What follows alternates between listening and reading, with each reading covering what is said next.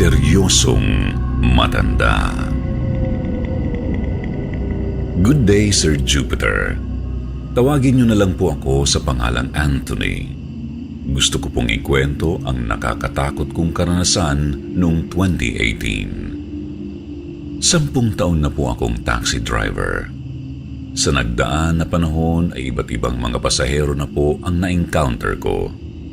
Nariyan yung mga bumaba para lang daw kumuha ng pambayad sa bahay. Sa ilang minuto kong paghihintay ay nawala yung pasahero. Mayroon naman pong nagmamarunong sa daan. Nung sinunod ko yung rutang sinasabi niya ay naipit lamang kami sa traffic. Naranasan ko na rin pong ma-hold up. 2 beses na yun at yung isa ay may kasama pang bugbog. Pero wala po sa mga iyon ang pinakamalala kong karanasan. Mayroon pong isa ang talaga namang hindi ko malilimutan at hanggang ngayon tumitindig pa rin ang balahibo ko tuwing maaalala yun. Kasalukuyan ko pong tinatahak ang Blumentritt Road noong mga oras na iyon, Sir Jupiter. Papauwi na sana ako nang biglang may pumara sa isang tabi. Isa pong babae. Matanda at may itim na balabal siyang pandong sa ulo. Napansin ko rin na may bitbit siyang bayong. Hindi ko alam kung bakit naisipan ko pang huminto. Napansin ko kasi na 8:00 pa lang naman ng gabi at maaga pa para umuwi. Tinanong ko kung saan siya magpapahatid. Nang sabihin niya ay kaagad din naman akong pumayag. Hindi naman po pala kasi gaanong malayo ang destinasyon namin. Pagsakay, nangunot ang aking noo habang nagmamaneho, Sir Jupiter. Umalingasaw kasi ang napakabahong amoy at mukhang doon iyon sa bayong ni Lola nagmumula. Nakakasuka talaga ang amoy.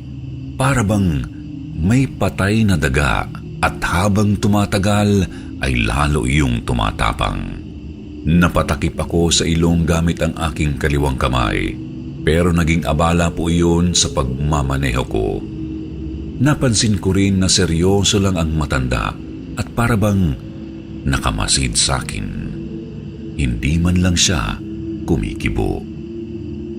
Maya-maya pa ay itinabi ko ang sasakyan sa gilid ng kalsada. Hindi ko na po kasi talaga kayang tiisin pa ang naaamoy. Lola, ano po bang laman ng bayong niyo? Bigla po ay naging matalim ang tingin sa akin ng matanda. Parang hindi niya nagustuhan ang itinanong ko. Bakit mo naman naitanong? Ang baho po kasi, Lola. Hindi ko na po kaya. Bahagya siyang ngumisi, Sir Jupiter. Yun bang may pagkasarkastiko at parang nang aasar? Iha, kasama ba sa trabaho mong usisain ang nilalaman ng aking bayong? Sa halip na makipagtalo pa, ay nakasimangot akong nagpatuloy sa pagmamaneho. Malapit naman akong makarating sa paroroonan, kaunting tiis na lang. Nang makarating kami sa kanilang kalye, ay iniliko ko ang sasakyan sa masikip at mabukid na daan. Walang gaanong mga bahay at tanging mga puno at damo ang aking nakikita. Doon ko napansin na parang mas tumapang pa ang amoy hanggang sa hindi ko na nakayanan. Mabilis kong inihinto ang sasakyan at dali-dali kong binuksan ang pinto. Tuluyan na po akong nasuka, Sir Jupiter. Lola, malayo pa po ba ang bahay niyo? Hindi ko lang kasi talaga kaya. Ano po ba talagang laman niyang bayong niyo? Gusto mo bang malaman? Tumango ako. At kung pwede lang sana ay bumaba na siya dahil hihimatayin na talaga ako sa sobrang baho. Sigurado ka bang gusto mong makita?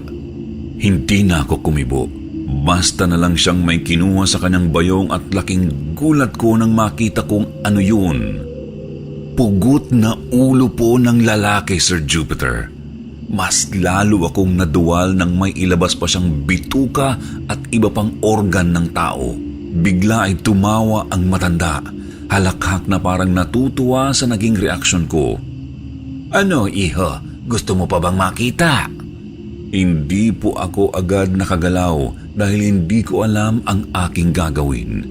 Hindi ko rin po magawang makapagsalita dahil nanginginig na ako sa sobrang takot. Unti-unti ay nagdilim ang aking paningin at kung ano man ang sumunod na nangyari ay hindi ko na po alam dahil nawalan na ako ng malay, Sir Jupiter. Nagising ako sa hindi pamilyar na lugar. Nang bumangon ako ay mga tanod agad ang bumungad sa akin. Doon ko napagtanto na nasa barangay hall pala ako. Itinanong ko sa kanila ang nangyari. Ayon sa mga tanod ay nakita nila akong walang malay sa aking taxi cab habang nasa mabukid na daan. Nakaparada na raw ang aking sasakyan sa labas ng hall. Ako naman ang tinanong nila kung anong nangyari sa akin. Sandali akong napaisip. Naalala ko yung matanda, kung saan may inilabas siyang ulo at iba pang parte ng katawang tao. Kinilabutan ako nang maalala yun. Ikinuwento ko sa kanila ang nangyari at tinawanan lamang nila ako. May isa raw po kasing tanod ang nakakita sa akin kanina bago pumasok sa Makahiya Street pala ang pangalan. Wala raw po akong pasaherong sakay ng mga oras na iyon. Mas lalo akong nakaramdam ng takot. Ipinakita pa nila ang CCTV footage kung saan dumaan ang aking sasakyan at wala nga talaga roon ang matanda. Hindi ko po alam kung anong nangyari pero sigurado po talaga akong sumakay ang matandang iyon sa akin. Umuwi akong naguguluhan at parang mawawala sa sarili nung gabing yun. Hanggang ngayon ay hindi ko pa rin alam kung anong uri ng nilalang ang matandang iyon. Sa ngayon ay patuloy pa rin naman akong bumibiyahe. Pero hindi na po naulit at ayoko rin po talagang maulit pa ang pangyayaring iyon.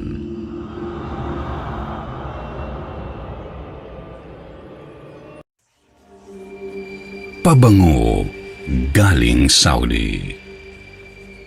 Magandang gabi, mga tagapakinig, Sir Jupiter at sa bumubuo ng Kwentong Takipsilim. Ako po si Martin, ngayon ay 31 years old at nakatira sa Quezon City. Nais kong ibahagi sa inyo ang kakaibang karanasan naming pamilya noong ako'y 11 anyos pa lamang. 3 lang kami noong magkakasama sa bahay. Ako, si Mama, na itatago natin sa pangalang Irma at ang aking papa na itatago natin sa pangalang Danilo. Ayon sa aking mama, binata pa lamang si papa ay napakasipag na nito. Kaya nang pinalad itong makapag-abroad noon, ay agad siyang nakaipon ng pera para sa naisip nitong negosyo. Matapos ang kasal nila ni mama ay nagsimula si papa sa 4 na tricycle. Ilang taon pang lumipas ay kumuha naman ito ng truck at kumontrata sa malalaking tindahan upang siya ang mag-deliver ng kanilang mga paninda. Naging mabunga naman ang negosyo namin. Ang kaso lang nga ay madalas wala si Papa sa bahay. Madalas kasi ay nasa daan ito, nagmamaneho at kung minsan pa ay nakakakuha siya ng kontrata sa malalayong lugar.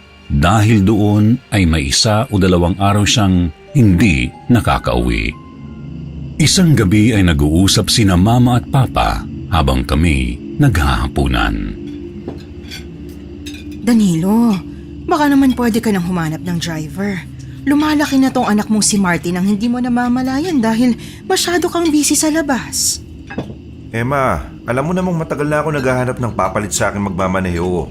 Ang hirap lang eh. Hindi mo pwede pagkatiwalaan lahat. Yung tito mo nga, lasing nagmaneho at kamuntik ng makabangga. Tito mo na yun, ha? Ay nako, ikaw bahala. Basta lang ang sinasabi ko sa'yo, lumalaki na tong anak mo nang hindi mo masyadong nakakasama. Alam mo bang tuli na yan kahapon lang?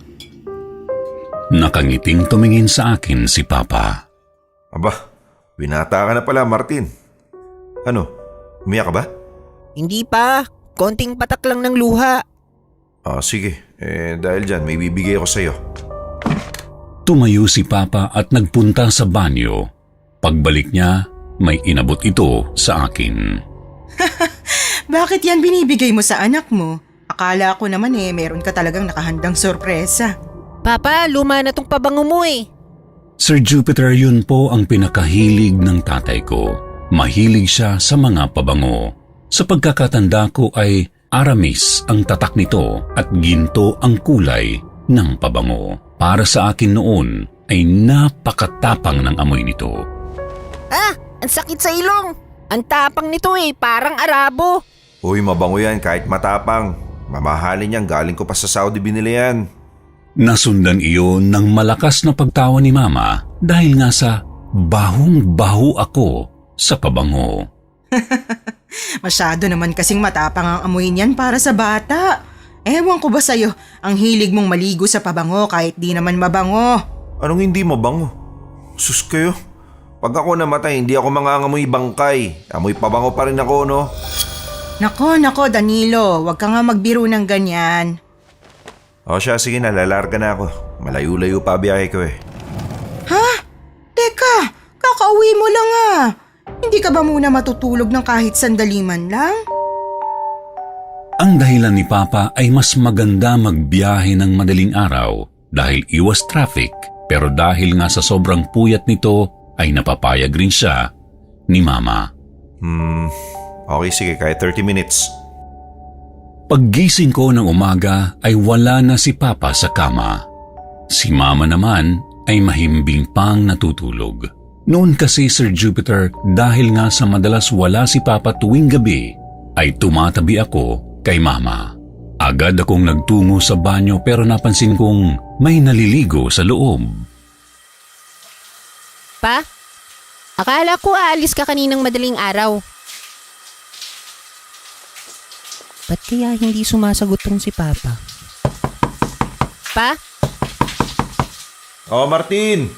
Sa labas ka na muna umihi. Di pa ako tapos.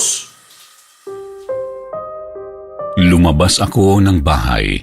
Pagkarating ko roon ay napansin kong wala ang truck ni Papa kung saan lagi ito nakaparada. Nagtaka ako, paanong wala roon ang truck ni Papa? Ang laki-laki noon at imposibleng hindi niya iparada yon sa tapat ng bahay namin. Pagbalik ko sa loob ng bahay ay nakita kong gising na si Mama. Kumakatok rin ito sa banyo. Danilo, hindi ka yata umalis? Cancel ba ang biyahe mo ngayon? Oh, Irma. Pahinga muna ako ngayon eh. Naupo si Mama sa sala at ako naman ay tumabi sa kanya. Nasa ganoong sitwasyon kami nang bigla naming maamoy ang pabango ni Papa. Yung tipong kakapabango lang ni Papa at tumabi siya sa amin. Ganon na ganon ang pakiramdam namin. Nagkatinginan kami ni Mama at sunod ay tumanaw siya sa bintana. Nakita kong kumunot ang kanyang noo. Saan na yung truck? Oy, Danilo! Saan mo pinarada yung truck? Danilo? Ba't di ka sumasagot? Dalian mo na nga at naiihina ako. Maghahanda pa akong agahan natin. Nakailang ulit ng sigaw si Mama pero wala nang sumasagot. Maski ang tunog ng may naliligo ay nawala na rin. Tahimik lang sa loob ng banyo na parang wala naman talagang tao. Kinabahan na kaming pareho kasi hindi naman gawain ni Papa ang magtagal sa loob ng banyo. Pagbukas ni Mama sa pinto ay nakapagtatakang bukas na ito, gayong kanina lamang ay nakalock ito. Ha? Asan na Papa mo? Hindi naman lumabas si Papa mo ng banyo, di ba? Nanlalaki ang mga mata ni Mama. Imposible kasing mawala si Papa na parang bula. Pagtapos ay parabang may hanging dumaan sa gitna namin. Martin, may naaamoy ka ba? Oo ma, yung pabango ni Papa. Sabay na sabay naming naamoy ni Mama ang pabango ni Papa. Kahit wala namang tao sa loob ng banyo. Tuyo ang sahig. Walang bakas ng tilamsik ng tubig. Maski ang mga gamit sa loob ay hindi naman nagalaw. Wala nang imik si Mama noon. Kutob kong kinakabahan siya sa mga nangyayari. Ako naman ay balisa na rin. Martin, maiwan muna kita dito ha. Lalabas lang ako sandali. Hahanapin ko ang truck ni Papa mo. Naupo ako sa sala. Nasa tapat ko lang ang banyo. Nakatitig lamang ako doon habang naiisip ang mga kakatuwang nangyayari. Ano kayang nangyari kay Papa? Napakatahimik ng bahay. Parang may kakaiba. Hindi ko maipaliwanag ng mabuti, Sir Jupiter. Pero para bang nakakarinig ako ng napakahinang tunog. Malumanay na parang galing sa torotot. Sobrang nipis ng tunog nito na hindi mo mapapansin kung hindi mo pagtutuunan ng pansin.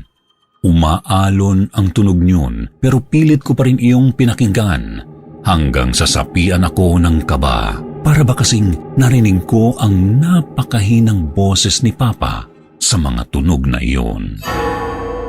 Nang sandaling iyon ay naamoy ko na naman ang pabango ni Papa. Nakapagtataka dahil sa isang banda ng sofa ko lang naaamoy ang pabango ni Papa kung saan madalas siyang nauupo tuwing manonood siya ng TV. Sa totoo lang ay natatakot na ako pero pinilit kong hintayin si Mama. Napapaisip kasi akong baka may nangyaring masama kay Papa at kinakausap ako ng kaluluwa niya. Binuksan ko na lamang ang TV at nanood hanggang sa dumating si Mama at sinabi nitong hindi niya makita ang truck ni Papa kahit sa kabila pang kanto.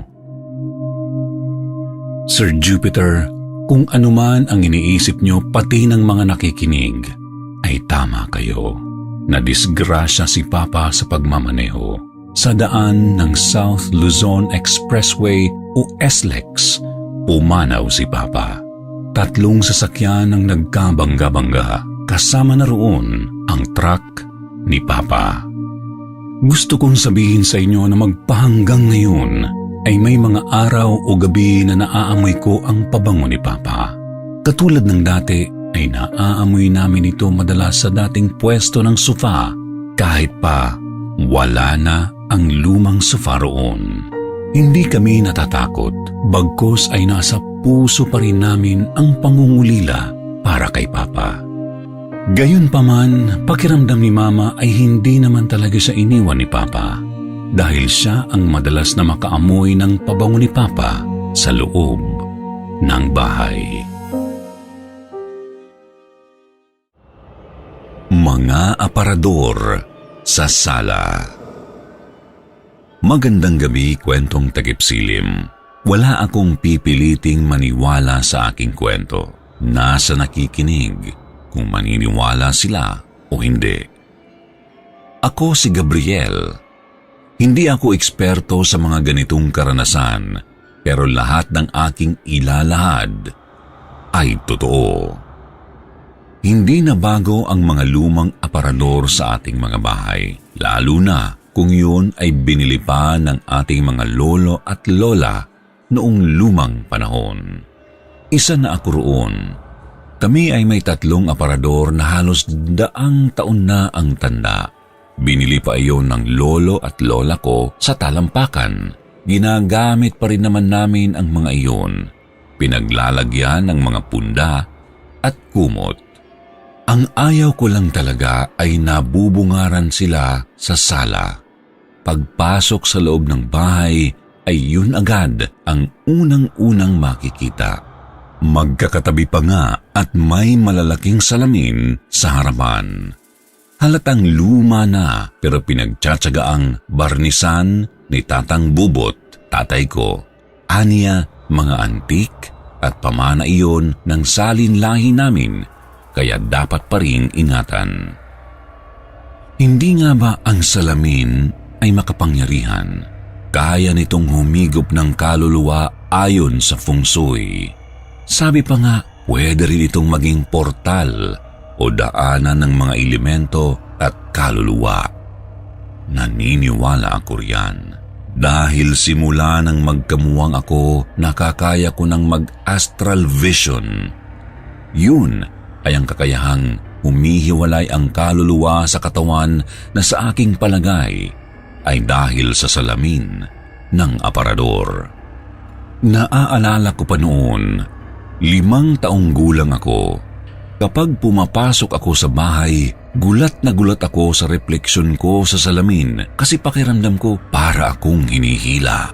Nakakaramdam ako ng puwersa na tila humihigop sa akin, ngunit ang nakakakilabot talaga. Minsan, hindi tugma ang refleksyon ko sa nakikita ko roon. Gaya ng gulat na gulat ako, pero sa refleksyon ko ay nakatitig lang ako sa salamin. Saglit lang naman yun. Kapag kumukurap ako, ay bumabalik na sa dati. Kaya nagiging malikmata lang iyon. Sinabi ko yun kay Tatang, pero sabi niya, wala naman kaming paglalagyan ng mga aparador maliban nga roon sa sala. Aniya pa, swerte raw na nandoon ang mga iyon dahil humihigop daw ang mga ito ng mga biyaya. Hindi naman may pagkakaila yun dahil swerte naman talaga si Tatang. May mga pagkakataon na nanalo siya sa huweteng o di kaya ay raffle. Nitong nakaraan, nanalo siya ng bigas at groceries sa paraffle ng LGU. Sayang lang dahil hindi siya nananalo sa loto at sa Shopee dahil hindi naman siya pumupusta roon kasi hindi naman siya marunong sa mga gadgets. Noong araw, usong-uso ang siesta. May katabi pang patpat sa nakalatag na banig. Ang pwesto ko lagi ay sa may sala. Papatulugin ako ni Tatang, saka siya tatakas para makipagtong-its sa kapitbahay. Naiiwan tuloy ako roon sa harap ng aparador na natutulog. Naaalala ko pa yung unang astral vision ko. Nakatulog ako na sobrang gaan ng pakiramdam ko. Naririnig ko ang lahat. Natutulog ako pero may kamalayan. Ganoon ang pakiramdam. Kaya sinubukan kong magmulat ng mga mata at bumangon. Laking gulat ko nang makita ang sarili ko na natutulog. Nakikita ko rin ang sarili ko na nakatayo. Nang makaramdam ako ng kaba, bigla akong hinigop ng sarili kong katawan tapos nagising ako. Pagkagising ko, iyak ako ng iyak. Nalilito at natatakot nga ako noon kasi unang beses ko yung naranasan at batang-bata pa talaga ako. Simula nun, hindi na ako natutulog sa sala nang walang kasama. Ikinuwento ko iyon kay Tatang. Aniya, tinatakot ko lang daw ang sarili ko. Kailangan ko raw magdasal lagi. Naulit iyon 7 taong gulang na ako. Nagpuyat kasi ako dahil sa nanonood ako ng bubble gang. Sa sala ako nakatulog. Ganoon ulit ang pakiramdam. Magaan. Tapos biglang pagmulat ko, nakikita ko na naman ang katawan ko. Pero nung oras na yun, kahit natatakot ako, sinubukan kong suyurin ang paligid at nakita ko ang mga aparador. Doon sa salamin, nakita ko ang isa sa mga kaibigan ni Tatang. Si Mang Tiro, nakatayo siya sa likod ko. Pero nang lingunin ko siya ay wala naman siya roon. Dahil doon, natakot ako kaya bumalik na naman ako sa katawan ko at nagising. Sinabi ko iyon kay Tatang. Pero sabi niya, panaginip lang yun. Kaya naniwala naman ako. Wala naman kasi talagang eksplanasyon iyon, hindi ba? Baka nga panaginip ko lang yun. Hindi ko alam kung ilang araw o buwan ang lumipas. Pero isang araw, dumalo kami sa isang lamay. Gusto kong himatayin sa sobrang takot dahil lamay yun ni Mang Tiro. Naalala ko yung panaginip ko kung saan nakita ko siya sa likod ko. At kung hindi ako nagkakamali ay yun din ang suot niya nang makita ko siya sa salamin ng aparador. Iyak ako ng iyak pagkatapos noon. Nilagnat pa ako dahil sa sobrang pagkabigla at nabati rin. Hindi ko naalala kung ilang araw akong may sakit, pero palagi akong pinalalawayan ni Tatang sa asawa ni Mang Tiro para mawala ang bati. Talagang binabantayan ko na ang sarili ko na huwag makatulog sa sala hanggang sa maging 17 anyos na ako.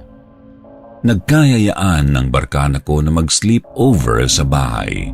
Dahil nga masikip sa kwarto ko, ay sa sala kaming lahat natulog. Panatag naman ako noon dahil may mga kasama naman ako. Ngunit yun ang akala ko dahil mas naging aggressive na ang kakayahan ko. Nakapag-astral vision na naman ako noong panahon na iyon, pero para akong hinigop sa ibang panahon dahil nakita ko si Nanang.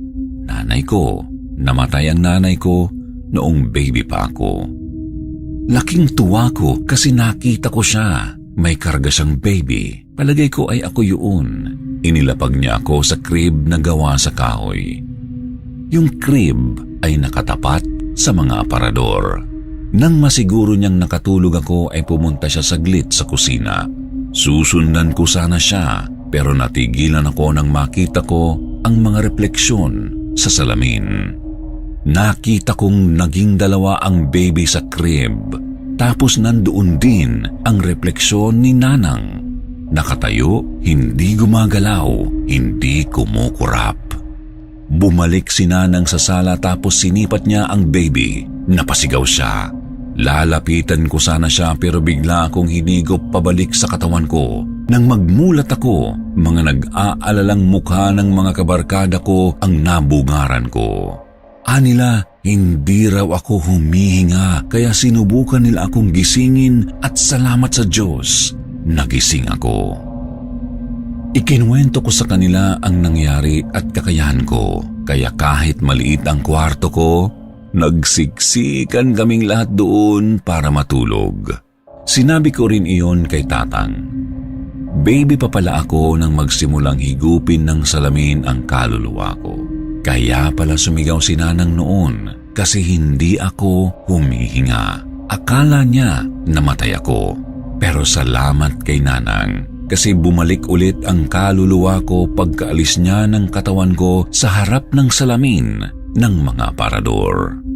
Yung taon na iyon ako nag-research kung ano nga ba ang nangyayari sa akin. At iyon nga, astral vision.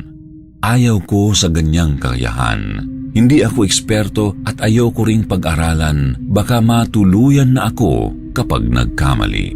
Hindi ko ipagpapalit ang buhay ko para sa mga kakatuwang mga bagay, lalo na't ako lang ang inaasahan ni Tatang. Hindi na talaga ako natulog sa sala simula noon. Inilipat ko na rin ang TV sa kwarto ko. Sa ngayon ay nag-iipon ako para magpa-renovate ng bahay. Ilalagay na namin sa ibang kwarto ang mga aparador kung saan hindi na sila makakahigop ng kaluluwa, lalo na ang kaluluwa ko. Kumusta po kayo, Sir Jupiter? Hangad ko po ang mabuti niyong kalagayan pati na rin ng inyong mga tagapakinig. Naway pala rin po ang kwentong ipinadala ko na mabasa niyo sa Kwentong Takip Silim YouTube channel. Pwede po bang tawagin niyo lang akong Miss Virgo? Katiwala po ako sa isang resort dito sa Laguna, pero hindi ko na lang po babanggitin kung anong resort ito. Baka kasi marinig ito ng may-ari at magalit pa sa akin. Ang ikikwento ko po kasi ay ang nakakapanghilakbot kong karanasan na nangyari lang po bago matapos ang taong 2020 sa mismong resort na aking pinagtatrabahuan. Kasama ko po sa resort si Jen, isa rin po sa pinagkakatiwalaan ng amo ko na magbantay sa resort, bukod sa akin at sa iba pa naming kasama na nakabakasyon noon. Ate Virgo, tara lunch muna tayo. Sige, mauna ka na. Tatapusin ko muna tong paglilinis ng pool. Mamaya na yan. Wala namang gagamit ng pool. Alam mo naman kung gaano katumal ngayong pandemic. Teka, akala ko ba may isang family ang nagpa-reserve sa'yo? Oo, pero bukas pa yun. Masyado ka excited. Totoo naman po ang sinabi ni Jen na excited ako kasi matagal na ring walang customer ang resort. Noong medyo lumuwag pailan-ilan lang. Buti na nga lang at hindi pa rin kami natatanggal kahit walang pumapasok na kita sa resort. Kaya yung pamilyang nagpa-reserve kay Jen ay sisiguraduhin naming mag-e-enjoy sa resort. Kinabukasan, Ate Virgo, aalis lang ako sandali May bibilin lang ako sa butika. Kapag dumating yung nagpa-reserve sa atin, ikaw na bahalang umistima. Sige, carry ko na yon. halos kaaalis lang ni Jen nang dumating ang pamilyang nagpa-reserve sa kanya. Mag-asawa at isang anak. Inassist ko agad at ibinigay ko ang pinakamagandang room. Sir, ma'am, ito po ang luxury room namin. Enjoy your stay po. Tumingin lang sila sa akin at tumango. Muli ko silang kinausap. Kumusta naman po ang biyahe? Sabi nung kasama ko ritong si Jen, bakasyonista lang daw po kayo at pauwi na rin after nyo rito sa resort. Tumango uli ang babae.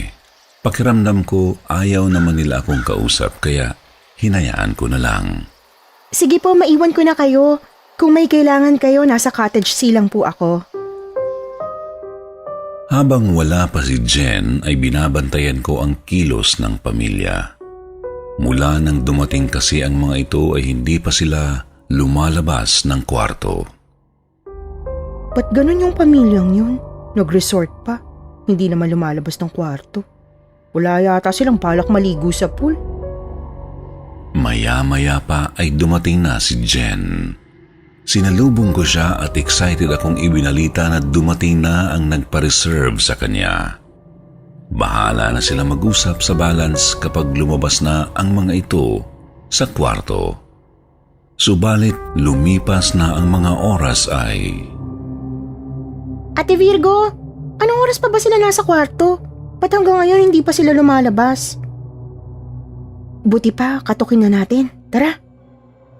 Ilang beses kaming kumatok pero walang sumasagot. Kaya nagpasya kaming buksan ang kwarto gamit ang duplicate key. Ganoon na lang ang gulat namin nang pagbukas ng pinto ay... Ate, wala namang tao rito? Ha? Pero paanong... Saan naman sila pupunta? Tara, hanapin natin. Naguguluhan kami pareho ni Jen. Magkahiwalay namin silang hinanap sa bawat sulok ng resort. Wala talaga. Sigurado ka bang dumating sila? Oo naman. Isang babae at isang lalaki. Tapos may anak sila na lalaki rin. Siguro nasa 7 o 8 taong gulang.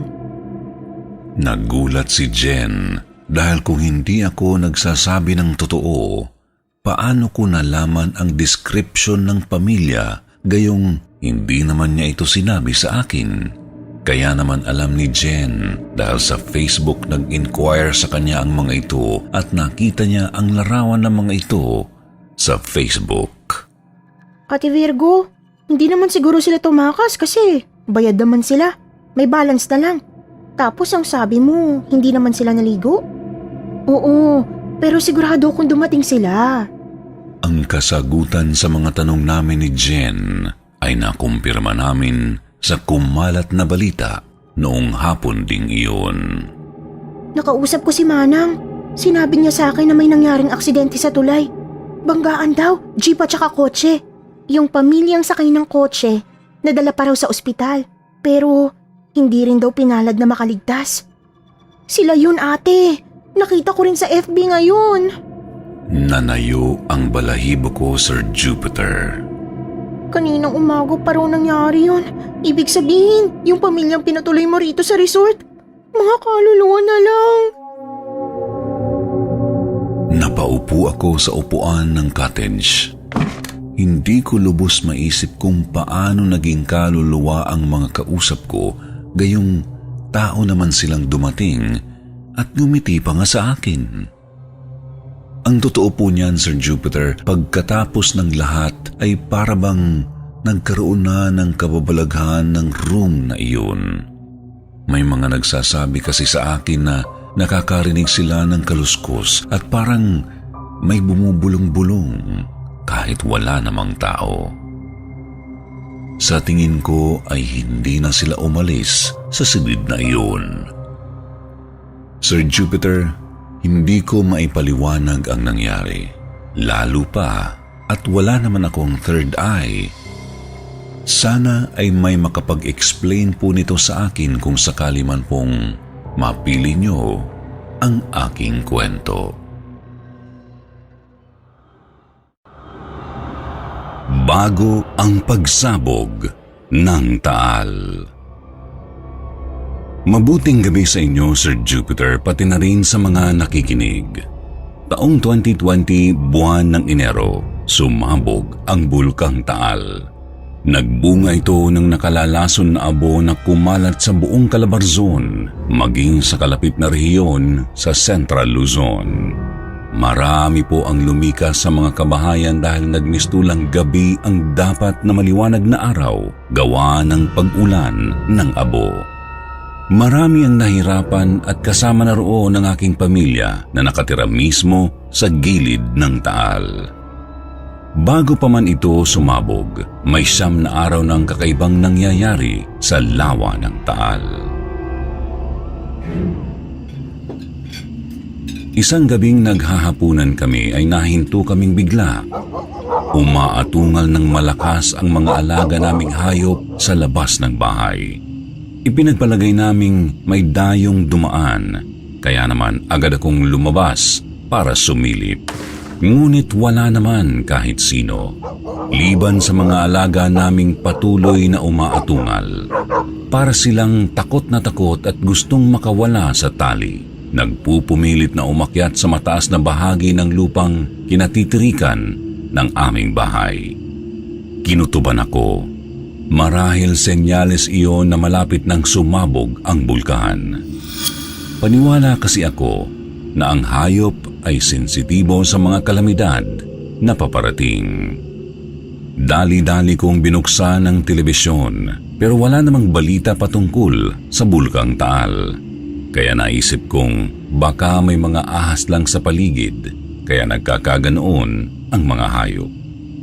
Nang gabi ding iyon ay tumahimik rin ang mga aso. Ako naman ay naupo sa labas ng bahay para magpahangin. Maya-maya ay nagsimula na namang umatungal ang mga aso. Halatang may kinatatakutan sila dahil sa tunog ng kanilang mga kahol. Pagtanaw ko sa kanila ay nakatingin sila sa lawa. Pagbaling ko naman sa lawa ay may nakita akong umaahon na kung ano. Madalim na noon, kaya pinakatitigan ko ito. Hindi ko mawari kung tao ba ang mga iyon. Napakarami nila, para silang mga kahoy na maraming sanga at gumagalaw na parang mga tao. Napipi ako sa pagkabigla, pero habang tumatagal ay mas malinaw ko silang nakikita. Di ko mawari kung maligno ba o ano ang nakikita ko, basta't napakaraming lang umaahon sa lawa. Dali-dali akong pumasok sa loob ng bahay at dire-diretsong pumasok sa aming silid. Narinig kong lumabas ang asawa ko at binugaw ang mga asong nagsisipagkahulan. Ilang saglit lang ay sumunod ito sa kwarto at nagtanong, "Val, napano ka? Ba't nakatalukbong ka ng kumot dyan?" Bumangon ako at sinabi sa kanya ang mga nakita ko sa lawa. Napatutup siya sa bibig. Matatakutin ang asawa ko pagdating sa kababalaghan, kaya sinabi nitong magpunta kami ng simbahan. Kinabukasan ay nagtungo nga kami roon kasama ng mga anak namin. Nanalangin kami na sana'y walang masamang mangyari sa amin. Ikinonsulta ko rin ito sa pari at nagulat ako sa mga sinabi niya. Marahil ang mga nakita ko raw ay mga nilalang na lilisanin na ang lawa dahil sa panggagambala ng mga tao. Sir Jupiter, alam kong may hiwagang itinatago ang lawang iyon. Ilang buhay na rin ang kinuha ng lawa at may mangilan-ngilan na ring nakapagsabi na may mga maligno o engkantong naninirahan doon. Hindi ko lang talaga inaasahan na pati ako ay makakasaksi sa kanila. Hanggang sa sumapit ang Enero 12, pasalamat kami sa lokal na pamahalaan dahil nakalikas na kami noong sumabog na ang Bulkang Taal. Nakakatakot po ang tunog ng kalikasan ng mga sandaling iyon. Hindi rin namin maaninag ang kalangitan dahil sa nahuhulog na abo. Ang mga kidlat na tila sumasanib sa makapal na usok na ibinubuga ng bulkan ay talagang nagbibigay ng kaba sa amin. Nang mga sumunod na araw ay ganoon pa rin ang sitwasyon sa paligid ng Taal, pero kahit papaano ay panatag naman ang kalooban ko dahil sama-sama pa rin kami ng pamilya ko. Subalit di ko inaasahang mauulit na naman ang kakatuwang pangyayari. Isang gabing napakadilim gawa ng walang kuryente ay naisipan kong magtungo sa gilid ng evacuation center para umihi. Okupado kasi ang mga banyo. Matapos ngang umihi ay nakarinig ako ng mga naglalakad. Bago ako bumalik ay sumilip muna ako at may nakita akong mga hugis tao sa di kalayuan. Hindi ko sila gaano makita dahil nga sa madilim at may mga matataas na halaman sa lugar ko. Akala ko ay mga tanod na rumoronda. Nang mas makalapit sila ay nahintakutan na naman ako. Mas malinaw ko na silang nakikita. Sila na naman yung mga hugis tao na mga mukhang mga kahoy. May mga sanga-sanga sa katawan. Napakarami nilang naglalakad. Dumaan sila sa tapat na kalsada. Ako naman ay hindi na nakaalis sa gilid ng evacuation center. Napaatras nga ako at gumawi sa bandang likuran dahil sa takot. Nang makalayo sila ay saka ako dali-daling bumalik sa loob. Pagdaan pa ng mga araw ay nanirahan muna kaming pamilya sa kapatid ng asawa ko sa Maynila. Pansamantala kaming nanirahan doon ng ligtas, pero ang mga nakita ko ay hindi ko malimutan. Binagabag ako ng tanong kung ano ba yung mga nakita ko. Nasabi ko ito sa asawa ko pati na rin sa kapatid niya, minsang nagkwentuhan kami. Sabi niya kung interesado pa akong malaman yung mga nakita ko ay pwede akong magtanong sa manggagamot na malapit sa kanila. Tumanggi ako. Ayaw ko naman kasing ipakita sa kanya na mas iniintindi ko yung mga kakatuwang nakita ko kesa sa dapat kong pagkaabalahan tulad ng paghahanap ng pansamantalang trabaho para sa pamilya ko. Pero hindi talaga ako matahimik. Kaya naman isang hapon ay nagtanong-tanong ako sa mga tambay na naroon hanggang sa marating ko ang bahay ni Mang Toto. Sa una ay hindi ka panipaniwala na isa siyang manggagamot dahil sa pagkakaalam ko sa probinsya lang ang mga katulad niya. Nakatira kasi siya sa makitid na iskinita, tabi ng maruming ilog. Squatter na po kung tutuusin. Pagkatok ko ay sumalubong agad sa akin ang isang matandang lalaki. Puti na ang buhok at may malaking peklat sa kaliwang talukap ng mata. Kayo ba si Mang Toto? Sabi ho nila marunong kayong manggamot at mangtawas? Tanong ko sa kanya. Tumango lang ito at pinapasok ako sa maliit niyang bahay. Kahit papaano, Sir Jupiter, ay namangha ako sa loob dahil malinis ito at punong-puno ng mga halaman na nakalagay sa lata. Nakumpirma ko rin na bulag nga ang isang mata nito dahil kumakapa-kapa lang ito kapag maglalakad. Matapos kong sabihin ang pakay ko sa kanya at ikwento ang mga nakita kong kababalaghan, ay kinapa-kapa nito ang kamay at likod ko. Naglusaw rin ito ng kandila at gumawa pa ng iba niyang ritual. Ilang gabi ka nang hindi nakakatulog? Aniya. Nagulat ako dahil mula nang lumikas kami ay halos 3 oras lang ang tulog na nakukuha ko gabi-gabi. Tawo-tawo yung mga nakita mo. Mga nilalang na nabubuhay sa kailaliman ng lupa. Kaya ka hindi mapalagay dahil ilan sa kanila ang nakasunod sa iyo. Kinilabutan ako sa sinabi ng matanda. Di ko lubos akalaing may nakasunod pala sa akin. Ang mga nilalang na yan ang kukuha sa pagkatao mo. Yan ang dahilan, kaya palagi silang nakasunod sa iyo. Pinag-aaralan nila ang pagkatao mo. Alam mo iyo, sa totoo lang, ay kasalanan din nating mga tao kung bakit sila lumalabas. Dahil ginugulo natin ang tirahan nila. Yan na lang ang espasyo para sa kanila, pero kinukuha pa rin natin. Hindi ko alam kung maniniwala ako ng oras na iyon kay Mang Toto, pero batid ko namang seryoso ito sa mga sinasabi. Tinanong ko siya kung ang mga tao-tao din ang may kagagawa ng pagsabog ng bulkan. Tumawa lang ito at sinabing hindi raw dahil natural na nangyayari ito sa mga bulkan. Mang Toto, paano ko po sila maiiwasan pa? Kung papayag kang isarado ko ang nakabukas mong pang-anim na pandama. Lalo akong nagulat sa sinabi niya. Kaya ko nakita ang mga tawo-tawo dahil bukas pala ang pang-anim kong pandama.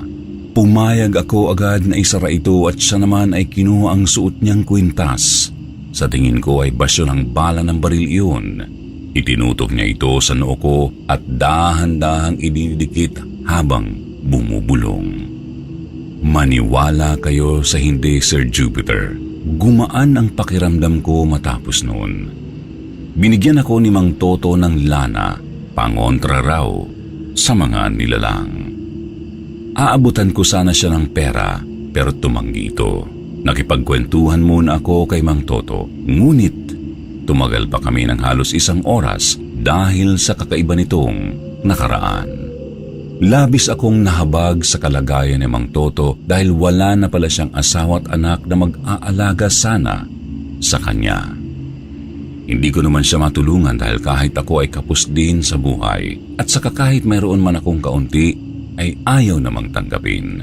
Kaya nagpa siya na akong magpaalam sa kanya ng mga sandaling iyon.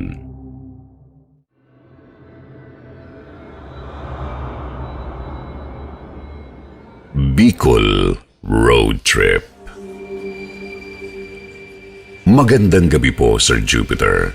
Maraming salamat ho sa pagpili at pagbabahagi ng aking kwento. Lagi po kasi akong nakikinig sa channel nyo at lagi kong pinapakinggan ang mga tunay na kwentong kababalaghan ng iba. Kaya't naisip kong panahon na upang ako naman ang magbahagi ng aking karanasan.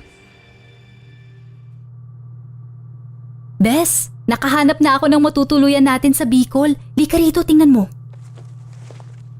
Wow! Saan yan, banda? Sosyal baka mahal yan. Hindi afford naman at saka malapit raw sa mga tourist spots. Sulit na to for 3 days and 2 nights. Sige, ikaw na bahalang mag-book. Ay, may nag-text. Uy, sino yan? Manliligaw mo? Si TL to, tanga. Yes! Oh, bakit? Na-approve na yung leave ko. Yes! So ano, tuloy na tayo ha? Oo naman. Sige, ay paano pala yan? May bagyo raw yatang matatapat sa leave natin. Okay lang. Ang mahalaga, matuloy ang road trip. Baka pag pinatagal pa natin, maging drawing na naman yan. Uumpisahan ko ang kwento sa pagpapakilala sa best friend kong si Emmy. Si Emmy ay aking kababata at kasalukuyang kasakasama sa buhay.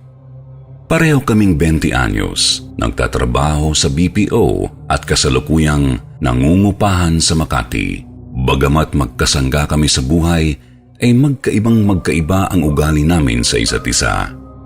Sa aming dalawa, siya yung madaldal at talakera at ako naman ay tahimik, mahiyain at halos piping hindi makakibo kung minsan. Dahil dito ay marami siyang nagiging kaibigan, samantalang siya lang ang tanging nakakausap at nakakabanding ko sa opisina.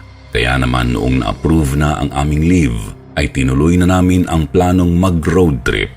Matagal na kasi naming binabalak mag-Bicol kahit wala naman kaming kakilala roon. Gusto lang talaga naming mag-release ng stress, lalo pat pareho kaming mahilig sa long drive. Claire, ano, okay ka na ba? Sandali na lang. Hinahanap ko na lang yung rubber shoes ko. Ang bagal mo talaga kumilos kahit kailan, be.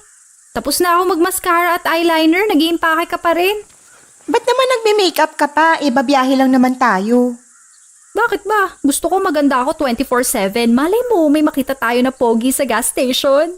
Sus, bahala ka nga dyan. Okay na, tapos na ako mag-empake. Tara na. Yes, finally! Bicol, here we go! Buwan ng Hulyo nang maganap ang inaabangan naming road trip. Maulan at bumabagyo noong bumiyahe kami. Ngunit maayos at nasa kondisyon naman ang dala kong kotse. Kaya hindi ito naging mahirap para sa amin. 3:00 ng madaling araw ng Sabado kami umalis noon para hindi hassle ang biyahe, lalo na't sa Makati pa kami manggagaling. Sa una ay talaga namang nag-e-enjoy kami sa aming road trip.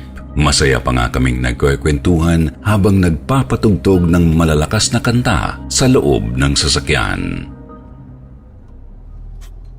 Be, sana tayo.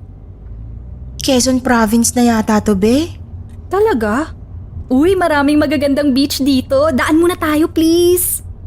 Wow, parang kabisado mo ah. Sige nga, saan ang papuntang beach? Eto naman, i-google mo na lang. Wag na, ma-out of way tayo. Ang KJ naman ito, sige na. Tumingin ako kay Emmy at nakita kong abala na siya sa pagsisearch kung saan ang pinakamaganda at pinakamalapit na beach mula sa aming lokasyon. Eto, tingnan mo.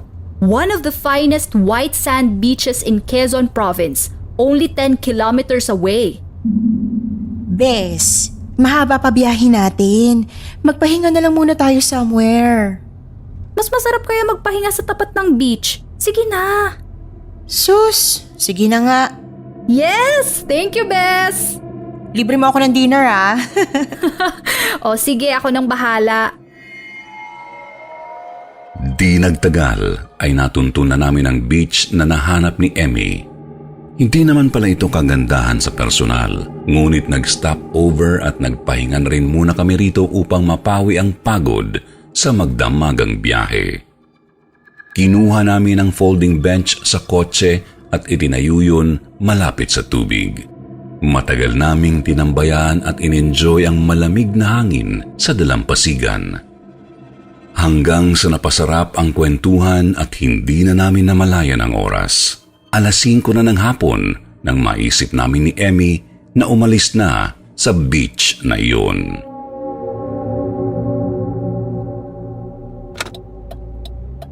Ala, Claire, na-late na tayo ng alis. Gagabihin tayo niyan sa daan. Do you think it's still safe?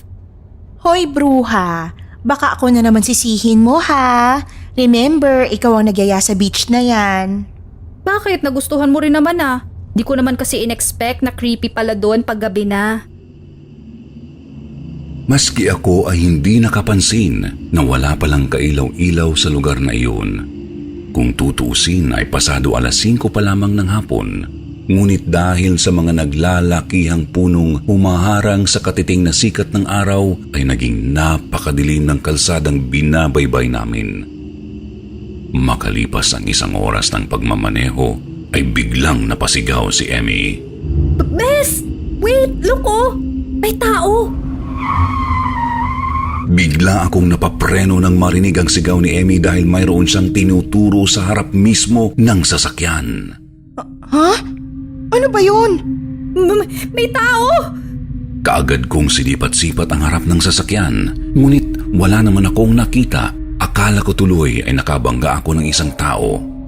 Bababa na sana ako ng sasakyan nang biglang pigilan ako ni Emmy. Wag, Claire! May tao nga! Nakita ko may hawak siyang something na matalim. Kinabahan ako nang sinabi niyang ang nakita niya ay may hawak na patalim. Nabanaag ko sa mga mata ni Emmy ang takot. Alam kong hindi siya nagsisinungaling kaya't kaagad kong pinaandar ang sasakyan.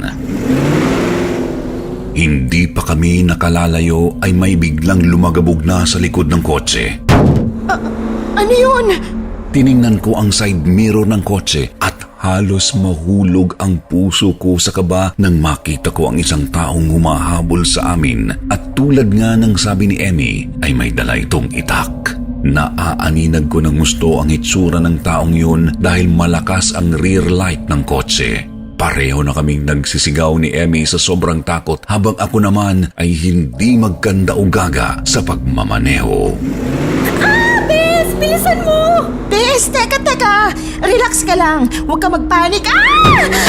Halos tumalon na ang kotse sa mga lubak ng daan sa sobrang bilis kong magpatakbo.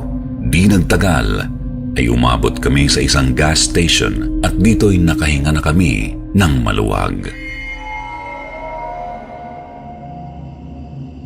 Dito muna kami nagpahinga dahil maliwanag at maraming sasakyan sa paligid. Kaagad namin ikinuwento ang aming naranasan sa staff doon. Hinabol kami ng lalaking may itak doon kanina. Buti na lang nakita namin tong gas station na to. Naku, oo nga ma'am. Buti na lang nakatakas ka agad kayo. Marami nga pong mga tulisan sa lugar na yan, kaya mag-iingat ho kayo. Nang malaman namin ni Emmy na mga tulisan pala ang nakaengkwentro namin sa lugar na iyon, ay hindi kami tumuloy pa sa Bicol. Napagalaman rin namin na nasa boundary na pala kami ng Quezon at Camsur noong mga oras na iyon. Naghanap na lamang kami ng matutuluyan at kinabukasan ay umuwi na rin kami ng Maynila. Mula nga noon ay hindi na kami nagpapagabi sa daan, lalo na kung hindi kami masyadong pamilyar sa lugar na aming kinaroroonan. Hanggang dito na lamang po ang kwento tungkol sa aming karanasan. Hindi man po ito isang kwentong kababalaghan, naway magsilbi pa rin po itong paalala sa lahat ng biyahero na maghanda, magdasal at mag-ingat sa daan. Maraming salamat po. Hello po at magandang araw, Sir Jupiter. Sumulat ako dahil nais kong ibahagi ang nakakatakot kong mga karanasan. Sabi nila, bukas ang aking ikatlong mata. Hindi ko naman iyon may kakaila dahil marami na akong mga nakitang hindi pangkaraniwan. Tawagin niyo na lang akong Maria. Sisimulan ko ang aking kwento noong ako'y 8 taong gulang pa lamang. Lumaki ako sa Antipolo, Rizal, sa lugar ng Parugan na dating Inday Subdivision. Noong taong 1987, kaunti pa lang ang mga tao sa aming lugar. Ang aming bahay ay pinalilibutan ng mga bakanting lote kung saan taniman ng aking tatay ng mais at iba pang mga gulay. Isang umaga bandang 7:00, masaya akong sumama kay tatay patungo sa taniman nito na nasa gilid ng aming bahay.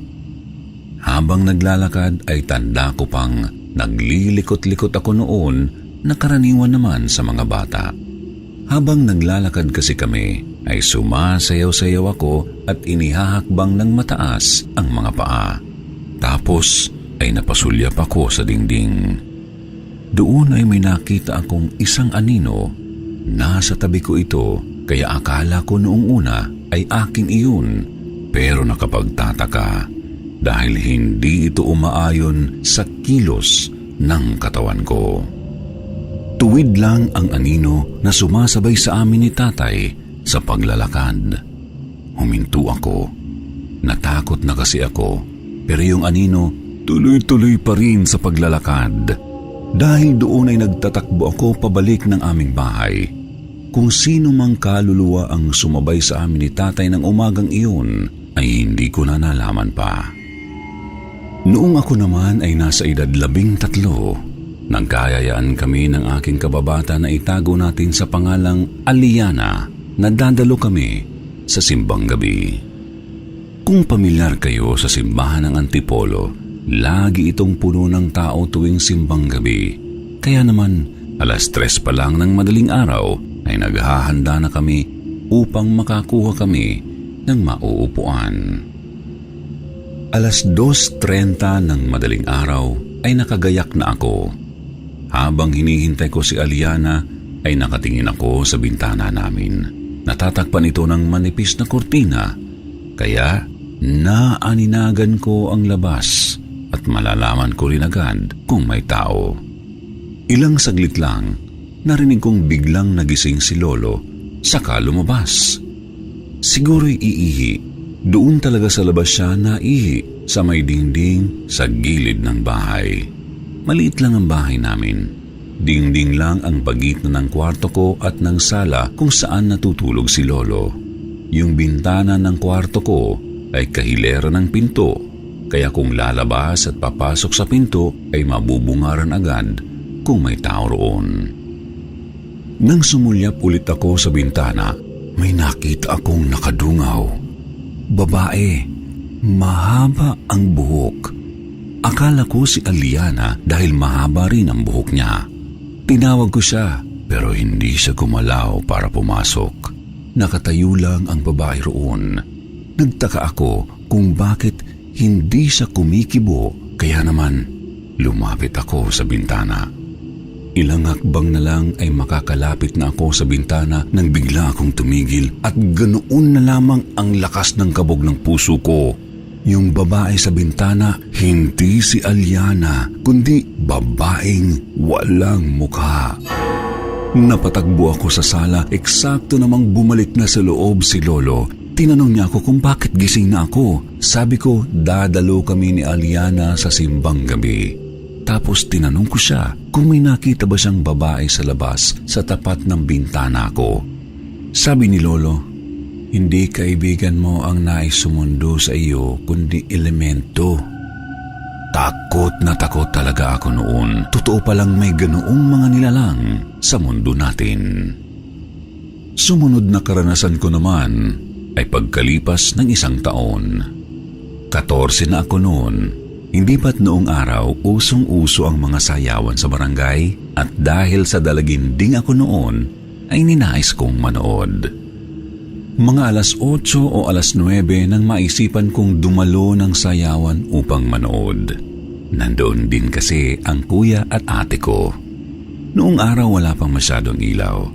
Ang liwanag sa kalsada ay nagmumula sa mga madadaanang mga bahay kaya medyo may kadiliman ang kalye. Habang naglalakad ako sa diretsong kalye, may biglang lumabas na malaking aso mula sa malaking puno ng duhat. Itim na itim ang kulay nito. Naaaninag ko pa rin naman dahil natatamaan ito ng liwanag galing sa bahay ni Namang Nonoy na katapat ng puno. Medyo kinabahan ako pero ipinagpatuloy ko pa rin ang paglalakad. Nang makalapit ako ay akma akong lalapitan ng aso kaya binugaw ko ito. Ang nakapagtataka ay imbis na lumayo ito sa akin, ay umupo sa harapan ko na parang nakatayo pa rin. Yung puwet lang niya ang nakasayad sa lupa. Makislap din ang mga mata nito. Dumoble ang kaba ko kasi nararamdaman kong may mali. Nilakasan ko ang aking loob. Itinuloy ko pa rin ang paglalakad at nilagpasan ang aso. Naisipan kong mag-shortcut nang marinig ko ang tugtog sa sayawan. Binilisan ko ang paglalakad. Diretso akong naglalakad. Pinipigilan kong huwag lumingon dahil natatakot ako dahil pakiramdam ko'y sinusundan ako ng malaking aso. Naglalaro din sa isip ko yung mga kwentong aswang na nag-aanyong aso o hayop. Dahil doon, mas lalo akong natakot. Nakaisip ako ng paraan na liliko ako sa maliit na iskinita sa pagitan ng 2 bahay na halos magkadikit. Kapag sinundan pa ako ng aso ay ako talaga ang punteriya nito. Yung iskinita ay dinaraanan din namin kapag pupunta sa barangay hall, kaya sigurado akong makakalusot ako dahil wala namang harang. Ang problema nga lang ay madilim sa parting iyon, pero bahala na. Nang malapit na ako ay lumiko ako. Naku, pagliko ko ay ganoon na lang ang aking gulat. Halos manginig ang tuhod ko kasi lumiko rin yung malaking asong itim. Kahit nanginginig ang mga tuhod ko'y kumaripas ako ng takbo. Walang lingon-lingon nang bigla kong makasalubong ang kapitbahay namin na si Mang Rudy. May anak din kasi siya na nasa sayawan at galing sa roon. Nang makita niya akong humahangos ay tinanong niya kung bakit ako tumatakbo. Sagot ko naman, kasi po may malaking asong itim sinusundan ako. Tinanong niya kung saan daw galing yung aso. Sabi ko, doon, lumabas sa duhat sa tapat nila Mang Nonoy. Dahil doon ay inihatid niya ako sa sayawan at binili ng hintayin ko sina kuya na umuwi pagkatapos ng sayawan. Tumalima naman ako. Hinintay ang aking mga kapatid at sabay-sabay kaming umuwi. Sunod kong ibabahagi ay noong 16 na ako. Doon pa rin sa aming lugar sa Parugan. Sa bahay namin ako ang gumagawa ng mga gawain bahay. Maglinis, maglaba, pati na ang pagluluto. Naglaba ako nung araw na iyon. Ang sampayan namin ay nasa likod ng bahay. Wire ang sampayan namin. Pero sa bakod ko isinasampay ang mga pantalon dahil mabibigat. Pagdating ng 6:00, papadilim na. Kukunin ko na ang aking mga nilabhan. Inuna kong kinuha yung mga nakasampay sa wire, saka ko kinuha yung mga pantalon sa bakod. Unang pantalon na kinuha ko, ayos pa naman. Ikalawang pantalon, nakuha ko na rin ng maingat. Sa ikatlong pantalon, pag-angat ko ng kamay, may humarang sa kamay ko na matigas na bagay. Kinabahan ako. Iwinasiwas ko ang kamay ko sa ere pero wala naman akong mahawakang kahit ano sa hangin. Sinubukan ko ulit kunin yung pantalon pero ganoon na lang ang kilabot ko nang may pumigil ulit sa kamay ko. Parang may humaharang na bakal sa kamay ko kapag hinihila ko pa itaas yung pantalon. Kahit natatakot ay 2 ulit ko itong sinubukang kunin pero natinag ako. Hindi ko na kinuha yung mga natitirang sinampay. Nagtatakbo ako paloob ng bahay sa sobrang takot. Sunod ko namang ikikwento ay noong isa na akong ina. 20 taong gulang na ako sa karanasan kong ito. Dito ay saksi ang kuya ko sa mga mahihiwaga at kababalaghang nangyayari sa akin. Noong mga oras na iyon, nakaharang ako sa pintuan namin upang hindi magsara. Doon kasi nanggagaling ang liwanag at hangin. Ang higaan ng kuya ko ay kahilera lang ng pinto. Doon siya nakahiga habang ako naman ay nagpapadede sa anak kong 6 na buwan. Nakaupo kami sa plastik na upuan. Malapad iyon kaya nailalagay ko rin ang mga paa ko sa itaas noon. Hapon na noon, masaya kaming nagkwekwentuhan ng kuya ko nang bigla na lang umatras yung upuan ko. Kahit kami ng anak ko ay natangay rin dahil doon nga ako nakaupo. Pareho kaming natahimik at nagkatinginan ni kuya. Tapos naramdaman ko na may pumasok saka lumabas din kalaunan. Ramdam na ramdam ko yung laylayan ng damit nito na sumayad sa kamay ko. Nang lumabas ito, sinundan ko ng tingin yung parang hangin tapos bigla kong nakita yung itim at mahabang kapa na tuloy-tuloy ang paggalaw nito palayo sa bahay na tila tinatangay ng hangin ang pag-usad. Ang isa pang nakakamangha sa pangyayaring iyon ay nang umuwi si Mama ilang minuto pagkakita ko sa itim na kapa. Bungad niyang tanong kung may dumating daw bang bisitang babae. Tinanong namin kung bakit. Sagot niya, may tumawag daw sa kanya sa telepono gamit ang telepono ng kapitbahay namin. Nagtataka pa nga raw siya dahil wala naman daw siyang pinagbibigyan ng telephone number niya. At isa pa, hindi niya kabisado ang kanyang numero kaya papaano niya raw ibibigay iyon. Pero sinagot pa rin daw niya at pinipilit kinilala ang boses ng babae. Sinabi raw ng babae yung pinsan niya iyon at napagsino naman siya agad ni Mama.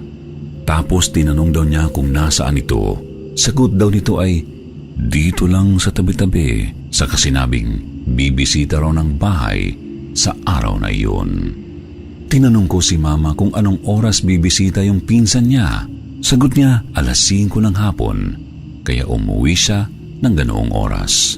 Doon namin napagtagpi-tagpi na ganoong oras din nang may kakaibang pumasok sa bahay.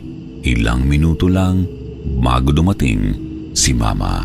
Kaya naman sinagot siya ni Kuya ng, "Oo, merong buwisita. Kaluluwa nga lang." Nagulat si Mama sa tinura ni Kuya, kaya sabi na lang niya, "Ay ganon?" Sunod ko naman na ibabahagi ay noong 22 na ako. Nangyari naman ito sa isang bar. Nagkayayaan kaming magkakaibigan na mag-videoke bar. Nandoon na kami ng alas 9 ng gabi. 4 kami at puro mga babae. Mga katrabaho ko lang din. May inuman pero hindi naman kami malalakas uminom. Ngunit sa biritan, oo. Naisipan namin ng isa kong kasama ang mag-retouch. Tinungo na namin ang CR dahil doon ay may salamin. Pagpasok naming dalawa sa CR, bumungad sa amin ang mga okupadong cubicles. Nagkakatawanan kami habang nagre-retouch. Magkadikit lang kami nang biglang may tumawag ng pangalan ko. Nagkatinginan pa kami ng kasama ko kasi narinig din niya. Mahinang boses lang iyon nanggagaling sa isa sa mga cubicles. Hindi namin inintindi masyado at ipinagpatuloy ang pag-aayos ng sarili nang bigla ulit tumawag sa pangalan ko. "Narinig mo yun, Saling?" Tanong ko sa kanya. Tumango siya ng marahan. Baka sa mukha niya ang takot gaya ko. Mabilis kaming tumakbo palabas ng CR. Sunod ko na ibabahagi ay noong ipinagbubuntis ko ang aking pangatlong anak. 24 na taong gulang na ako noon. Noong mga panahong iyon ay nakalipat na kami ng ibang bahay dahil ibinenta na ng mga magulang ko ang bahay namin sa Parugan. Sa Angono kami nakabili ng bagong bahay. Hindi naman kalakihan. Tama lang ang laki ng bahay para sa amin. Kapag buntis, hindi maiwasan na laging naiinitan. Kaya hindi ako natutulog sa kama sa kwarto. Doon ako natutulog sa banig sa sala namin. Isang beses habang ako'y natutulog sa sala, himbing akong natutulog nang bigla na lang akong nagising nang walang dahilan. Dilat na dilat akong nakatitig sa bubong namin. Tinatanong ko ang sarili ko kung bakit ako nagising. Napatingin ako sa orasan para i-check ang oras. Doon ako kinabahan nang makitang eksaktong alas 3 ng madaling araw. Tapos biglang may kumatok sa pintuan namin. 3 mahihinang katok. Gusto kong tumayo pero tila ako naparalisa. Hindi ako makagalaw. Takot na takot ako ng mga oras na iyon. Hindi ko namalayan sa tindi ng takot ko, nakatulog ulit ako o nawalan ng malay. Hindi ko alam kung anong nangyari. Baka may nakakaalam kung anong nangyari sa akin. Paki-comment na lang.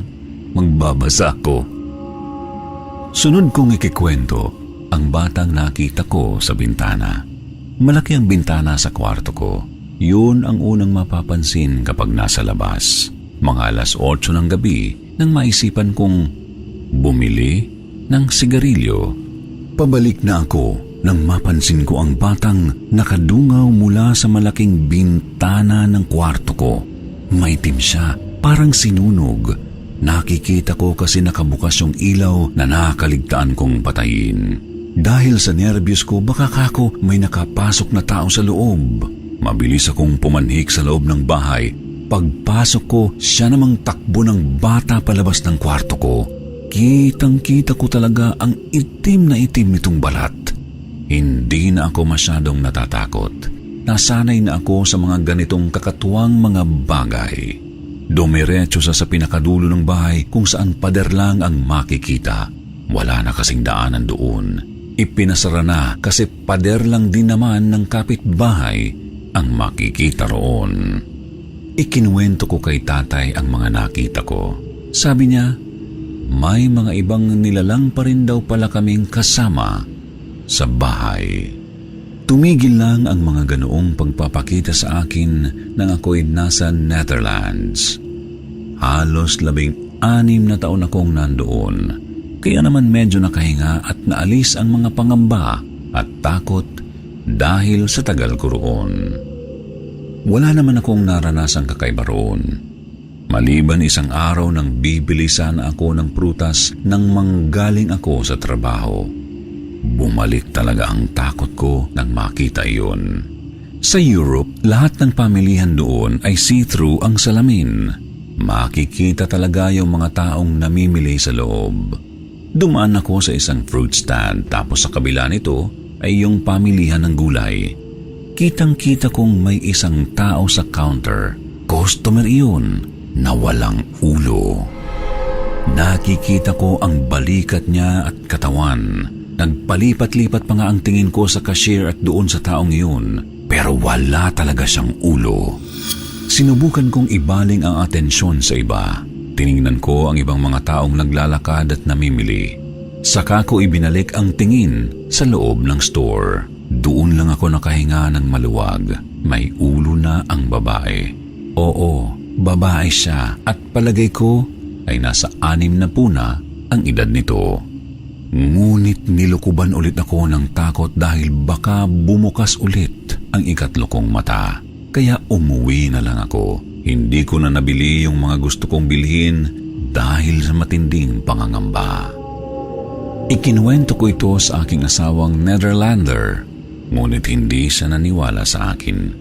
Hindi naman iyon nakapagtataka dahil hindi nga siya naniniwala na may Diyos. Sa mga kakatuwang bagay pa kaya?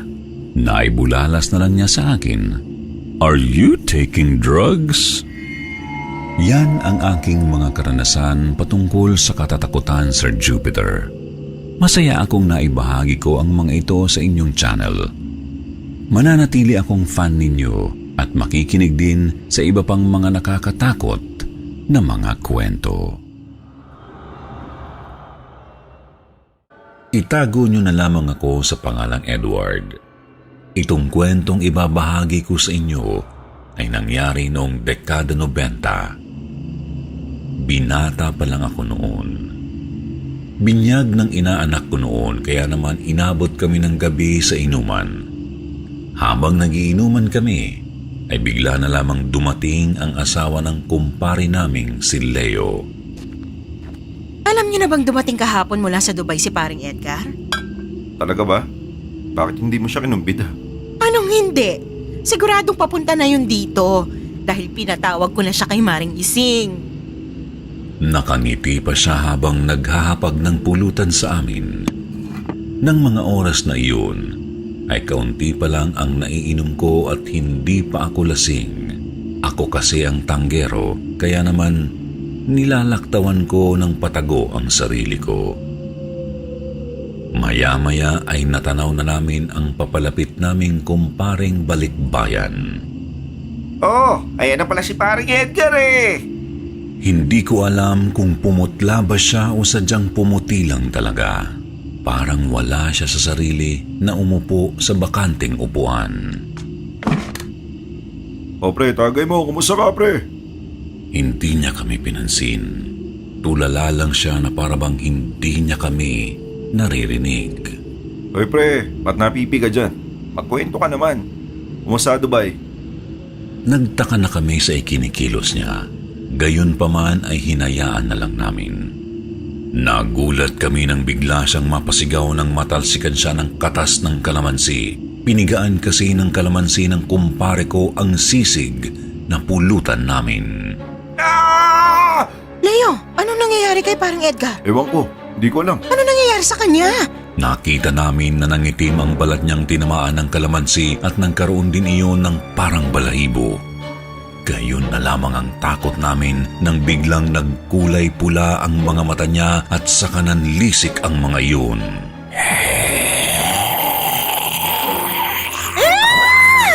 Sinunggaban niya ang kumpare namin at kinagat niya iyon sa tainga. Nabaklas ang kaliwang tainga nito. Mabilis niya iyong nginuya habang tumutulo pa ang dugo sa kanyang bibig. Sunod na kinagat niya ang leeg ni Leo. Leo! Natuklap ang laman yun at sumirit ang sariwang dugo niya. Parang Edgar, tama na! Anumang pilit namin siyang awati na hindi namin magawa dahil tinutulak lang niya kami ng malakas. Kitang-kita ko kung paano niya nguyain ang lamang nakuha niya sa aming kaibigan. Pagkatapos ay muli niyang idinikit ang bibig niya sa sugat nito at saka dinila-dilaan ang tumutulong dugo. Para bang sa nakikita namin ay sarap na sarap siya ron. Diyos ko, tumawag na kayo ng pulis! Natigil lamang sa ginagawang pagdila ng dugo si Edgar nang muli siyang patakan ng kalamansi ng isa pa naming kainuman. Namilipit siya sa sakit at saka nagpagulong-gulong sa damuhan. Takot na takot ako noon dahil bigla akong tinitigan ng masama ni Edgar. Buti na lang ay dumating ang mga barangay tanod at ang 2 pulis. Agad ding nadala sa ospital si Leo. Nakulong si Edgar at habang nasa kulungan daw ito, nabalitaan namin na may kinagat siyang preso. At alam mo ba, Mare, naputol daw ang daliri nung preso tapos kinain daw ni paring Edgar, kaya naman nabartolina siya. Di ba't si Maring Ising na rin na asawa niya ang mismong nagsabi? Kakaiba na raw ang kinikilos ni paring Edgar mula nung dumating galing abroad. Malaki raw ang posibilidad na nahawaan ito ng mga aswang doon. Lenlen, buti pa itawagan mo si Maring Ising at kumustahin mo si paring Edgar sa kulungan. Agad din pong namatay si Edgar dahil binaril siya ng mga pulis. May sinugod kasi siyang pulis at kinagat ito sa mukha. Dinukot din daw niya ang kaliwang mata nito, sa kanya walang alinlangang isinubo.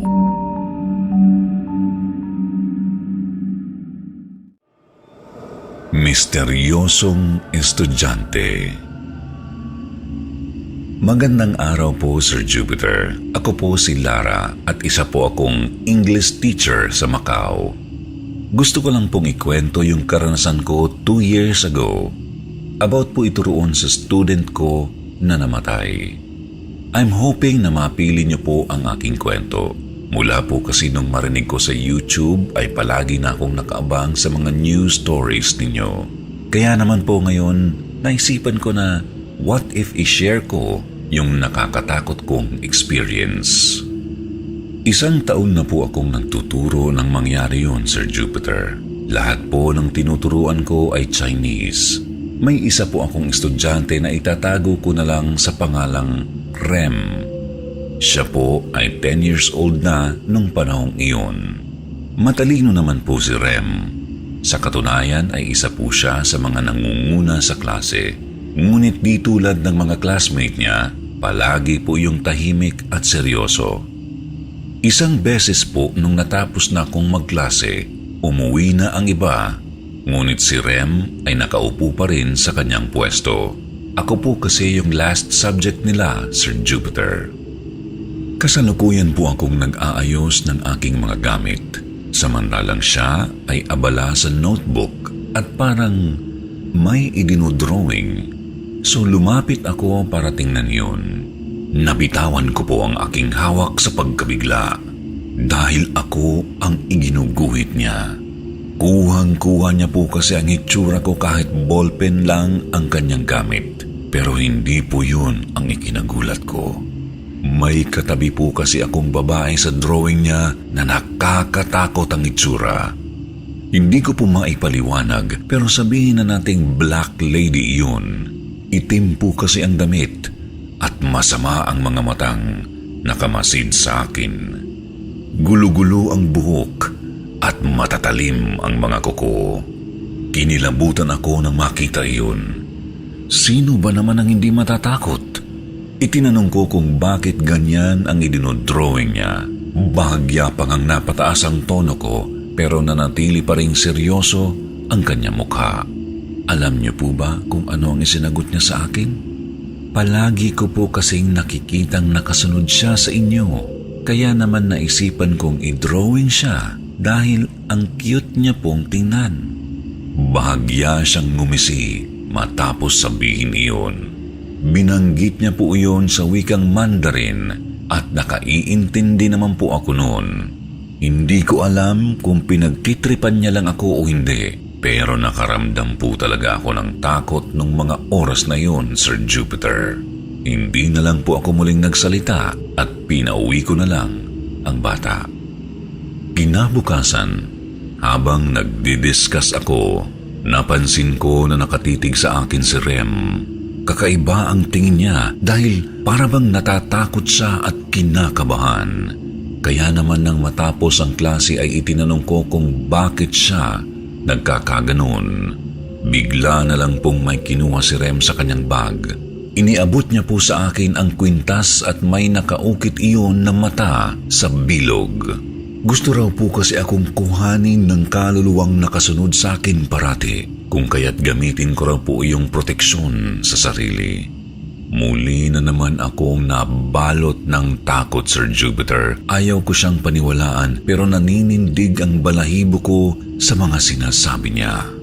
Nanginginig kong kinuha ang kwintas at ibinulsa ko lamang iyon. Nagpaalam na siya sa akin at sinabihan pa akong mag-iingat. Nang magpatuloy na si Rem, ay sinundan ko pa siya ng tingin. May kakaiba po akong napansin habang naglalakad siya. Yung anino po kasi niya ay parang nahuhuli. Maya-maya lang ay tuluyan na nga itong humiwalay at dali-daling kumilos papalapit sa akin. Napatakbo po ako at bagyang napasigaw para akong mababaliw sa sobrang takot hanggang sa makasalubong ko si Lourdes, kapwa OFW ko at nagtuturo rin po siya. Napatigil ako at hahabol-habol sa aking hininga. Itinanong niya kung napano ko, pero hindi ko siya agad sinagot dahil lumingon ako sa aking likuran. Wala na ang anino. Kinusot-kusot ko pa ang aking mga mata. Muling nagtanong si Lourdes at hindi na lamang ako nagsabi. Baka kasi hindi siya maniwala. Sinabi ko na lamang po na tinatawag na ako ng kalikasan. Nakakatawa pero ayun po talaga ang nasabi ko that time. Sa sumunod na araw ay hindi na po pumasok si Rem. Nag-alala na ako nang lumipas pa ang 1 linggo at hindi pa rin siya pumapasok. Isang araw, nang matapos na ako sa pagtuturo ay mabilis na lumabas ang mga estudyante, kung kaya't naiwan na naman akong mag-isa. Habang nag-aayos ng mga gamit, napansin ko na parang may dumaan na anino sa may pintuan. Ayun na naman ang takot at malakas na kabog sa aking dibdib. Nanginginig na ang aking kamay na nagpatuloy sa ginagawa. Nang matapos ay mabilis akong lumabas ng room. Ikinabigla ko ang sumunod na aking nakita. Nakita ko po si Rem naglalakad sa hallway at may dugo ang kanyang uniform. Mabilis ko po siyang tinawag at doon ay lumingon naman po siya. Nakangiti siya sa akin matapos kumaway. Noon ko lang po siya nakitang ngumiti at napakaamo pala talaga ng kanyang mukha. Maya-maya pa, napansin ko ang anino sa sahig na papalapit sa kanya. Napasigaw ako nang bigla na lang hatakin ito ang kanyang paa. Napatakbo ako upang saklolohan siya pero isang babae ang humarang sa akin. Nanlaki ang mga mata ko dahil siya mismo ang nasa drawing ni Rem. Ikinagulat ko nang bigla niya akong sinakal at iniangat sa ere. Sa sobrang higpit ay nahirapan akong huminga. Ilang sandali lang ay binitawan na niya ako at basta na lang siyang naglaho. Napabangon ako dahil panaginip lamang pala ang lahat, Sir Jupiter. Doon ay hahabol-habol ako sa aking hininga dahil para bang totoo ang mga nangyari. Dali-dali kong hinanap ang kwintas na ibinigay sa akin ni Rem at isinuot iyon. Isang balita ang bumungad sa akin nang pumasok ako. Dahil po si Rem ay patay na. Nabalitaan na namatay ito sa pambubugbog ng sariling ama. Nakulong naman daw po ang salarin at na-cremate na ang bangkay ni Rem. Napahagulgul ako nang malaman iyon. Napamahal na ako sa bata at masakit sa akin na ganun ang sinapit niya.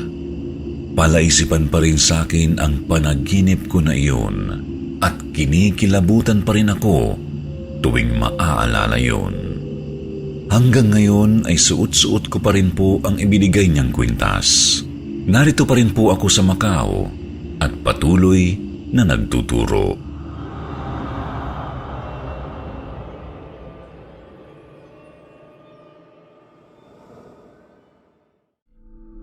Magandang gabi sa inyong lahat.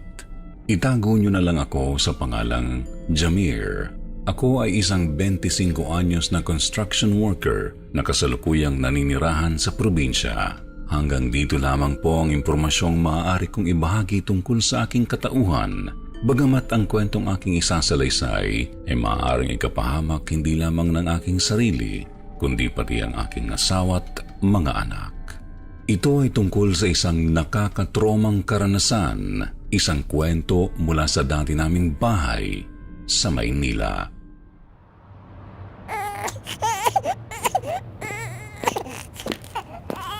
Amir, ano? Sumweldo na ba kayo?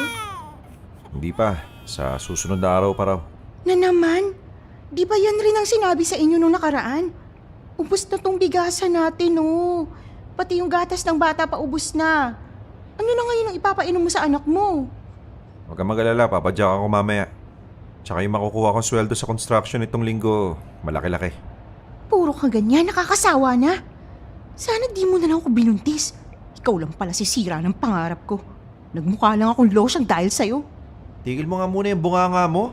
Kakauwi ko lang. Yan kagad sa kasalubong mo sa akin eh. Papadyak nga ako mamaya.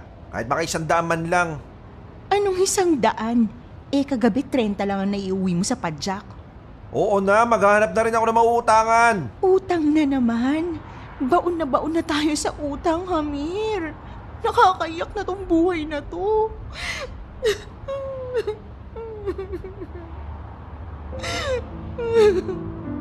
Niyakap ko si Mina nang makita ko siyang umiiyak. Kahit madalas niya akong nabubungangaan, ay mahal na mahal ko pa rin siya. Naiintindihan ko kasi ang saloobin niya. Bigo ako sa mga pangakong ibinigay ko sa kanya noong siya'y itinanan ko. Huwag ka na umiyak, Mina. Maghanap ako ng paraan. Konting tiis lang, makakabangon tayo. Naaalala ko ang mga araw na iyon na parang kahapon lamang. Naninirahan kami noon sa maliit at sira-sirang barong-barong na pamana sa akin ng yumao kong ama. Isang kahig, isang tuka kami noong naninirahan sa bahay na iyon. Ngunit dati hindi pa ganoon ang aking estado sa buhay. Lumaki akong natamasa at nasusunod ang lahat ng layaw dahil sa negosyante kong ama. May kaya kami at tahimik na namumuhay sa isang executive village. Ngunit nagbago ang lahat nang biglang malulong sa sugal ang aking ama. Tandang-tanda ko pa sa edad ko noong 10 taong gulang ay takot na takot ako dahil sa malalakas na kalabog na naririnig ko sa labas ng pinto ng aming bahay. Ma, kanina pa may kumakatok sa labas. Sino po ba yun? Pinagpapatay ni ina ang mga ilaw sa aming bahay at binaba ang lahat ng kurtina sa aming mga bintana. Hamir, anak, kahit anong mangyari, huwag kang lalabas ha. Huwag kang sasagot sa pinto. Dito ka lang sa loob. Ha? Opo. Hello, Carlos. Carlos! Ba't matawag ka ng tawag ha? Sinabi na nagtatrabaho ako, di ba? Carlos! May mga tao sa tapat ng bahay. Kanina pa kami hinaharas. Sino bang mga to, ha? Abamalay ko. Titignan nyo. Mrs., alam ho naming nandyan kayo. Lumabas ho kayo at makipag-usap sa amin. Kung hindi, sapilitan ho kaming papasok dyan sa loob.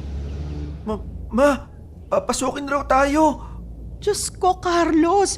Ano ba tong gulo na pinasok mo? Ano? Lahat ba dapat ako gagawa? Kayo na ng anak mong bahala dyan. Carlos! Carlos!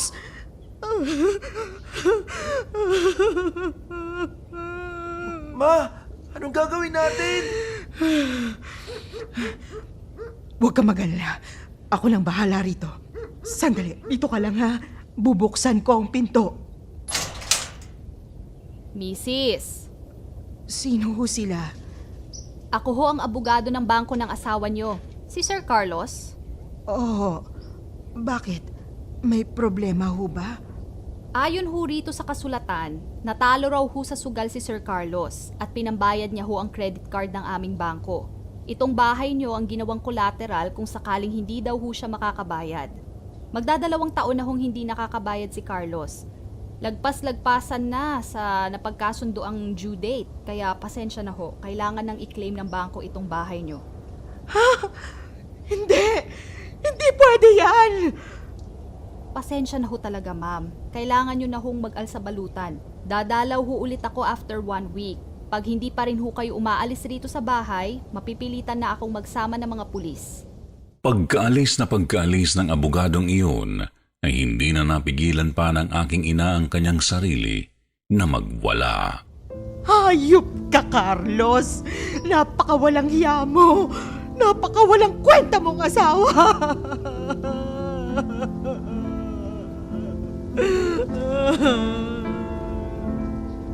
Matapos ang lahat ay agad kong niyakap ng mahigpit ang aking ina.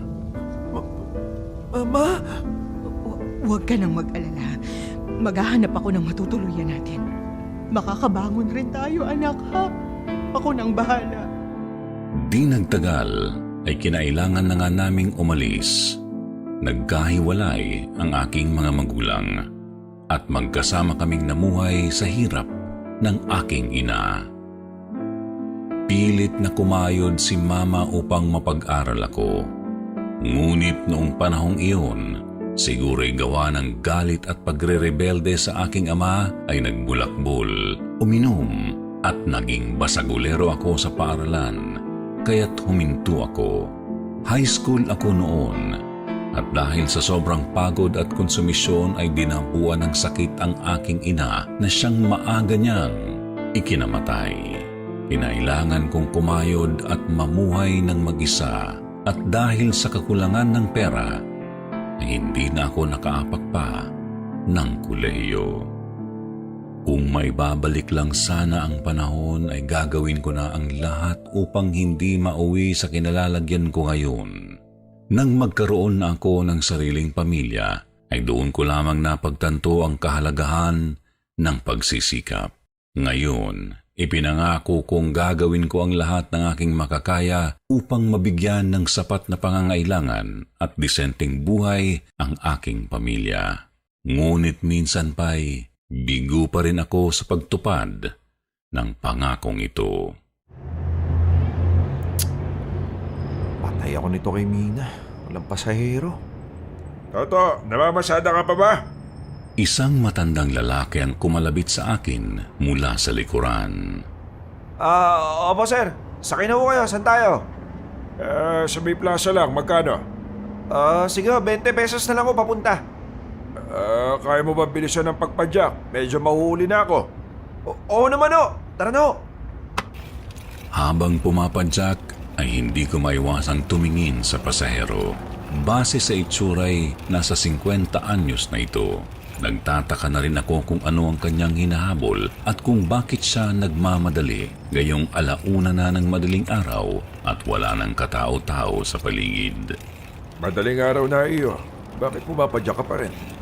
Kulang pa ho yung kinikita ko ngayong araw eh. Bukas ho, babalik na ako sa construction site. Di ka naman kaya masobrahan sa pagod niyan. Hindi naman ho. Sanay na. Maraming tinatanong sa akin ang 50 anyos na mama sa mga oras na iyon. Tila interesado siya sa akin at mayat maya rin ang kanyang tingin sa aking mukha. Teka, iyo. Ikaw ba yung anak ni Carlos? Opo. Sabi ko na nga ba eh. Kanina pa kita namumukaan. Ako parang kawig na kawig may batang kasama ni Carlos dati. Kumusta ka na ba, iyo? Eto po, kahit kalabaw. Di kasi nakapagtapos ng pag-aaral. Oh, bakit? Ano ba nangyari kay Carlos? Ayun ho, nalulong sa sugal. Matagal na ho kaming hindi nagkikita. Hindi ko nga alam kung buhay pa ba yung kumag niya. Walang hiya ka talaga, Carlos. Di bale, iyo. Kung may kailangan ka... Eto calling card ko. Huwag ka mayang lumapit sa akin, ha? Naku, wag na ho. Sige na. Matalik na kaibigan ko ang tatay mo. Malaki ang utang na loob ko sa kanya. Kahit dito man lang makabawi-bawi ako. Sige, dito na ako. Ano nga ulit pangalan mo?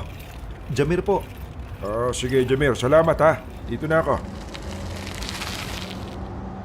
Inabutan ako ng mama ng calling card at sa likod nito ay may nakaipit na 1,000 piso. Tatawagin ko sana siya upang ibalik ang pera dahil sobrang laki ng halaga nito. Ngunit kaagad siyang nakalakad palayo. Nakita ko sa calling card ng pangalan niya ay Ruiz. Mayroon siyang contact number at address. Ngunit walang pangalan. Hanggang ngayon ay palaisipan sa akin kung ano nga ba ang propesyon o kabuhayan niya. Agad kong inuwi ang 1,000 piso sa aking pamilya. Napunan nito ang aming mga pangangailangan. Ngunit dahil sa mahal ng mga bilihin ay naubos kaagad ito sa loob lamang ng 1 linggo. Isang araw ay nakuha ko ang inaantay kong sweldo. Kaya naman pagpatak ng tanghali ay dumaan ako sa bahay para ibigay ito kaagad kay Mina. Ngunit bago pa ako makapasok sa aming bahay ay narinig ko ang galit na boses ng aming landlady. Kausap si Mina. Pinaiikot niyo ba akong mag-asawa? Pasensya na po talaga, Nanay Selly. Maghahanap po si Hamir ng mas magandang racket para makabayad sa inyo. Sus, paano makakahanap ng magandang trabaho yan? Di nga nakapagtapos. Basta, mag-alsabalutan na kayo ngayon pa lang kung hindi kayo makakapagbayad ngayong araw. Bigla na lamang nagbukas ang pinto at bumulaga sa akin si Nanay Selly. Galit itong nakatingin sa akin. Nanay Selly, may pambayad ho kami ngayon. Ito. Agad nitong hinablot ang pera sa aking kamay at saka masungit na umalis. Pagpasok ko sa loob ng bahay ay nakatulala si Mina sa pader. Karga ang natutulog naming anak. Mina. O ano? Ba't nandito ka? Huwag mo sabihin na udlot na naman yung trabaho nyo. Kakasermon lang sa akin ng matanda Sabi papalayasin na raw tayo pag hindi pa tayo nakabayad ng renta. Oo, alam ko. Kaya nga ako nandito dahil nakuha ko na yung sweldo ko sa construction Kaya bayad na tayo ngayong buwan. Kakabigay ko lang kay Nanay Selly. Hindi lang ngayong buwan. Ang sabi, lahat daw ng buwan na hindi pa natin nababayaran. Mga nasa 50,000. 50,000? Punyeta naman. Saan naman ako makakapulot ng 50,000? Diba, may nagbigay sa'yo ng contract nung namasada ka? Yung kakilala raw ng tatay mo? O bakit? Bakit di mo muna hiraman? Hiraman ng 50,000? Diyos ko, nakakaya yun. Sabi niya kung may kailangan ka, lapitan mo lang siya, di ba? Ano bang mas gusto mo? Mahiya o matulog tayo ng anak mo sa kalsada? Nang dahil sa matinding pangangailangang iyon, ay napilitan na akong tumawag kay Ruiz. Pumayag siyang makipagkita sa akin sa plaza, 1:00 ng madaling araw. 50,000? Pasensya na, Sir Ruiz ha. Matinding pangangailangan lang ho talaga. Ito, iyo. Malaking halaga yan ha. Kahit gustuhin ko hindi ko pwedeng ibigay lang yun sa'yo. Kailangan ko rin yan sa pagpapatakbo ng mga negosyo ko. Kailan mo kaya may babalik yan? Siguro sa loob ng 2 buwan, may ipon ko na huyang halagang yan. O sige, 2 buwan ha. Matinong usapan yan ha. Iniabot sa akin ni Ruiz ang pinirmahan niyang tseke. Agad siyang umalis ng plaza matapos ang transaksyon. Pumadyak na rin ako pauwi pagkatapos noon. Dala ang pangamba na baka hindi ko matupad ang aking pangako sa kanya.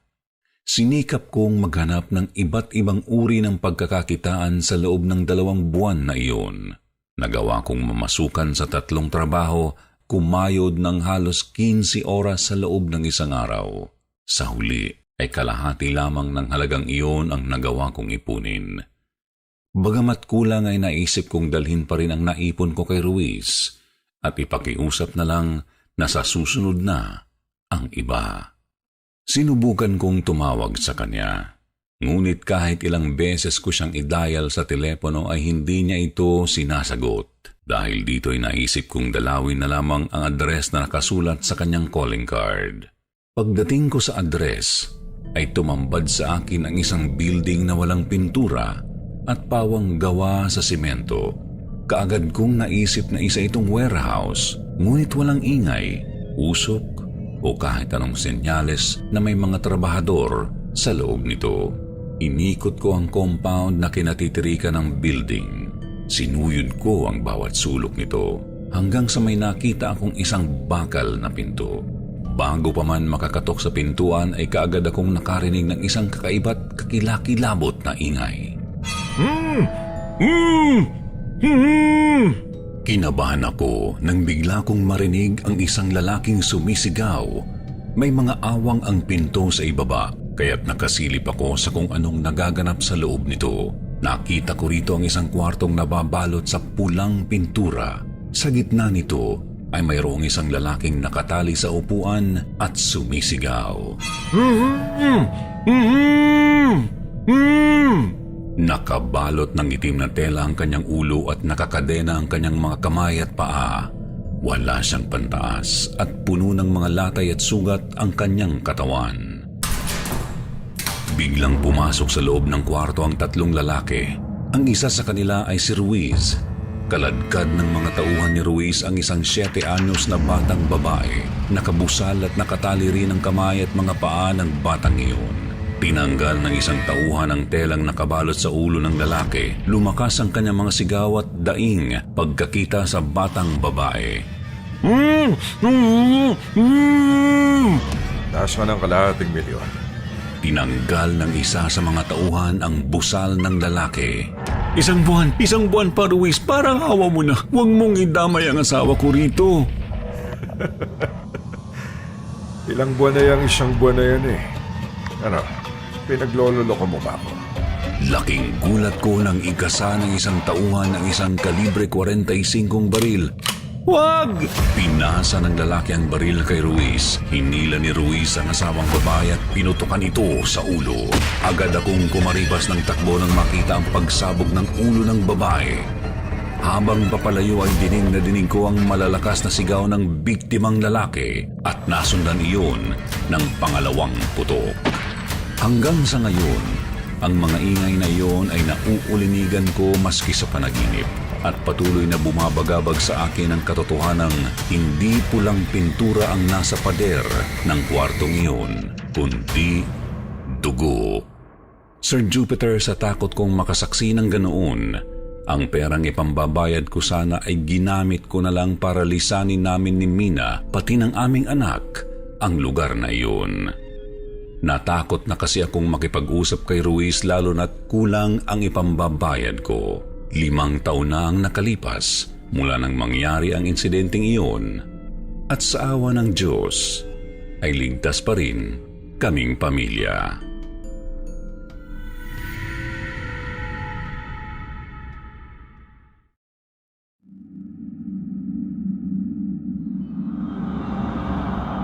Kokok sa Masbate. Madalas sa akin ikwento ng tiyahin ko ang ibon na kung tawagin ay kokok. Isa raw ito sa mga pinakamailap na ibon na makikita mo minsan sa kabukiran. Totoo naman ang lahat ng sinasabi ng tiyahin ko dahil ako mismo ay nakakita na ng ganoong ibon. Hindi ko lang alam kung anong tawag sa Tagalog dahil madalas ito sa Kabisayaan. Ang kulay po nito ay 2 klase. Ang una ay purong itim, mga paang itim, mga matang itim, mga pakpak na itim at samantalang ang isa ay hati ang kulay. Itim magmula ulo hanggang sa kalahati ng katawan. Pababa naman ay kulay pula. Ang mga mata nito ay nabibilugan ng kulay pula. Madalas ko pong nakikita ang kokok na itim. Sadyang nakakatakot ang itsura nito dahil madalas makipagtitigan pero hindi mo mapapansing papalapit na sa iyo tapos ay bigla na lang mawawala. Ang mga tagpong iyon ay nangyari sa akin nung nasa kolehiyo na ako, taong 2013. Pero ang pinakatumatak sa akin ay ang pangyayari noong 2015. Nagkayayaan kami ng mga classmate kong maligo sa sapa sa bukid namin dahil kinabukasan ay walang pasok dahil linggo. May kasama kaming 2 babae at 3 lalaki kasama na ako. Ang isang lalaki kong classmate ay tawagin nating Jermal. Siya lang ang papangalanan ko dahil sa kanya si sentro ang kwento. Umaga pa lang ay nasa sapa na kami dahil tinambakan pa namin ng buhangin ang agusan ng tubig para lumalim hanggang sa baywang namin at ang mga babae naming mga kasama ay nag-iihaw ng mga isdang bato na binili namin sa merkado. Hindi pa man kami nakakaligo ay tinawag kami ni Jermal dahil may itinuturo ito sa puno ng santol. May nakita kasi itong pugad ng ibon at gustong akyatin. Ang problema lang ay mataas ang babagsakan sakaling akyatin at mahulog. Pero mapilit si Jermal. Nais man naming pigilin siya ay mabilis nang nakaakyat sa puno ng santol. Siyempre natakot kami dahil hindi naman ito sanay sa pag-akyat. Nagpapasikat lang ito sa mga babae naming kasama. Dali-dali kaming pumunta sa puno ng santol. Tol, ingat lang! Madulas ang mga sanga ng santol. Kung pwede, bumaba ka na lang. Sigaw ko sa kanya pero patawa-tawa pa itong tumugon sa akin. Sisiw lang sa akin, tol. Bababa lang ako kapag nakuha ko ng pugad. Naghintay kami sa baba at nag-uusap-usap na rin hanggang sa may naglagatikang mga sanga. Paglingon namin ay mabilis na nahulog si Jermal pababa. Nagsigawan ang mga babae habang ako ay tumakbo na agad sa pinagbagsakan. Pero nang makalapit na ako ay hindi ko makita si Jermal. Nagtataka ako dahil doon ko mismo siya nakitang bumagsak. Diyos ko po, wala sanang nangyari sa kanyang masama. Kinakabahan na ako ng mga oras na iyon. Alam kong maaaring mamatay si Jermal dahil sa taas ng pinaghulugan. Hanggang sa nakarinig ako ng mga kaluskos sa natatakpang mga nakalaylay na damo. Biglang nanuyo ang lalamunan ko at nanayo agad ang mga balahibo dahil nakita ko ang mga kokok na nasa ibabaw ng katawan ni Jermal. Marami sila na tila nagsasaya at ang kakaiba pa ay may mga nagniniig mismo. Para silang mga tao kung kumilos. Hindi ko alam kung yun talaga ang tunay na sukat nila sa malapitan. Pero kasing laki ko sila. Nakikita kong nahihirapan si Jermal dahil sa mga ungol nito. Bagamat nakapikit ay ramdam ko ang sakit ng mga nabaling buto sa katawan. Kaagad akong kumuha ng mga bato at pinagbabato ang mga ibon habang malakas akong sumisigaw at pinagmumura ang mga kokok.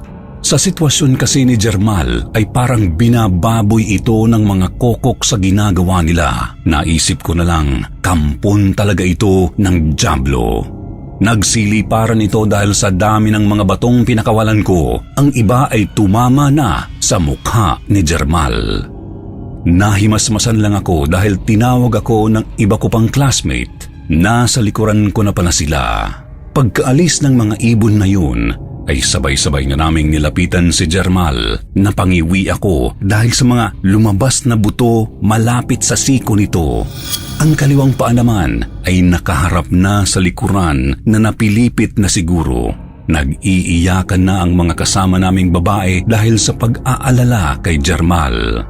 Pinagtulong-tulungan na naming dalhin ang wala ng malay na si Jermal sa bayan diretso sa ospital. Habang naghihintay kami ng resulta ay nag-usap-usap kaming magkaka-classmate. Tinanong nila ako kung bakit ko raw binabato si Jermal. Sinabi ko siyempre, yung mga nakita kong kokok na nakaibabaw sa katawan ni Jermal ang binabato ko. Nagulat sila dahil ang mga nakita nila ay mga ibong maya lang naman at hindi naman daw iyon nakaibabaw sa katawan ni Jermal. Sa mga sinabi ng classmate ko ay kinilabutan na naman ako dahil magkaiba pala kami ng nakikita. Hindi na namin natapos ang pag-uusap dahil nagsidatingan na ang mga magulang namin kasama na ang mga nag-aalalang magulang ni Jermal. Sa una ay nagalit sila sa akin dahil ako ang nagdala sa kanila sa bukid at maging ang mga magulang ko ay nagalit rin sa akin. Tinanggap ko yun dahil kargo ko sila ng mga sandaling nasa bukid namin sila. Suma total po, nakapagbenta kami ng kalabaw para pambayad sa pagsesemento sa mga nabaling buto ni Jermal at karagdagang gamot. Nagkaayos naman kami ng mga magulang niya, pero nananatiling misteryo sa amin ang pangyayari magpahanggang ngayon.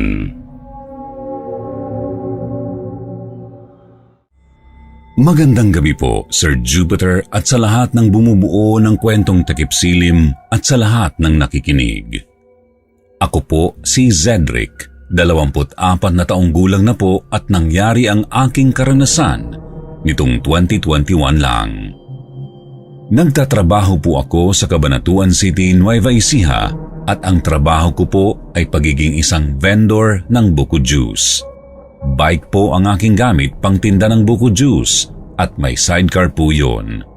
Sa sidecar po nakalagay ang mga binibiyak kong buko na panlagay sa aking galon ng juice at may tinda akong itlog, penoy pa yun. Okay naman po ang bintahan pero kapag umuulan po ay mahina ang bentahan. Kaya po napipilitan kaming dumayo sa Talavera, Nueva Ecija kasi po matumal. Dahil po sa walang pasok sa mga eskwelahan mula sa epekto ng pandemic, pumupunta po ako doon kahit nakabike lamang po ako. Medyo matagal din ang biyahe papunta sa lugar na iyon, kulang ang 2 oras bago makarating. Bungad lang naman po yun unang barangay ng Talavera. Susunod na bayan sa Cabanatuan ay Talavera na. May pamilihan po kasi doon ng mga gamit sa bahay at kung ano-ano pa. Kaya naiisipan po namin na pumunta doon at doon kami magtinda. May kasama naman po ako. Ang pangalan niya ay Ariel. 2 lang po kami at magkaiba kami ng tinda. Street food naman po ang sa kanya. Sa akin naman ay buko. Siyempre kapag kumain sa kanya, mauuhaw ang customer at sa akin bibili ng inumin kaya partner kami. Sed, dito na tayo pumuesto, ayos na dito. Sigurado ka? Para mas maganda doon, para mas matao. Hindi, mas ayos dito at malilim pa. Sinasabi mo lang yata yan dahil pagod ka na eh. Oh, hindi oh. Kahit magbisikleta ako hanggang Maynila, kayang-kaya ko. Puro ka ganyan. Kapag tayo walang kinita ngayon ha. Kuya, pabili po. 2 squid ball, 6 na kwek-kwek, tsaka 4 na chicken ball. Okay, ayos. Oh, habang naghihintay ka at para hindi ka mahirinan mamaya, baka gusto mo rin bumili ng buko juice doon, oh. Ay, sige kuya. Kuya, magkano yung maliit? 5 sa maliit na baso, 10 sa malaki. 3 na po na malalaki. Oh, Zed, ayos ba? Ayos. Isa lang po ang amo namin ni Ariel. May 1 buwan naman na po kaming dumarayo doon. Minsan po ay inabutan na kami ng ulan. Malakas po ang ulan na yun bandang 5:00 na po ng hapon at sumama ang aking pakiramdam nang ako'y nakauwi.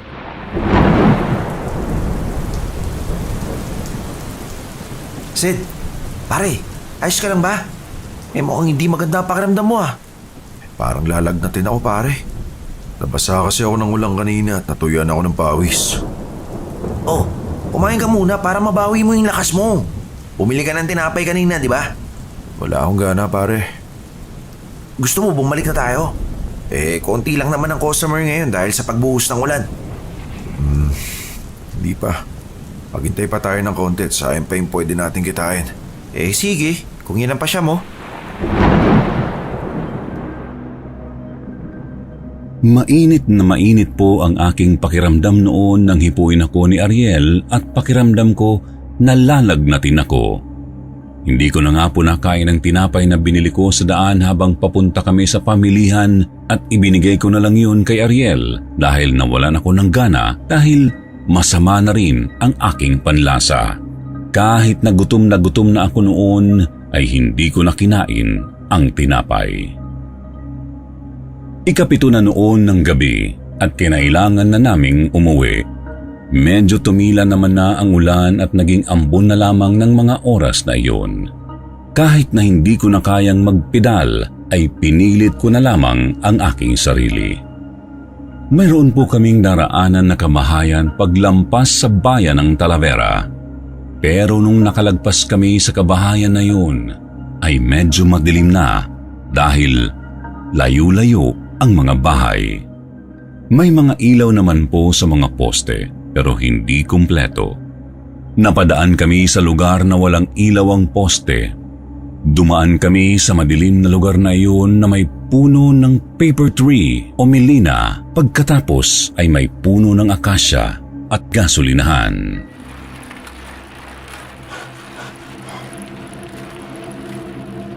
Nang matapat po kami sa puno ng melina, ay nagsitayuan ang balahibo ko kaya napabilis ako ng pedal sa bike.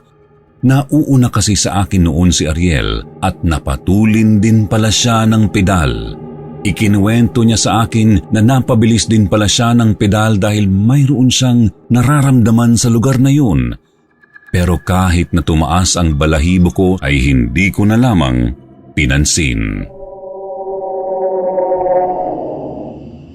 Nang sumunod na linggo ay natapat ulit kami sa mga punong iyon at tumaas ulit ang balahibo ko. Medyo umuulan din ng mga panahon na iyon. Nang natapat kami sa puno ng akasya malapit sa kainan ay hindi sinasadyang napatingin ako sa kainan at mayroon pong nakaputi ng damit. Kinilabutan talaga ako at nagtaasan ang balahibo ko sa nakita ko. Ariel, bilisan mo! Bakit? Pare, may nakita ako nakaputi. Bilisan na natin. Tignan mo pare, oh. Tignan mo yung nakaputi. Hindi na tumingin si Ariel at binilisan na lamang niya ang pagpepedal. Lumingon ulit ako kung saan ko banda nakita ang babaeng nakaputi. Pero wala na siya doon. Inilibot ko ang aking mga mata at nakita ko na parang nakaupo siya sa lamesa ng kainan. Ay, ano yun? Ako yung pare. Pasensya na. Tumingin ka mabuti sa daanan. Yung babae nakaputi. Wala na siya sa pinagkakatayuan niya kanina. Nasa lamesa na siya ng kainan. Sabi ko naman sa isa daan ka lang tumingin eh. At huwag mo nang pansinin yung mga nasa gilid. Sa pagmamadali ko ay nabunggo ko pa si Ariel mula sa likuran dahil sa takot. Nanginginig din ako sa panahon na yun. Di ko mawari kung dahil ba sa gutom o dahil sa nararamdaman ko dahil pakiramdam ko ay may sinat pa ako ng mga panahon na iyon mula sa pagkakabasa ko ng ulan ng nakaraan. Patuloy po kaming nag-apurang magpedal, subalit hindi lang po yun ang aking nakita ng gabing iyon. Habang pauwi ay nalampasan na namin ang karinderya at ilang minuto makalipas noon ay dumating kami sa tulay na may 1 kilometro ang haba. Malayo pa ang lugar na yun sa aming bahay. Tandang-tanda ko pa noon dahil wala masyadong dumadaan sa lugar na yun at bihira na lamang ang mga sasakyan sa gabi. Nasa bandang kalagitnaan kami ng tulay nang napatanaw ako sa ibaba ng tulay at tumaas na naman ang balahibo ko nang makita ko ang isang babaeng nakaputi at lumulutang.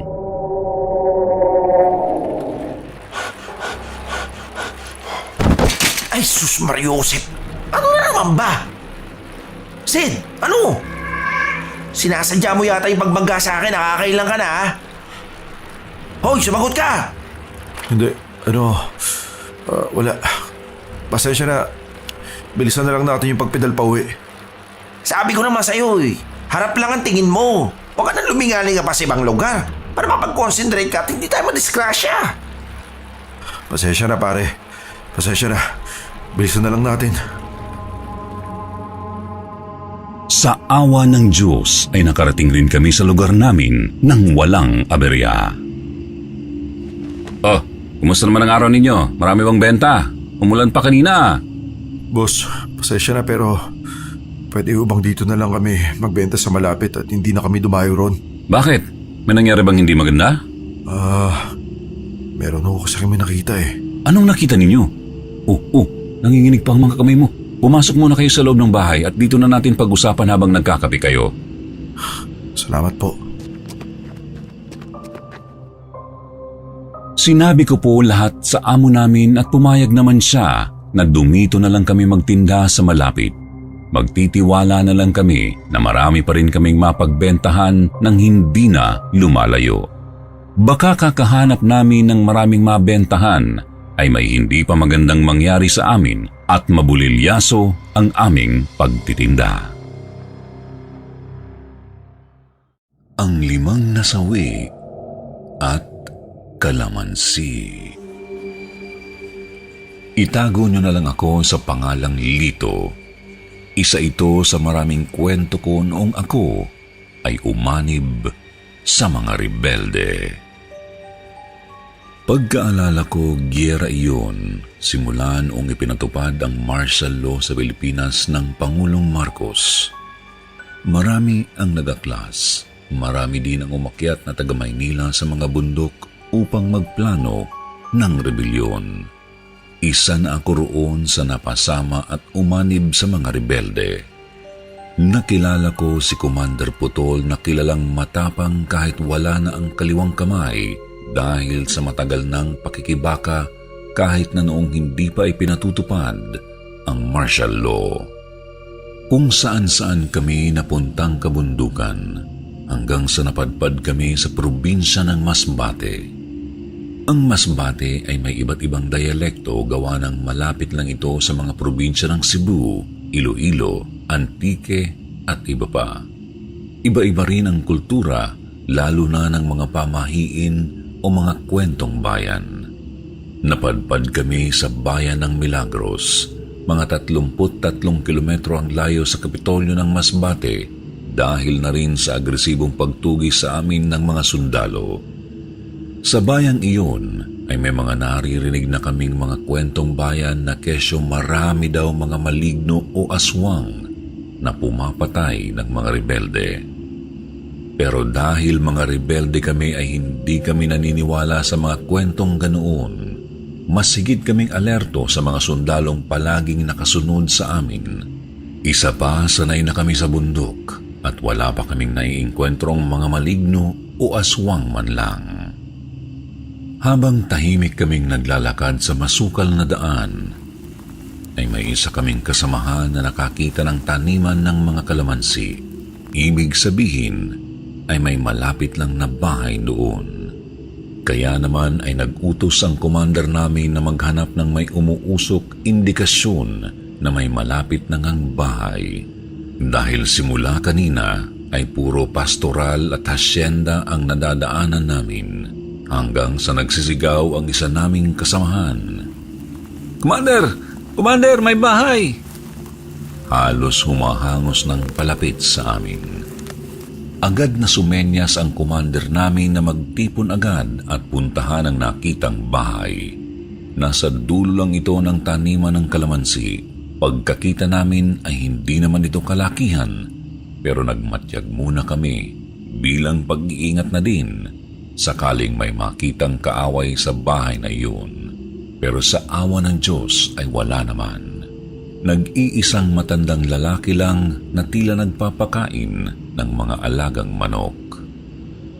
Lumapit muna ang commander namin para kausapin. Hindi man namin naririnig ang pag-uusap nila pero baka sa mukha ang pagtataka ng commander namin. Hanggang sa tinapik ito ng matanda sa braso. Kaagad namang sumulyap sa amin si Commander Putol. Ibig sabihin ay lumapit na kami. Nasa 30 kaming miyembro kasama na ang commander kaya naman ang iba ay hindi na nakapasok sa bahay. Pinakain kami ng kamote ng matanda. Ngunit nagtataka kaming lahat dahil kada isang kamote ay nilalagyan ng katas ng kalamansi. Bago pa man kami magtanong kung bakit, ay nagsalita na itong matandang lalaki na ang pangalan ay Conchito. Pasensya na kayo mga iho. Naninigurado lang ako na hindi ako mapapahamak o ang mga hayop kong alaga rito. Kahapon ay halos maubos ang 8 kong alagang baka dahil sa aswang na pumarito sa bahay ko.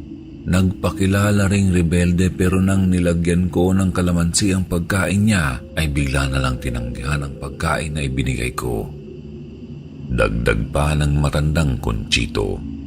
Naisip ko na kaya siguro ang mga baka na lang ang tinangay o pinatay dahil sa hindi nakuha si Tandang Conchito ng sinasabing aswang.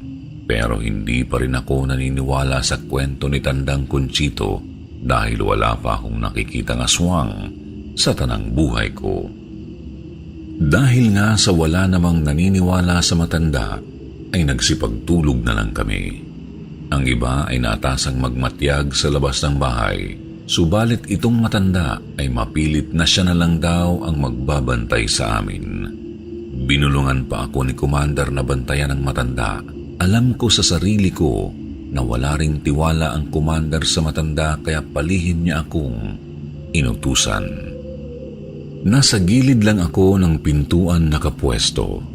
Malamlam lang ang ilaw na nagmumula sa gasera. Alam kong ang iba ay hindi nakakatulog bagamat nakikita kong nakapikit na ang mga mata nila.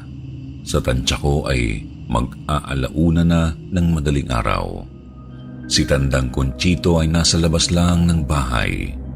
Nakita ko na may 3 babasaging basong may lamang tig-iisang kalamansi. Napatawa na lang ako sapagkat naniniwala pa rin ito na may aswang.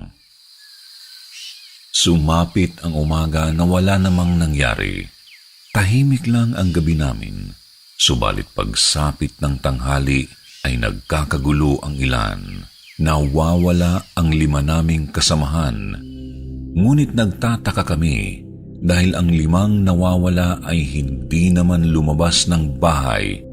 Kahit rebelde lamang kami, ay tinuruan naman kami ng commander namin na aabiso kapag mapapalayo kami sa pulutong. Ang sabi ng iba ay simula umaga, hindi na nila nasilayan ang mga ito. Sila yung natutulog lamang sa kabilang silid na ipinahiram ng matanda. Paalis na sana kami ng mga oras na yun, pero hanggat hindi pa nahahanap ang 5 kasamahan, ay maaantala ang pag-alis namin sa lugar na iyon.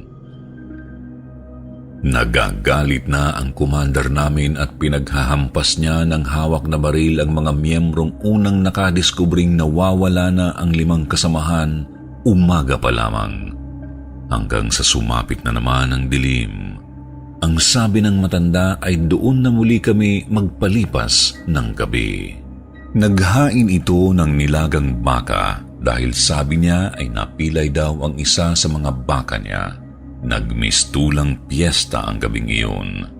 Punong-puno ang lamesa ng iba't ibang uri ng luto ng karne. Dahil na rin sa pagod sa paghahanap sa mga nawawala ay hindi na namin pinalampas pa ang masasarap na nakahain sa mesa. Samantalang ang commander namin ay hindi man lang tumikim ng kahit na anong pagkain. Siguro ay iniisip pa rin ang mga nawawalang kasamahan namin. Sa bagay, ay hindi ko rin siya masisisi sapagkat ang 5 ito ay ang pundasyon ng grupo. Ang isa rito ay batikan sa pag-iispiya sa mga kalaban at ang isa naman ay ang tinatawag naming komunikado, batikan sa lahat ng aspeto ng komunikasyon. Halos maduwal na ako sa pagkain sa pagkabusog pero hindi ko maintindihan. Bakit ayaw ko pa rin tantanan ang pagkain? Iniisip ko dahil ba sa gutom lang ako o talagang masarap lang ang pagkakaluto ng matanda. Pero ang isa kong ipinagtataka ay bakit wala man lang inilabas na kalamansi ang matanda. Niwala man lang mga babasaging bagay sa lamesa. Puro mga pinagluma ang gamit na gawa sa manipis na metal lang naroroon. Ngayon ko lang napansin na ang iba pa nga ay kalawangin. Siguro ay dala ng gutom lang kaya natakam agad kami. Tatang, pahingi nga po ng kalamansi ninyo pantanggal lang ng lansa. Ani pa ng isa kong kasamahan. Sinabi naman ng matanda na naubusan na siya ng kalamansi at kukuha pa roon sa taniman. Hindi na nag-abala pa ang kasamahan kong nanghihingi. Nakita kong mabibigat ang hakbang ng commander namin papunta sa pwesto namin at may dala-dala itong kalamansi. Katasan nyo yan at ilagay sa mga pinagkainan ninyong karne. Utos ng commander. Kitang-kita ko ang galit sa mga mata ng commander at parang natauhan din kami. Pagkalagay namin ng katas ng kalamansi sa nakahain ay gusto na naming ilabas lahat ng kinain namin. Inuuod ang mga karning nakahain. Hindi na napigilan ng iba ang masuka habang si Commander Putol ay galit na tinanong si Tandang Conchito. Sila ang mga tauhan ko, di ba? Pasinghal na sabi ng commander sa matanda, sabay tutok ng baril sa matanda. Wala po akong alam kung nasaan ang mga kasamahan ninyo. Baka po tinangay na sila ng mga aswang. Sinungaling! Habang malakas na ipinukpok ni Commander Putol ang ulunan ng baril sa ulo ng matanda. Halos mangisay ito sa kinauupuan habang tumutulo ang dugo na nanggagaling sa ulo. Sinabi ng commander namin na ang matanda ay espiya ng mga sundalo at panlilinlang lamang ang sinasabing aswang na pumapatay sa mga rebelde. Ang matanda ang pumatay sa mga kasamahan namin pero hindi pa tukoy kung paanong klaseng pagpatay ang ginawa na kahit isa sa amin ay hindi man lang nakaramdam ng pagdududa agad. Pero ang mga karning aming nilantakan ay ang sariling mga kasamahan namin. Sinabi rin sa amin kung paano ito lahat nalaman. At ito ang sinabi ng commander namin. Noong una pa lang daw, ay nagduda na ang aming commander dahil nang mapadako siya sa likod bahay, ay may nakita siyang mga maliliit na kubo. Bawat kubo ay may samot-saring damit ang nandoon kasama na ang mga damit ng kasamahan nila. Nagtanong ako sa commander namin kung bakit niya nilagyan ang mga karne ng kalamansi gayong hindi naman siya naniniwala sa mga aswang. Sinagot niya lang kami ng wala naman daw mawawala kung susubukan at ayun nga, napatunayan na hindi nagkamali ang kanyang hinala. Pagkakatanda ko noon ay mag-aalas 7 na ng gabi nang itinali namin ang matanda sa puno ng bangga na nasa bakuran ng matanda. Tinambakan namin ang maraming kahoy na nakuha namin sa kusina ng matanda. Tamang-tama ang naipon nitong pinagputol-putol na troso pang sunog sa kanya. 5 buhay ang kinuha niya kaya naman buhay lang din ang kapalit. Hindi na namin inisip kung anong klaseng nilalang pa ang matandang ito. Sa isip pa namin ay kung aswang nga ito ay kanina pa ito nakipagbuno sa amin. Sinasabi nga ng commander namin kahit pa demonyo ang kaharap namin ay haharapin pa rin namin. Nakikiusap ang matanda na pakawalan na lang siya at ituturo ang maliit na unit ng sundalo na nakaabang lang sa amin sa hindi kalayuan sa lugar kung nasaan kami. Pero hindi pumayag ang commander namin at desidido talaga itong sunugin. Kahit ako sa sarili ng mga panahong iyon ay gustong-gusto ko rin na itiwakal ang buhay ng matanda. Inumpisahan ng silaban ang mga kahoy sa paanan ng matanda at unti-unti itong lumalaki hanggang sa naaabot na ang Tandang Conchito ng apoy. Erming! Erming! Tanging sigaw ng matanda habang tinitingnan itong nasusunog sa nagngangalit na apoy. Nagtataka man kami kung sino ang tinatawag nito ay wala na kami halos pakialam pa. Bago pa man nawalan ng buhay ang Tandang Conchito ay may mga ibon na lumilipad sa himpapawid. Marami ito na nagpaikot-ikot sa sentro kung saan itinali ang matanda. Hindi namin ito pinansin, bagkus ay sinunog din namin ang bahay ng matanda.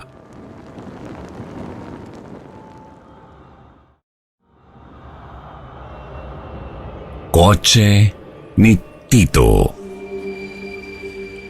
Sir Jupiter, kumusta po sa inyo? Napasulat po ako dahil mahilig ako sa mga kwentong nakakatakot at lagi kong pinapakinggan ang mga kwentong ganoon. Tawagin niyo na lang po akong Jay. Sa kabila ng mga nakakatakot na kwento tungkol sa mga espiritu, gusto kong ibahagi ang aking kwento na tungkol sa espiritu pero hindi siya talagang nakakatakot. Naniniwala po kasi ako na minsan ay may mga espiritu na nariyan para magbantay sa atin. Hindi lahat sa kanila ay masasama, lalo na kung ang espiritu ay isang taong mahal natin sa buhay at hindi dapat katakutan. May katagalan na rin po nang nangyari ang mga na-experience ko, pero sariwa pa rin ang mga ito sa memorya ko. Bago po ako mag 20 years old, gusto ko po talaga magmaneho at magkaroon ng sarili kong sasakyan. Mahilig ako sa mga magagandang kotse, pero hindi naman kami mayaman at sakto lang ang pera ng pamilya namin, kaya hanggang teen na lang ako. Noong nasa college po ako ay nabalitaan kong namatay ang aking Tito Ariel mula sa isang sakit. Close kami ng tito ko na yun dahil pareho kaming mahilig sa kotse. Mas mahilig siya sa kotse kaysa sa papa ko at siya ang nagturo sa aking magmaneho gamit ang kotse niya. Sa kalagitnaan ng kalungkutan namin sa pagkawala niya, may iniwan siya sa akin na higit sa kanyang alaala. Jay, nasabi na ba sa'yo yung huling habili ni tito mo bago siya mawala? Hindi pa po pa. Alam mo naman na walang sariling pamilya si tito mo. Noon pa namin sinabi sa kanya na magpamilya na, pero mas ginusto ng tito mo na magpapalit-palit ng nobya, dala yung kotse niyang ginagamit niyang pamorma. Anong kinalaman ko dun pa? Sa'yo niya iniwan yung kotse niya. Alagaan mo daw ng mabuti at isipin mo na babantayan ka niya gamit yun. Sa gitna ng pagdadalamhati ay masaya ako. Sa akin niya ibinigay ang kotse niya. Hindi lang dahil may sarili na rin akong kotse, kundi sa tingin ko ay panatag siyang mapunta sa isang taong kilala niya o malapit sa kanya ang pinakamamahal niyang kotse kaysa mapunta sa ibang tao lang. Ang kinahihinayangan ko lang ay hindi ko nakita ang tito ko sa huling oras niya. Nagdo-dorm kasi ako sa Manila para mag-aral ng panahon na iyon. Sinabi rin nila sa akin na hindi gusto ni tito na dumalaw ako ng mga panahong iyon dahil ayaw niyang makita ko siya sa ganoong klaseng kalagayan. Para daw mapuno lang ang memorya ko nung malakas pa siya nung madalas pa kaming magkasama. Kahit medyo may kalumaan ang kotse niya, alagang-alaga ito at marami nang napalitang parte para maging maporma. Napalitan na ang tambutso para maganda ang tunog. Pinalitan din ang kulay para walang kapareho at malayo pa lang ay makikilala mo na talaga ang kotseng ito. Maganda rin ang leather seat cover nito at maganda rin ang mugs na nakaigkas na sa gilid ng sasakyan, ang gulong. Magandang umaga, sir. Diesel po ba o? Premium. Premium ang ilagay mo. Magkano, sir? Full tank mo na. Okay, sir. Ganda ng auto mo, sir. Ay, salamat. Proud na proud ako sa sasakyan kong ito. Sobrang tinitipid ko ang allowance ko at dito lang sa sasakyan na pupunta. At dahil sa nasa college ako noon, talagang masasabi kong naging pansinin din ng mga schoolmate ko ang dala kong sasakyan. Kadalasan ay hinahatid ko ang mga kaibigan ko malapit sa bahay nila at hindi kalaunan ay may mga babaeng hinahatid ko na rin sa bahay nila. Kahit naalaga ko ang sasakyan, hindi pa rin ako eksperto noon at may pagkakataong sira ang busina. Medyo mahigpit sa pera ng panahon na yon kaya hindi ko kaagad na ipaayos. Isang gabi ay hinatid ko ang kaklase kong babae. Maganda siya at alam niyang may gusto ako sa kanya. Dahil ginabi na kami, mas minabuti kong maihatid siya sa bahay nila para ligtas siyang makauwi at dahil para na rin makadagdag sa pogi points ko sa kanya. Uy, sigurado ka ba? Oo, walang problema. Magdadagdag na lang ako sa gas mo para hindi naman nakakahiya. Naku, wag na. Ano ka ba? Para ka na mga others eh. Ikaw pa ba? Kahit hanggang Baguio, ihahatid kita. Wow, grabe ka naman. Hanggang Baguio talaga? Kahit hanggang altar pa ng simbahan, sasamahan kita. Ano? Joke lang. Ikaw naman di ka mabiro eh. Ay, bakit joke lang? Tara na nga, baka kung saan pa mapunta ang usapan. Oo, tumatakbo na ang metro. Oras pala. Hinahanap ka na ni mama mo. Masaya ako sa paghatid ko sa kanya at sa palagay ko ay lalong nagkalapit ang loob namin dahil doon.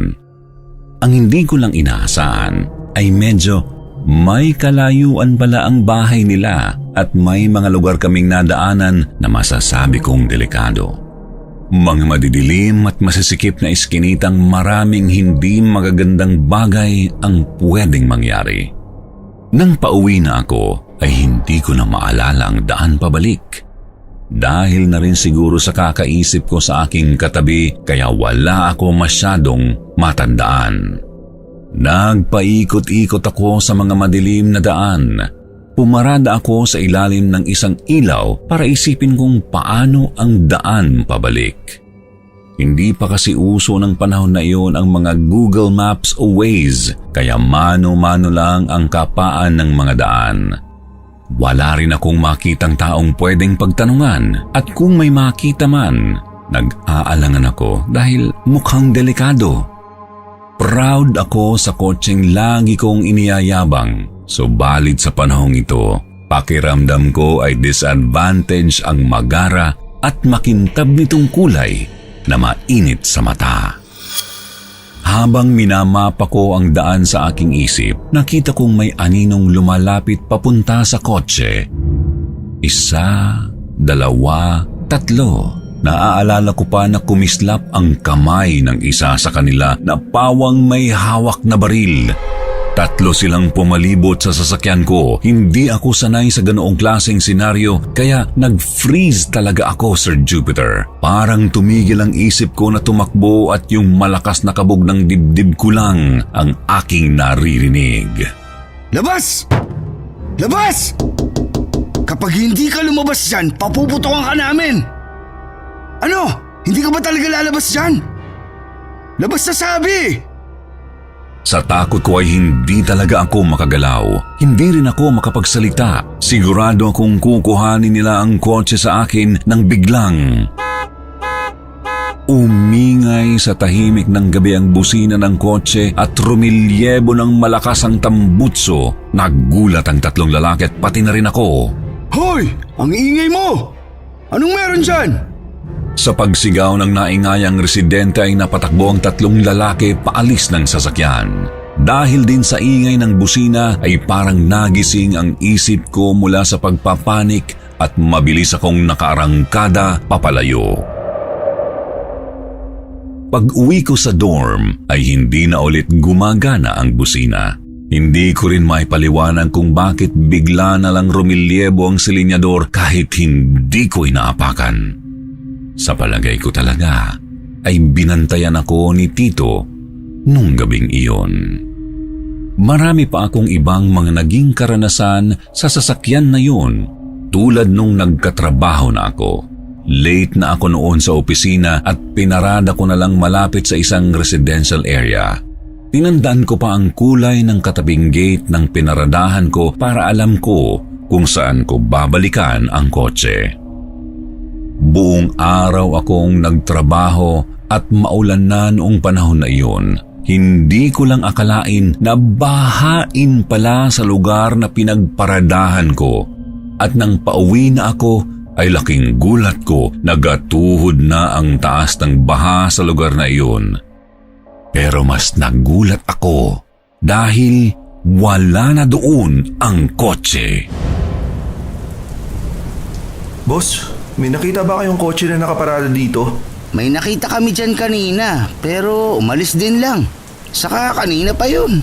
Boss, paano mangyayari yun? Ako may-ari ng kotse. Hindi mo ba nilipat?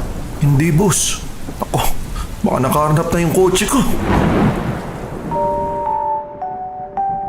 Nakita siguro nung residente yung takot ko kaya sinamahan niya akong tingnan sa kabilang kanto kung nandoon ba. Sa pag-iikot namin ay nakita namin yung kotse sa isang mataas na lugar na hindi inabot ng baha. Binuksan ko at hindi rin ito napasok ng tubig. Hindi ko alam kung paano nalipat ang kotse dahil naka-handbrake na. Hindi pa yun madaling maitutulak pataas sa mas magandang lugar na hindi aabutin ng baha. Naniniwala pa rin akong may kinalaman si tito ko sa pagprotekta ng kotse. May mga anak na ako ngayon, sir, at kumuha na kami ng mas malaking sasakyan para sa mga bata. Pero ganoon pa man, nasa akin pa rin ang kotse kahit paminsan-minsan na lang nagagamit. Sana ay maayos pa rin ang takbo nito para maipamana ko pa sa anak kong lalaki paglaki niya at maging una rin niyang sasakyan. Naniniwala akong babantayan din ni Tito ang anak ko sa pagmamaneho niya. Hanggang dito na lang, Sir Jupiter. Hindi man talagang nakakatakot ang naging experience ko, nagpapatunay lang din ito sa mga espiritu na nakapalibot sa atin. Minsan ay masasama, minsan ay mabubuti, katulad ng tito ko na nakabantay lagi sa dati niyang kotse.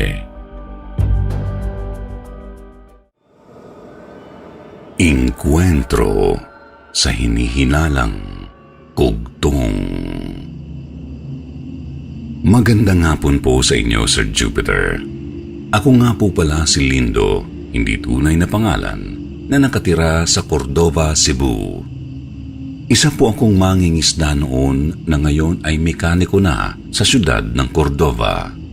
Pero dahil sa mga totoong karanasang ipinapalabas sa inyong channel, ay nainganyo akong isulat at ibahagi ang aking totoong karanasan noong mangingisda pa lang ako. Kilala ang Pilipinas na maraming pulo. Nagkalat ito sa iba't ibang panig ng bansa. Isa rin ang bayan namin na napapalibutan ng mga isla. Noon ang ibang isla ay wala pang mga pangalan. Hindi katulad na ngayon na kung ano-ano na lang ang ipinangalan. Palagi akong sumasama sa tatay ko noon kapag pumapalaot na ito. Pinangarap ko rin kasi na magkaroon ng sariling bangka. At syempre para naman matupad ko yun ay dapat muna akong matutong mangisda. Pag-aralan ang iba't ibang panahon, habagat, amihan at tamang pagtingin sa mga bituin. Ang mga kaalamang ito ay palaging itinuturo sa akin ng ama ko. Hindi raw basta-basta ang pangingisda kung hindi mo alam ang panahon ng kalikasan. Dapat daw kaibiganin ito, isa puso at unawain. Isa ako sa napapabilib sa tatay ko kapag nagsasalita na ito tungkol sa mga panahon. Nak, hindi lang dapat yan ang dapat mong malaman kapag mag-isa ka na lang sa laot. Kailangan mo rin pakinggan ang mga hinaing ng mga naninirahan sa dagat. Ibig mong sabihin, tay, ay dapat ko rin kausapin ang mga isda para maintindihan sila? Inosente ko pang tanong sa tatay ko. Abay, lintik kang bata ka. Hindi yun ang ibig kong sabihin. Paano nga tay? Hindi naman sila nagsasalita na kagaya natin. Halos gusto ko nang matawa pa sa tatay ko. Itapat mo ang kamay mo sa dibdib mo at pumikit ka. Pakiramdaman mo ang tibok ng puso mo. Pagkatapos ay sabihin mo sa akin kung ano ang nararamdaman mo. Utos pa ng tatay ko. Hindi ko maintindihan ng tatay ko kung bakit pinapagawa niya sa akin yun. Pero sinunod ko na lang. Wala naman din mawawala. Pero nagulat ako dahil nagkaroon ng katahimikan at naririnig ko ang pintig ng puso ko. Naririnig ko rin na parang may dumadaloy sa buo kong katawan. Huy, Lindo! Tawag ng tatay ko. Nagulat ako bahagya. Napasarap naman ata ang pakikinig mo sa sarili mo. O, ano, naniniwala ka na sa sinasabi ko? Opo, itay. Nararamdaman ko na may parang dumadaloy sa buo kong katawan. Nasabi ko na lang habang kumakamot sa ulo. Ibig sabihin ay malusog ang pangangatawan mo. Maganda ang sirkulasyon ng dugo na dumadaloy sa mga ugat mo. Ganoon mo rin dapat pakinggan o damahin ang boses ng mga nilalang sa karagatan. Namamangha na lang talaga ako sa tatay ko. Mangingisda na parang doktor pa. Natapos ang pag-uusap namin na may natutunan na naman ako. Lumipas ang 1 linggong hindi kami pumalaot dahil sa bagyo. Hindi naman ganoon kalakasan pero sapat iyon para pataubin ang maliliit na bangka. 1 araw pa ang lumipas ay naglayag kaming muli ng tatay ko. Pagkakaalala ko ay Martes iyon, buwan ng Hunyo. Maaga pa noon, mga 7:00 pa lang ng gabi kami naglayag. Sabi ng tatay ko, maigi na raw na maagang pumalaot para naman makabawi sa ilang araw na walang kinita. Natutuwa kami dahil tahimik ang dagat, hindi kasi maalon. Habang lumalalim ang gabi ay parami na ang huli naming isda. May mga sugpo pang kasama pero bigla na lang nagtanong si tatay. "Nak, anong oras na?" "Mag-aalauna pa lang, tay." "O sige, maganda na tayo. Uuwi na tayo, may paparating na bagyo." Nagmamadaling sabi pa ni tatay. Nagtataka pa ako dahil banayad naman ang hangin. Wala naman ding malalakas na alon ang tumatama sa bangka. Sinunod ko na lang ito. Pinaandar na ni tatay ang makina ng bangka at tahimik na tinatahak ang daan pauwi. Nang mapadaan kami sa hindi pa kilalang isla, ay nagulat kami bigla dahil sobrang lapit na agad namin sa bukana ng isla. Hindi namin iyon napansin agad ni tatay. Oo nga't natatanaw na namin ang isla sa malayo pa lang. Ngunit sandali lang nanalingat kami ng tingin ay nasa harapan na namin ito. Hindi naman kalakihan ang isla kung pagsasamahin ang 30 bahay ay magkakasya na. "Lindo, iabot mo sa akin ang lampara." Dali-dali ko namang iniabot ang lampara sa kanya. Itinutok niya ito sa unahan dahil ang bangka namin ay hindi na makaalis pa sa bukana ng isla. Tila ba'y hinihigop na kami nito sa loob mismo ng maliit na kuweba. "Tay, di ba kuweba yan?" "Oo anak, maganda ka at papatayin ko muna ang makina, baka maubusan tayo ng krudo kapag ipipilit nating labanan ang lakas ng agos." Mahinahon lang si tatay habang nagsasalita. Tuluyan na nga kaming nakapasok sa kuweba. Natatakot na naman ako dahil bukod sa may masangsang na amoy ay madilim pa. Tanging lampara lang ang nagbibigay ng ilaw sa madilim na kuweba. Tiningnan ko ang paligid na abot lang ng aking mga mata. Nilulumot ang paligid. May mga troso rin ang nagpalutang-lutang at hindi lang iyon, kundi pati na rin patay na hayop. May nabubulok na kalabaw na ang tingin ko ay nagpaikot-ikot lang sa agos sa loob ng kuweba. Tiningnan ko si tatay, tahimik lang din itong nagmamasid. Pero ako ay kabadong-kabado na talaga. Hindi namin alam kung saan kami dadalhin ng agos.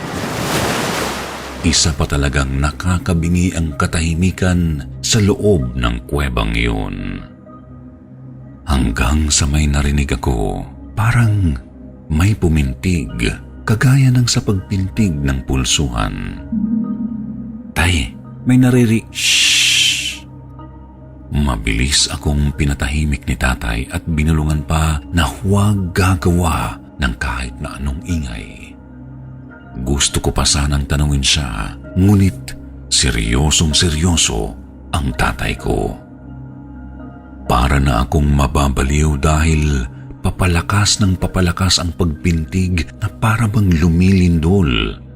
Pero kakaiba dahil mahihina lang ang mga pintig na iyon. Nagsenyas sa akin si tatay na kuhanin ko ang sagwan. Kaagad ko naman itong ibinigay sa kanya. Pero ingat na ingat ako sa galaw na ginagawa ko. Hanggang sa nagulat ako sa ginawa ng tatay ko dahil dahan-dahan na sumasagwan ito. Mabilis niyang naikot ang bangka pabalik sa labasan. Halos hindi na ako makagalaw o makahinga man lang. Dahil kapag nagkamali lang si tatay o ako ng kilos ay baka may kapahamakan. Kilala ko ang tatay ko na kapag ganoon na siya kaseryoso, ay may panganib talaga. Hanggang sa unti-unti na kaming nakakabalik, natatanaw ko na rin ang bukana. Pumikit na lang ako at nagdasal sa Panginoon na makalabas kami ng ligtas. Hanggang sa, Lindo, pwede ka nang dumilat. Pagkabukas ng mga mata ko ay nasa labas na kami ng kuweba. Sobra talaga akong natuwa dahil ligtas na kami. Hindi pa rin pinapaandar ni tatay ang makina ng bangka at patuloy lang ito sa pagsagwan.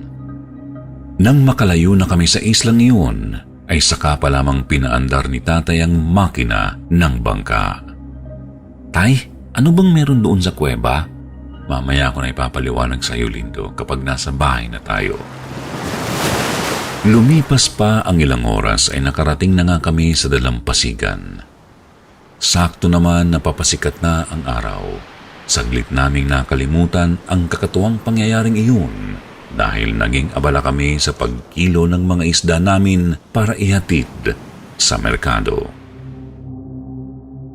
Pagka-uwi sa bahay ay saka pa lamang ikinuwento ni tatay ang kakaibang nangyari sa amin sa weirdong isla. Ayon pa sa kanya, may nakikwento sa kanya ang kanyang mga magulang noon. Mga naglalakihang isda na kung tawagin ay kugtong. Hindi raw ito naninirahan sa mga malalalim na karagatan kundi sa mga kuweba ng isla lamang sapagkat doon sila ay ligtas. Hindi raw malalaman ng mga tao kung ano talaga ang itsura ng kugtong dahil wala pa umanong nakakakita nito. Tinanong ko kay tatay kung ang napasukan namin ay bunganga ng kugtong.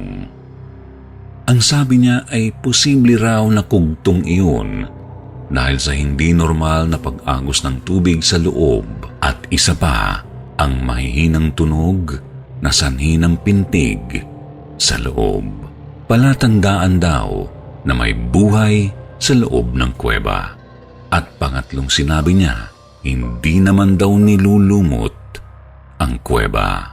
Sindak pa rin ako sa mga sinabi ni tatay. Ibig lang sabihin na totoo nga ang kugtong at sa konklusyon ay nakapasok pa kami roon.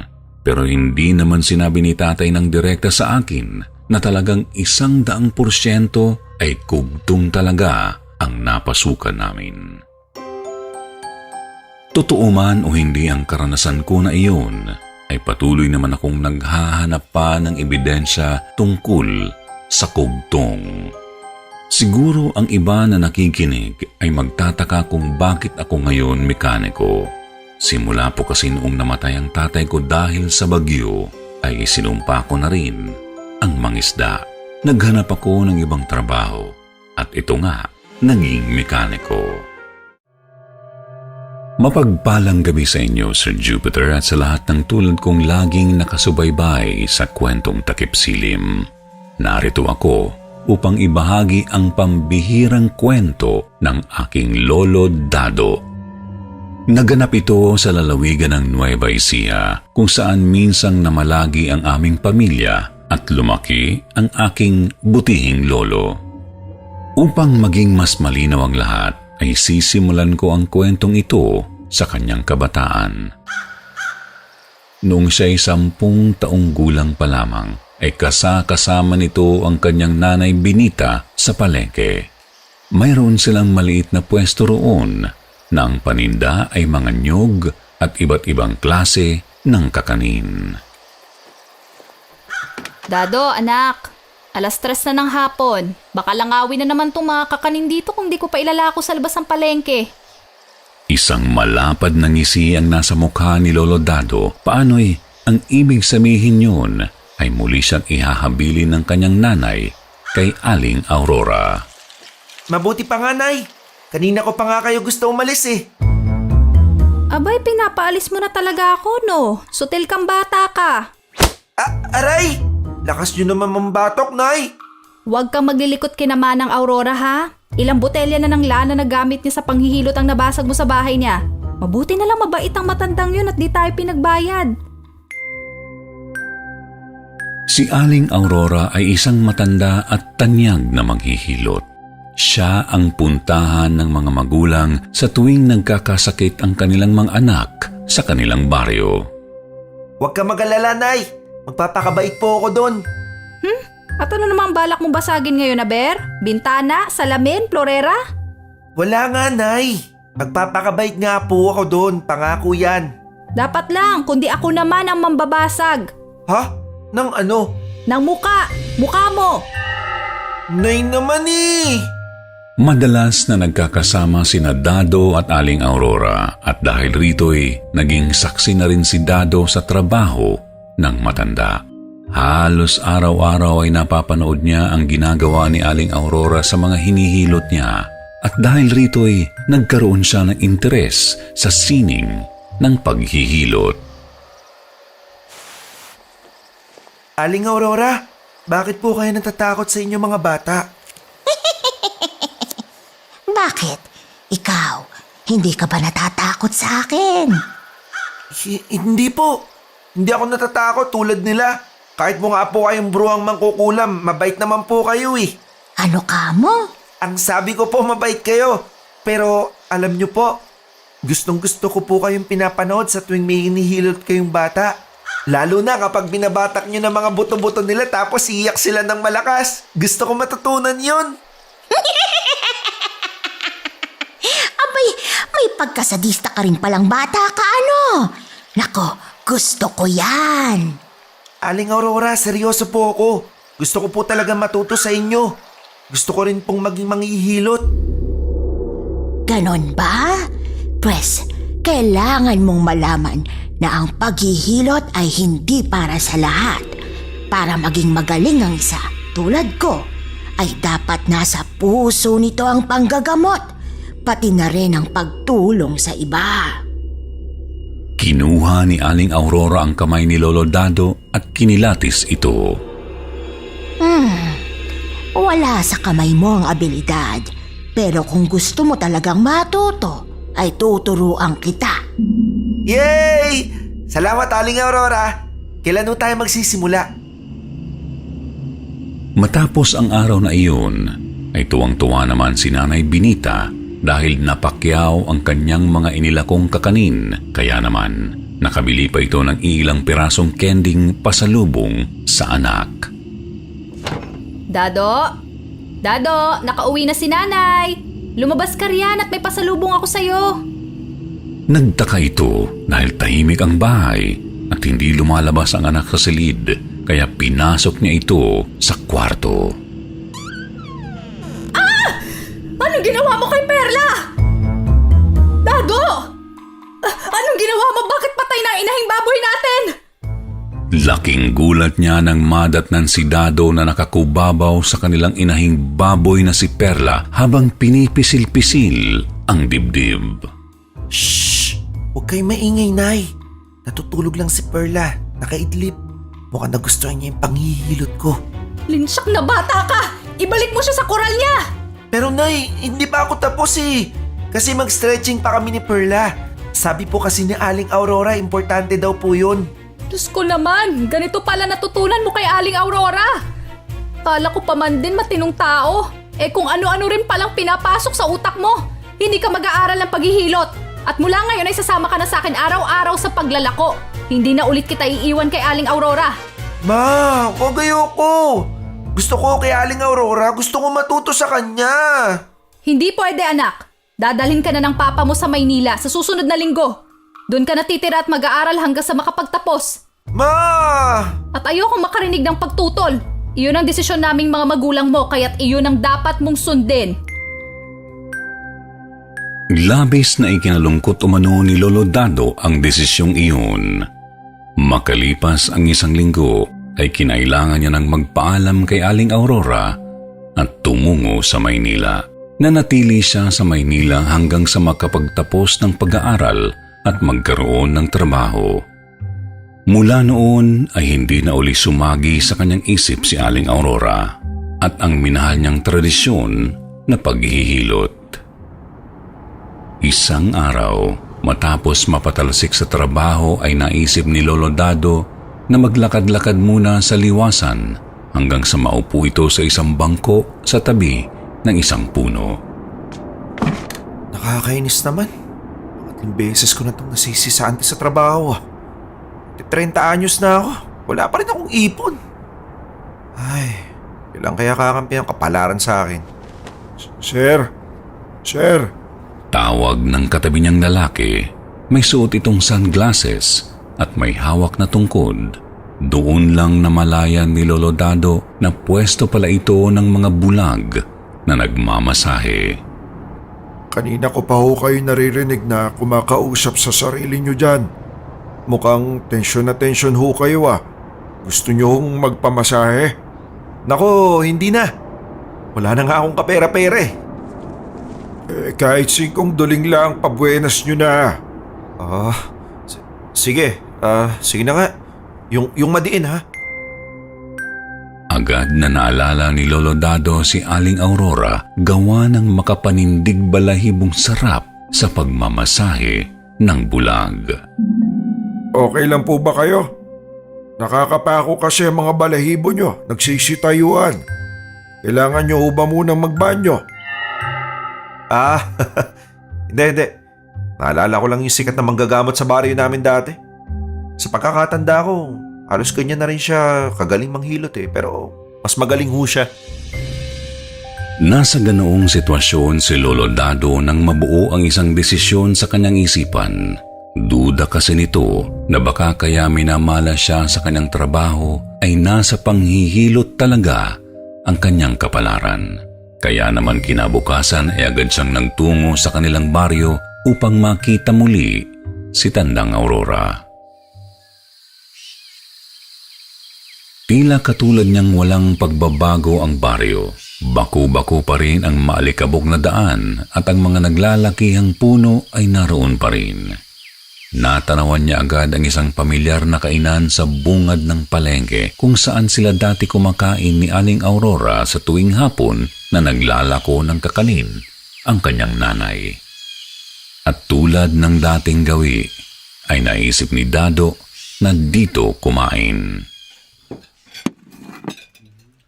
Habang kumakain ay narinig niya ang usapan ng 2 bruskong lalaki na katabi rin niyang kumakain.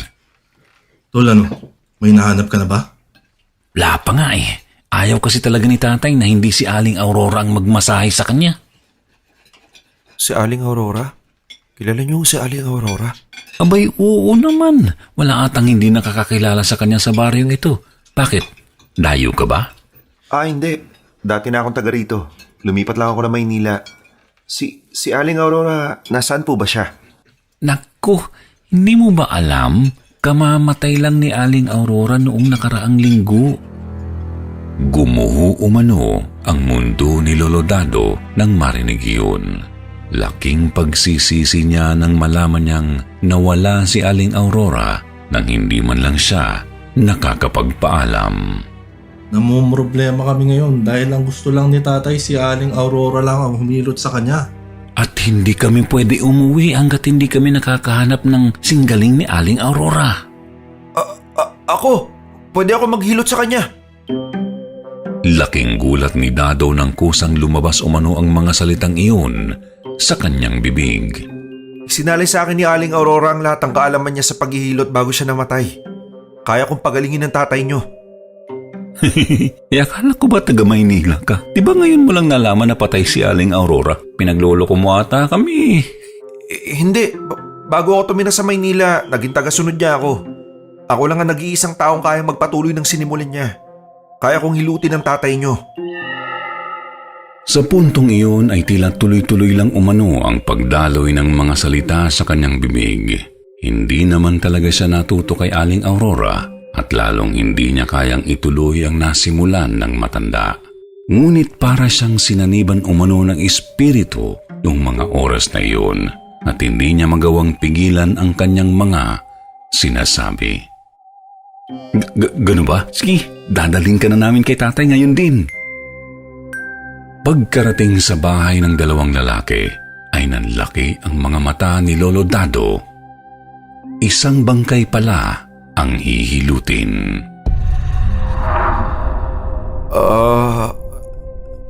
Siya po ba yung hihilutin ko? Oo, bakit? May problema ba? Huwag mong sabihin bibiguin mo kami. Hindi. Sige, simulan na natin. Tanging naging sagot ni Lolo Dado. Gusto man niyang tumanggi ay di niya nagawa dahil sa laki ng mga katawan ng dalawang lalaki. Pawang mga nakasando at balot ng tato ang mga braso. Unang pinisil ni Lolo Dado ang balikat ng nakatihayang bangkay. Matigas-tigas na. Diyos ko po, ano ba tong pinasok ko? Sa tagpong iyon, bumalik sa kanyang alaala ang panahong nag-iensayo siya ng paghihilot sa kanilang inahing baboy na si Perla. Tila bumalik sa kanyang kamay ang dating sigla. Pisil dito, pisil doon. Maya-maya ay nagbuga ng utot ang bangkay. Tay! Tatay! Paglingon ni Dado ay magkayakap at luhaan ang dalawang maton. Tay, alam naming nandito pa kayo. Naaamoy namin ang presensya nyo. Sana masaya na kayo sa huling hiling nyo. Pagsulyap ni Lolo Dado sa bangkay ay nakangisi na ito. Hanggang sa dumating ang mag-iimbalsamo at pinatigil na sa kanyang paghihilot. Bago pa magdilim ng araw na iyon, ay bumisita muna si Lolo Dado sa kanilang dating bahay. Pagpasok niya sa loob, ay nakita niya ang malaking salamin ng kanyang nanay. Inilapat niya ang isang palad dito. Nararamdaman ko. Nasa kapalaran ko ang paghihilot. Maya-maya ay lumitaw sa likuran niya ang kaluluwa ni Aling Aurora. Nakita niya sa refleksyon ng salamin ang malabruhang mukha ng matanda. Inang ko po! Dado, iho! Pinanonood kita kanina. Wala sa iyo ang panghihilot at panggagamot. Mabuti pang kalimutan mo na ito. Aling Aurora? Iho, sayang lang at hindi ko na isalin sa iyo lahat ng nalalaman ko.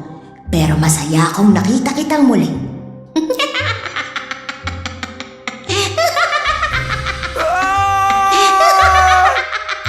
Karipas ng takbo si Lolo Dado palabas ng bahay. Sumakay siya ng bus pabalik ng Maynila at hindi na siya bumalik pa sa aming baryo. Kinalaunan ay nagkaroon siya ng pamilya at mga anak. At ang mga anak niya, kabilang na ang aking ama, ay naging mga physical therapist at profesional na manggagamot. Madalas na sinasabi ni Lolo Dado na hindi man niya nakamit ang maging magaling na manghihilot, ay may napasaya naman siyang tao hanggang sa huling hantungan nito dahil ang sabi niya ay inilibing daw ang bangkay ng nakangisi. Nuno sa lababo. Magandang gabi sa lahat ng nakikinig. Ako si Trish, taga Quezon Province ako, 18 taong gulang. Gusto ko lang ikwento ang mga karanasan ko sa katatakutan. Matagal na kaming nakatira sa bahay namin. Dito rin kami ipinanganak. Bungalow ang bahay namin at katamtaman ng laki. Sa harap ay may maliit na veranda. Tapos sa kaliwang bahagi, kung nakaharap sa bahay, ay may maliit na garahe para sa tricycle at motor ni tatay. Sa kanang bahagi naman ay sampayan at mangilan-ngilang halaman ng kalatsutsi. Sa likod ay ang labahan. Naroon kasi ang poso namin na pinagkukuhanan ng tubig. Malayang nakadadaan ang tao sa magkabilang gilid ng bahay.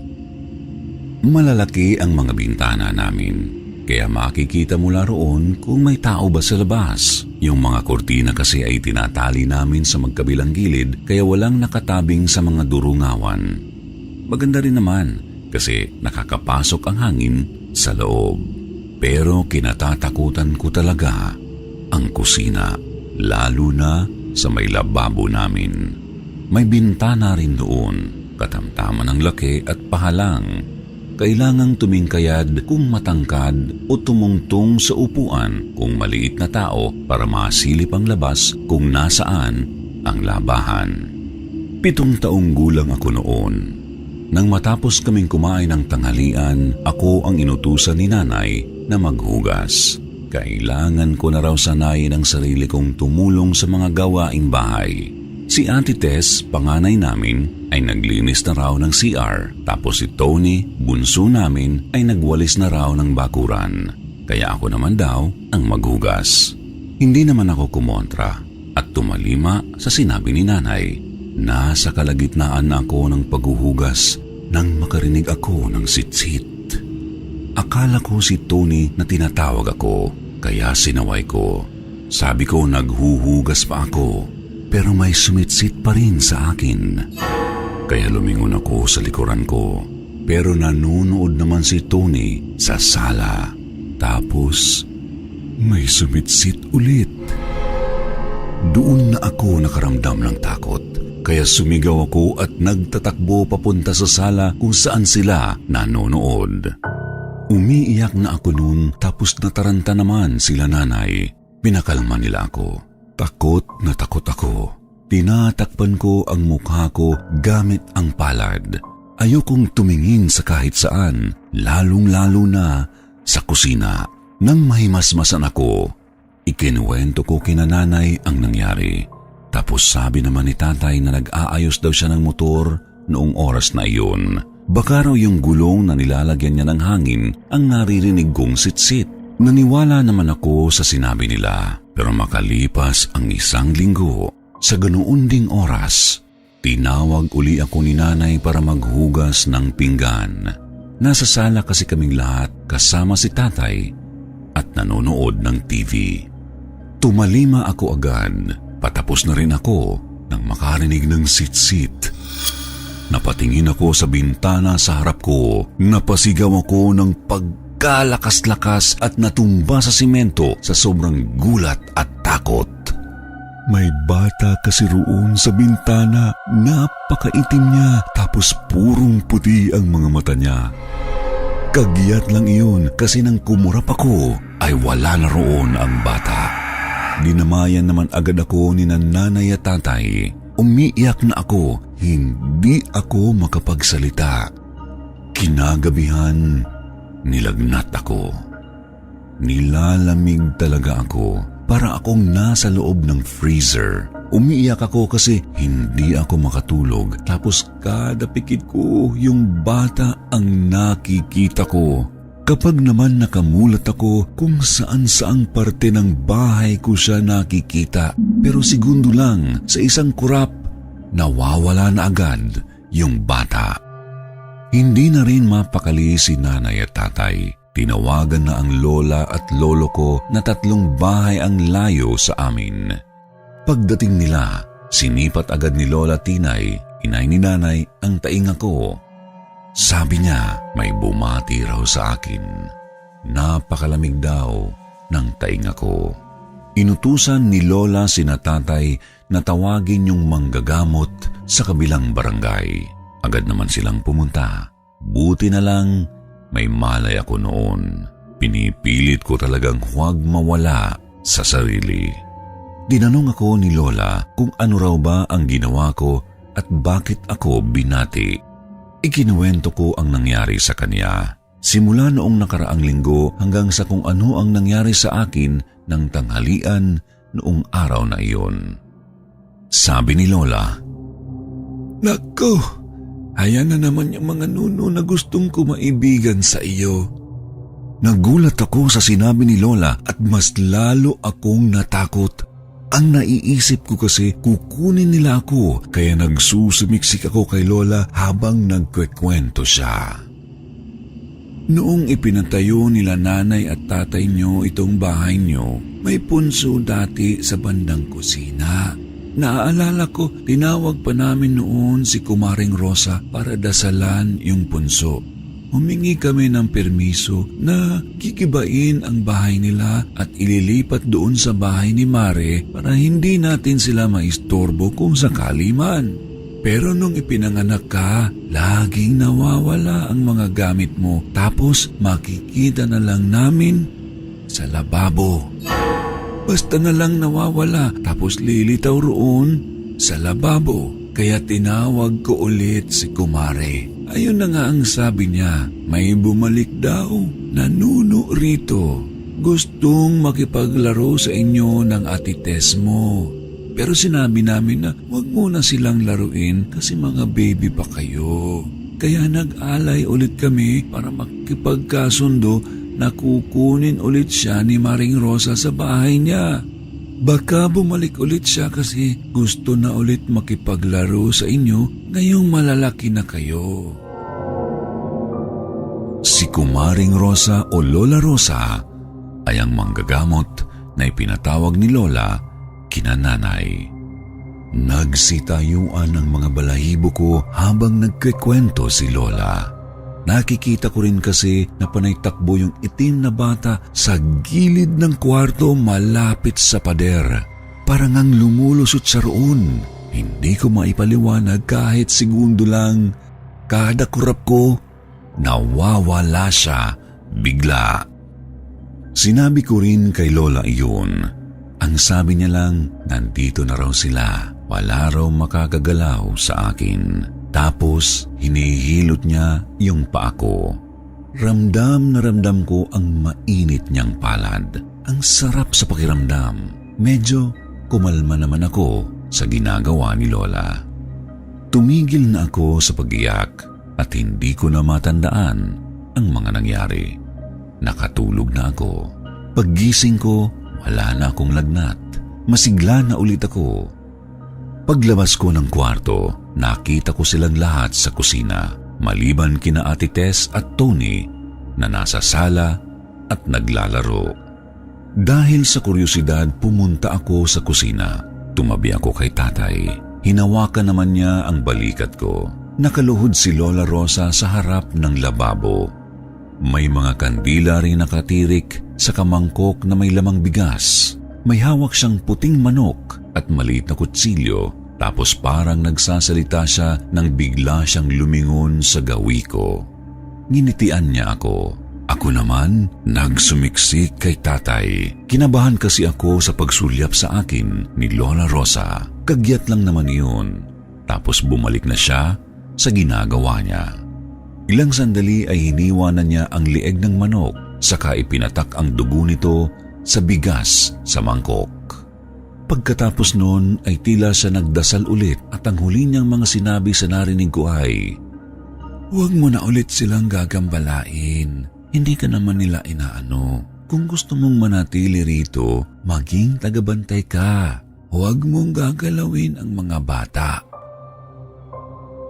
Hindi ko na nakikita yung nuno pero minsan nakikipaglaro pa rin siya. Gaya ng ginagawa niya, may mga biglang nawawalang mga bagay sa bahay.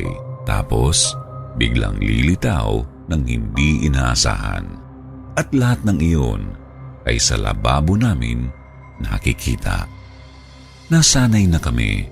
Minsan, kinakausap namin ang bantay sa bahay. Lalo na kapag masyado nang matagal ang mga itinatago niyang mga gamit. Minsan din, sobrang tagal niyang ibalik. At yung iba, hindi na niya ibinalik, gaya ng paborito kong bonnet na may burda ng pangalan ko. Pero ang nakakatuwa, iba ang nagbalik ng bonnet ko. Yung kababata kong si Greg. Nakita raw niya sa garahe namin nang minsang nanghiram siya ng tools ni tatay. Hindi ko alam kung totoo.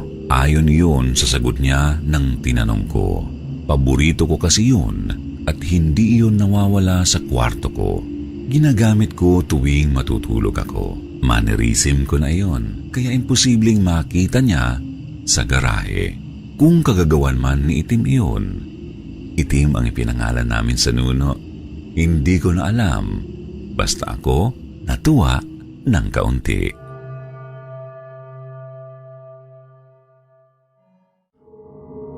Magandang gabi sa lahat ng nakikinig. Itago niyo na lang ako sa pangalang Julio. Nagtrabaho ako noon bilang gwardya/janitor sa isang opisina. Responsibilidad naming inspeksyonin ang bawat sulok ng opisina. Siguraduhing malinis ang lugar at higit sa lahat, malayo sa anumang panganib. Baguhan pa lamang ako noon sa trabahong iyon, isang hapon nang makausap ko si Ma'am Cindy.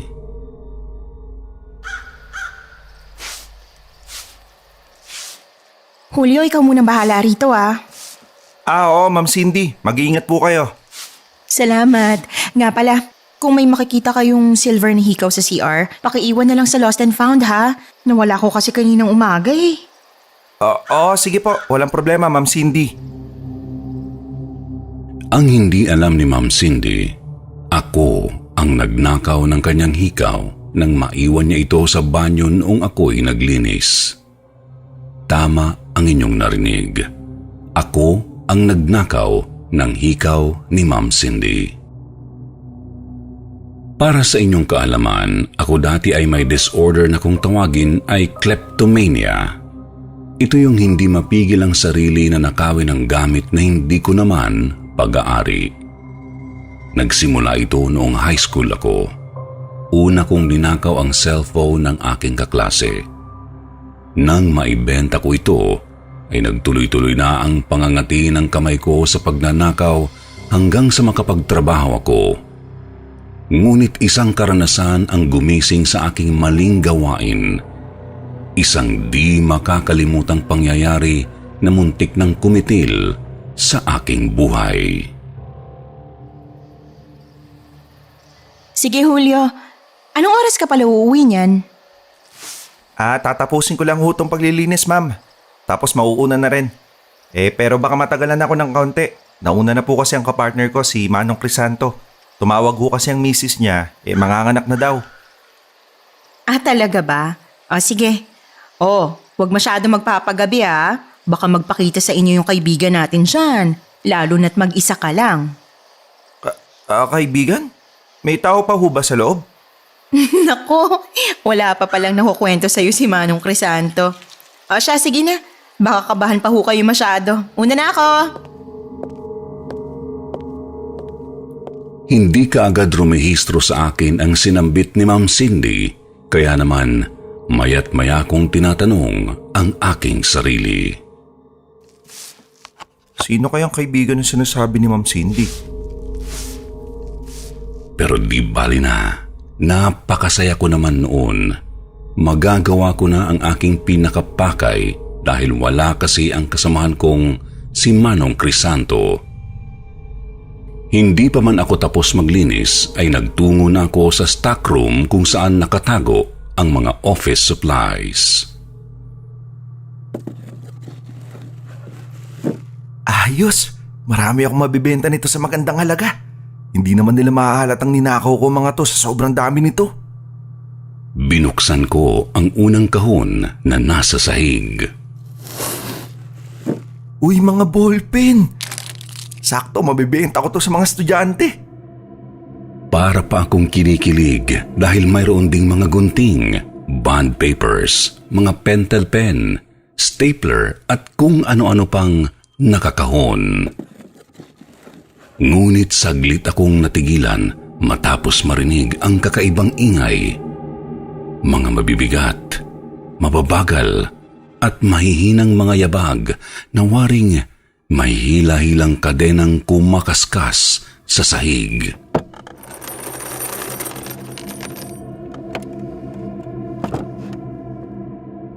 Sino yan? Manong Crisanto? Pabalik-balik iyon sa tapat ng silid.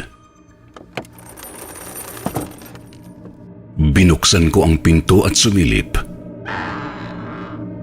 Wala namang katao-tao. Tahimik lang.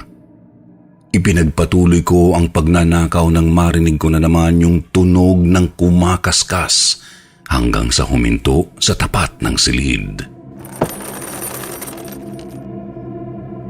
Manong Crisanto, ikaw ba yan?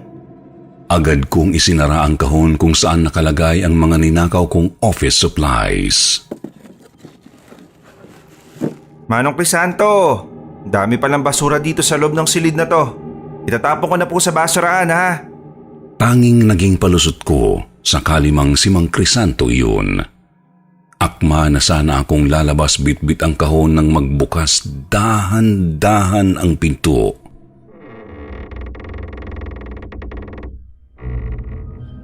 Pumasok ang isang babae. Anong ginagawa mo, Julio? Tanong ng babae sa makapanindig balahibong tinig. Natakot ako sa kanya dahil maputla ang mukha nito na parang may sakit. Pero higit akong natakot dahil alam niya ang pangalan ko, gayong kahit kailan ay hindi ko pa siya nakita sa opisina. Ay ma'am, magtatapon lang po ako ng basura. Sigurado ka? Alam ko ang ginagawa mo. Matagal na kitang minamanmanan. Dahan-dahang gumalaw ang babae papalapit sa akin. Sa mga sandaling iyon ay doon ko lamang napansin na nakalutang ito. Papalapit ito sa akin na hindi humahakbang. Para kung binuhusan ng napakalamig na tubig sa tindi ng takot. Pagkurap ko ay nakita ko muli ang babae na nakatayo pa rin. Ngunit sa pagkakataong ito ay mayroong kadenang nakapulupot sa katawan niya. Mabilis iyong naglaho sa paningin ko na aakalain mong guni-guni lamang. Pero alam kong hindi ako namalikmata. Kasunod niyon, mula sa itaas ay may bumagsak sa aking ulo. Nang gising na lamang akong may tumatapik sa pisngi ko. Julio! Julio! Gising! Pagmulat sa nanlalabo kong paningin ay mukha kaagad ni Manong Crisanto ang bumungad. Julio! Nabagsakan ka na mabigat na kahon! Matapos kong marinig iyon ay muli akong nakatulog at nagising na lamang sa ospital.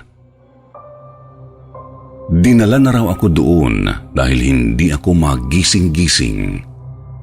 Nagkaroon pala ng pagdurugo ang loob ng ulo ko at mabuti na lang ay agad itong naagapan. 2 linggo akong hindi nakapasok hanggang sa muling bumalik ang lakas ko at bumalik sa trabaho. Pasalamat ka at false alarm lang yung panganganak ng misis ko ng araw na yun. Kung hindi, nako, siguradong wala na makakakita sa'yo at baka pinaglamayan ka na. Oo nga ho, Manong Crisanto, salamat talaga. Pero, Manong Crisanto, may gusto akong itanong sa'yo. Minsan kasi nasabi sa akin ni Ma'am Cindy na mayroong kaibigan itong opisina. Ano ba ang ibig sabihin niya ron? Tanong ko sa pagnanasang malaman kung iyon rin ba ang babaeng multo na nagpakita sa akin. May kwento kasi rito noon. Si Ma'am Janet, siya ang boss dati rito. Napakasungit nun at mahigpit. Yun ang sabi sa akin Hindi ko na kasi siya naabutan. Noon daw kasi, may nanloob dito sa opisina. Malas lang at nag-overtime si Ma'am Janet ng gabing yun. Ginapo siya gamit ang kadena na ginagamit sa pangkandado ng gate. Kadena? Nagulat ako. Iyon ang sagot sa tanong ko. Siya ang multong nakita kong nakakadena sa loob ng stockroom. Oo, kadena. Mahigpit yung iginapo sa leeg niya at sa ganung paraan nga namatay si Ma'am Janet. Yung gwardyang nagbabantay, nasaan? Wala raw gwardya nun. Kaya nga matapos nun ay 2 gwardya na ang kinuha nila. Mabuting at nahuli raw ang mga walang hiyang yun. Hindi ako nakakibo sa aking natuklasan. Biruin mo yun? Sino magtatangkang nakawan ng isang opisina? Wala naman sila makukuha dito maliban sa mga papel at gamit pang opisina Kung magnanakaw ka rin lang, pera sa bangko at mga diamante na ang nakawin mo. Hindi mga papel at panulat. Tanga lang ang gagawa ng ganon. Oo nga po, Manong. Nakaramdam ako ng hiya sa sarili. Naalala ko kasi yung mga sandaling tuwang-tuwa ako dahil sa mga ballpen na mananakaw ko. Simula nang makabalik ako sa trabaho ay madalas kong maramdaman ang multo ni Ma'am Janet. Madalas kasi ay may bumabagsak na kung ano mula sa aking itaas. Mabuti na lang at hindi ako tinatamaan. Pakiramdam ko ay multo ni Ma'am Janet ang may gawa niyon. Hindi ko siya masisisi dahil galit siya sa mga magnanakaw. Hindi ko yun kinaya. Kaya naman ilang buwan ang lumipas ay naghanap ako ng ibang trabaho. Pero aaminin ko sa inyo na pinigilan ko ang pangangati ng mga kamay ko sa pagnanakaw hanggang sa di ko namalayang wala ang pagnanasa kong kumuha ng gamit na hindi sa akin. Ngayon ay nagnenegosyo ako ng mga itlog ng manok at tahimik na namumuhay ng aking pamilya.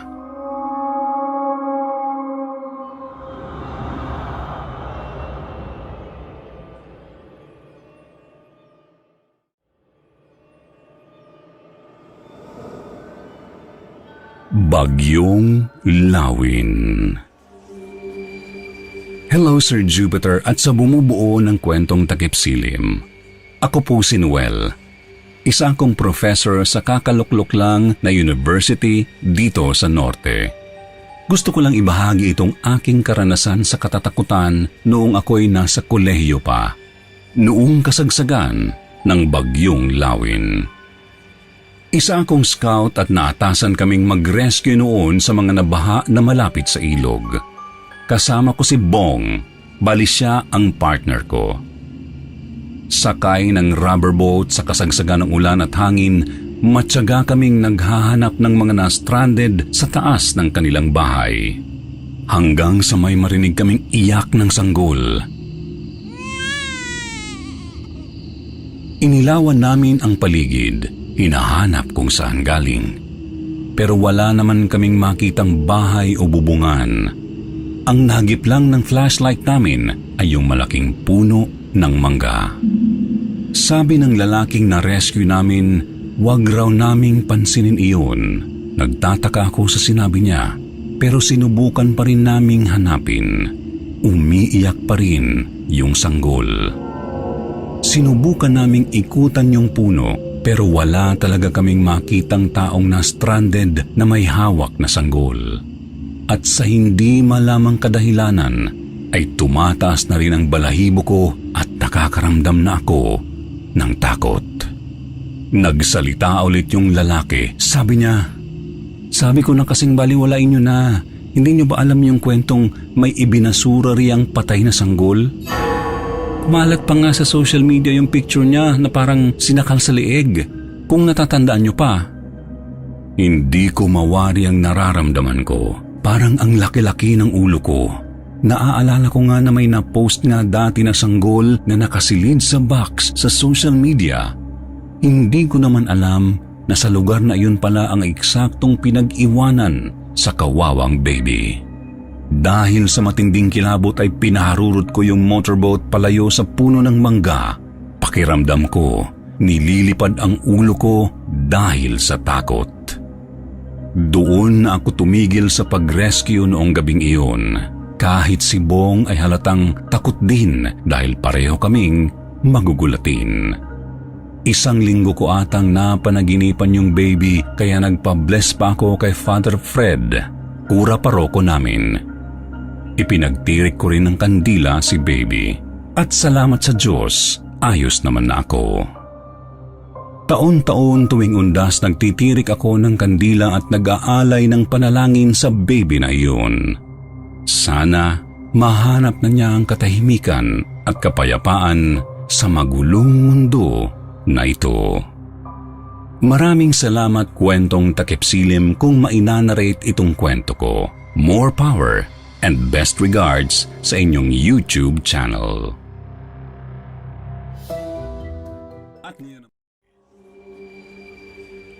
Magandang gabi po sa lahat, Sir Jupiter. Pakitago niyo po ako sa pangalang Nardo. Isa akong nurse sa isang ospital sa probinsya.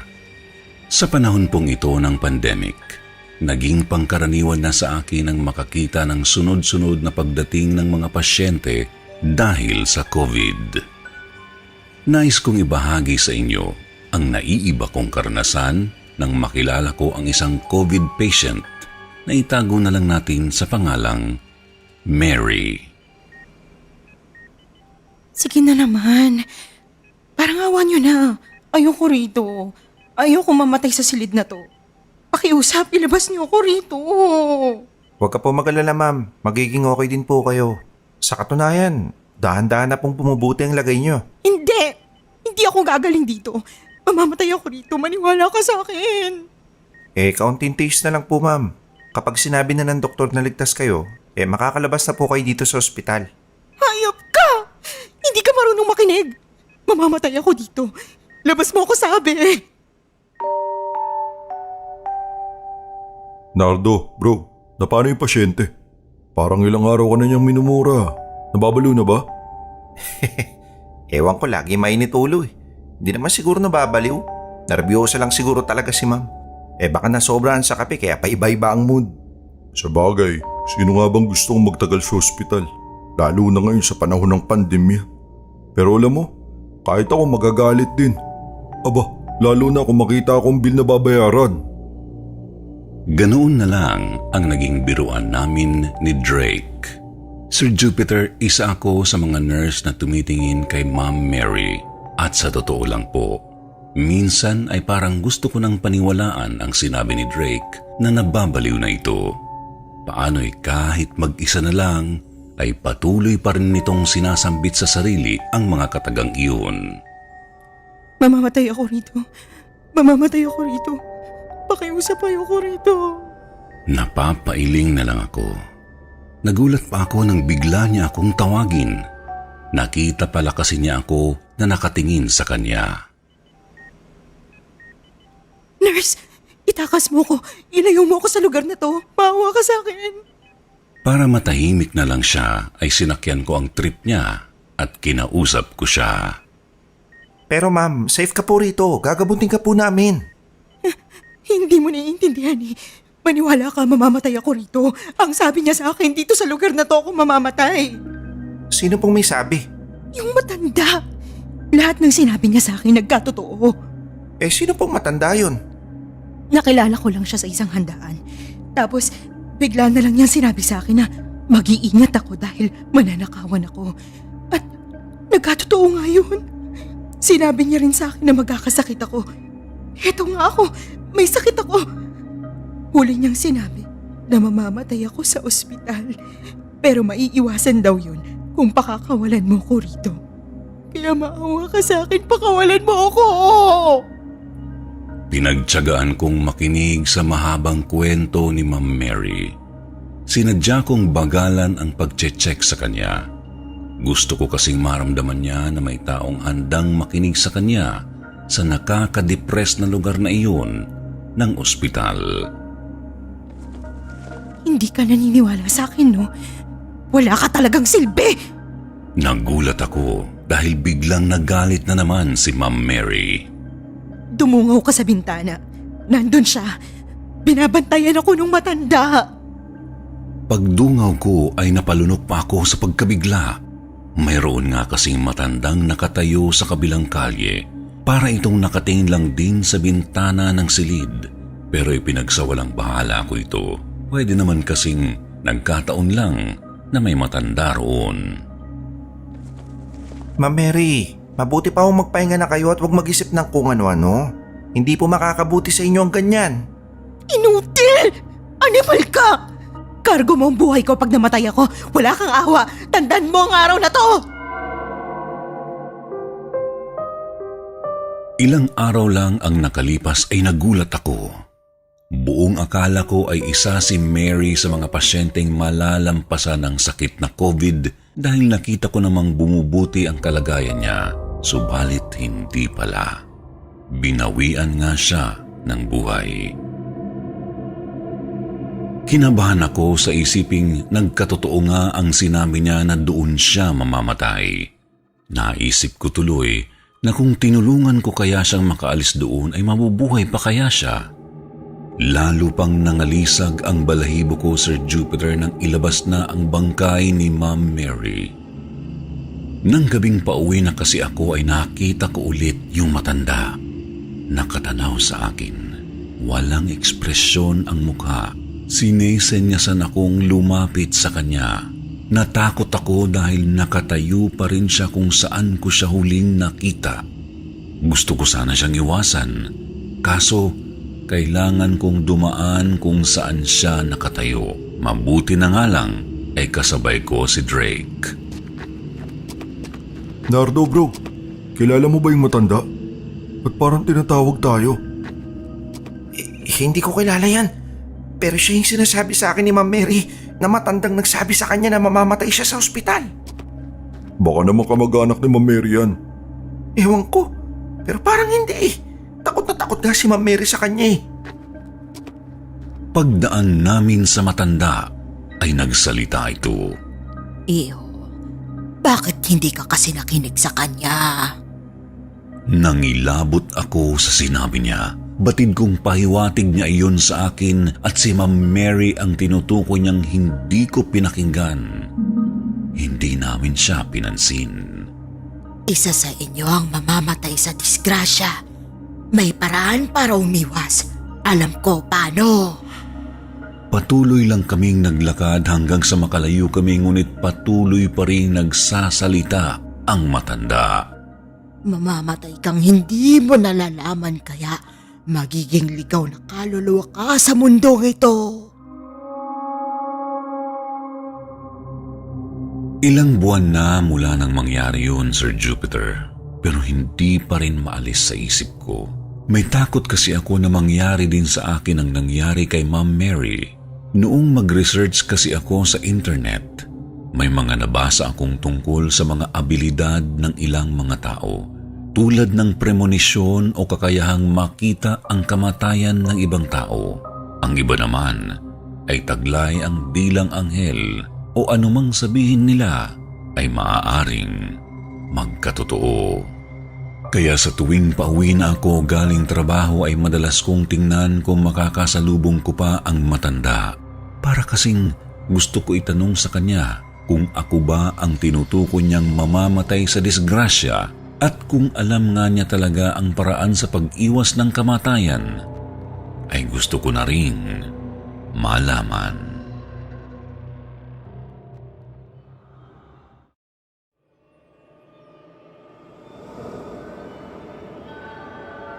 Humiling ako, nagkatotoo. Ako nga po pala si Emma, nag-iisa na lang sa buhay, nakasalukuyang nakatira sa Nueva Ecija. Noon pa man po ay mahilig na ako sa pantasya at mga kababalaghang kwento.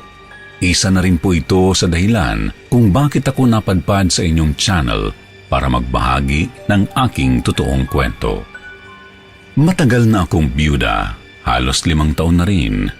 Wala rin naiwang anak ang aking asawang namatay, kaya ako'y nalulumbay minsan. Sa tuwing napapadaan ako sa parke ay naiinggit talaga ako sa masayang pamilya.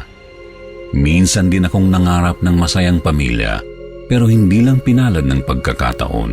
Ngunit sa kabila ng lahat ay patuloy pa rin na bumabangon. Ginugol ko ang aking sarili sa trabaho. Uuwi sa bahay ng gabi, matutulog na kaagad at gigising sa umaga para pumasok sa trabaho. Ganito lang ang takbo ng buhay ko. Hanggang isang araw ay bigla na lang akong nagising sa katotohanan. Kaya naman ay dumaan ako sa isang maliit na karnabal para libangin ang aking sarili. Ngunit may kakaiba nga pong nangyari noong nasa loob na ako. Nang madaanan ko po ang isang malaking salamin na may nakasulat na, "Sa halagang barya ay maaari ka nang humiling."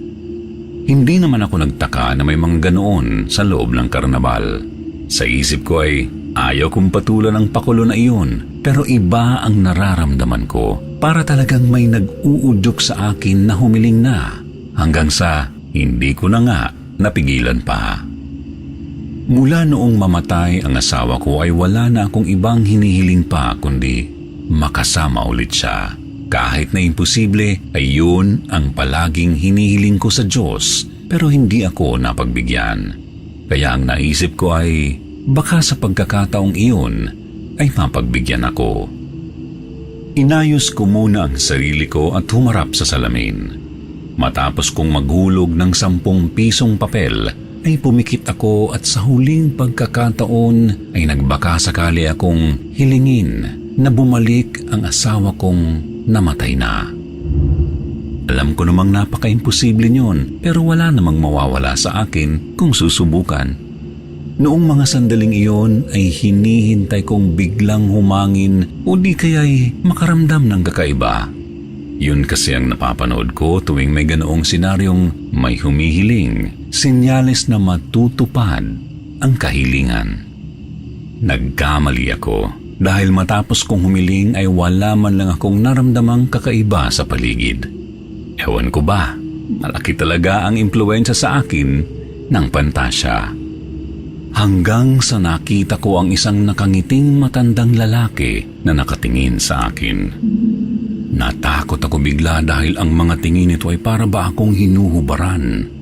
Manyakis. Kaya nagpasya na akong umuwi agad at hindi ko na hinintay pa na may gawin siyang masama sa akin. Kinabukasan ay maaga akong pumasok sa farm na pinapasukan ko. Masayang masaya ako ng mga oras na iyon dahil napanaginipan ko ang aking asawa. Kahit paano ay nakasama ko siya, pero ang inaasam ko po talaga ay muling maibalik siya sa akin. Hindi lang sa panaginip, pero ito yung kakatuwang nangyari. Habang abala ako sa pagbibilang ng mga produkto ay may tumatawag. Nagmumula ang boses sa tarangkahan ng farm. Dali-dali ko naman agad na pinuntahan at sa hindi inaasahan ay muntik na akong mapasigaw. Noong una ay akala ko minumulto na ako ng asawa ko, pero magkahawig lang pala sila. Isa pala ito sa mga kliyente ng amo ko. Mabilis pa rin ang tibok ng puso ko habang nauutal na kinakausap siya. Papangalanan ko na lang siyang Gilier. Hindi ko na siguro pahahabain pa ang kwento kung papaano kami nagligawan hanggang sa nagkatuluyan kami ni Gilier. Basta parang bumalik sa akin ang lahat ng alaala ng aking dating asawa. Naging masaya ako sa piling ni Gilier. Lahat ng pinupuntahan namin ng asawa ko dati ay pinupuntahan din naman namin. Mga pagkain na madalas naming kainin noon, maging sa pananamit ay parehong-pareho sila. Isa na lang ang kulang, ang mabigyan ako ng anak. Hanggang sa may dumating na trahedya sa buhay ko na labis kong ikinalugmok at pinagsisihan. Si Gilier ay namatay sa aksidente. Ayon pa sa report ng pulisya ay nabangga ito ng truck at napuruhan mismo ang ulo. Halos hindi ko na talaga makilala ang mukha dahil sa nadurog na ito ng husto. Ang masakit po kasi doon ay kung papaano na aksidente noon ang dati kong asawa ay ganoon din ang nangyari kay Gilier. Lubos man akong nagtataka pero natabunan iyon ng hinagpis. Mas dumoble pa ang sakit na nararamdaman ko. Nang mga sandaling iyon ay gusto ko na ring magpatiwakal. Isinumpa ko na rin ang Diyos dahil kung kailan binigyan niya ako ng kasiyahan ay saka namang kinuhang muli. Para bagang ipinahiram lang sa akin. Wala pa kaming 1 taon ni Gilier. Nagsambulat sa utak ko ang mga pangarap namin na kahit kailan ay hindi na muling matutupad pa. Pasalamat na lang ako sa mga kapatid ko dahil sila na naman ang naging sandalan ko. Makalipas lang ang ilang buwan ay napadaan ulit ako sa karnabal pero sarado ito. Doon ko lang napagtanto na bakit nga ba ang Diyos ang sinisisi ko sa nangyayari sa akin. Inisip ko ng mga sandaling iyon habang nakatingin sa lugar na iyon. Siguro nasa akin talaga ang problema. Masyado akong naghangad ng sobra pero magkagayon pa man ay pipilitin ko na lang na makabangon pa. Hanggang dito na lang po ang aking kwento. Hindi man ito nakakatakot ay sana kapulutan ng aral. Maraming salamat po.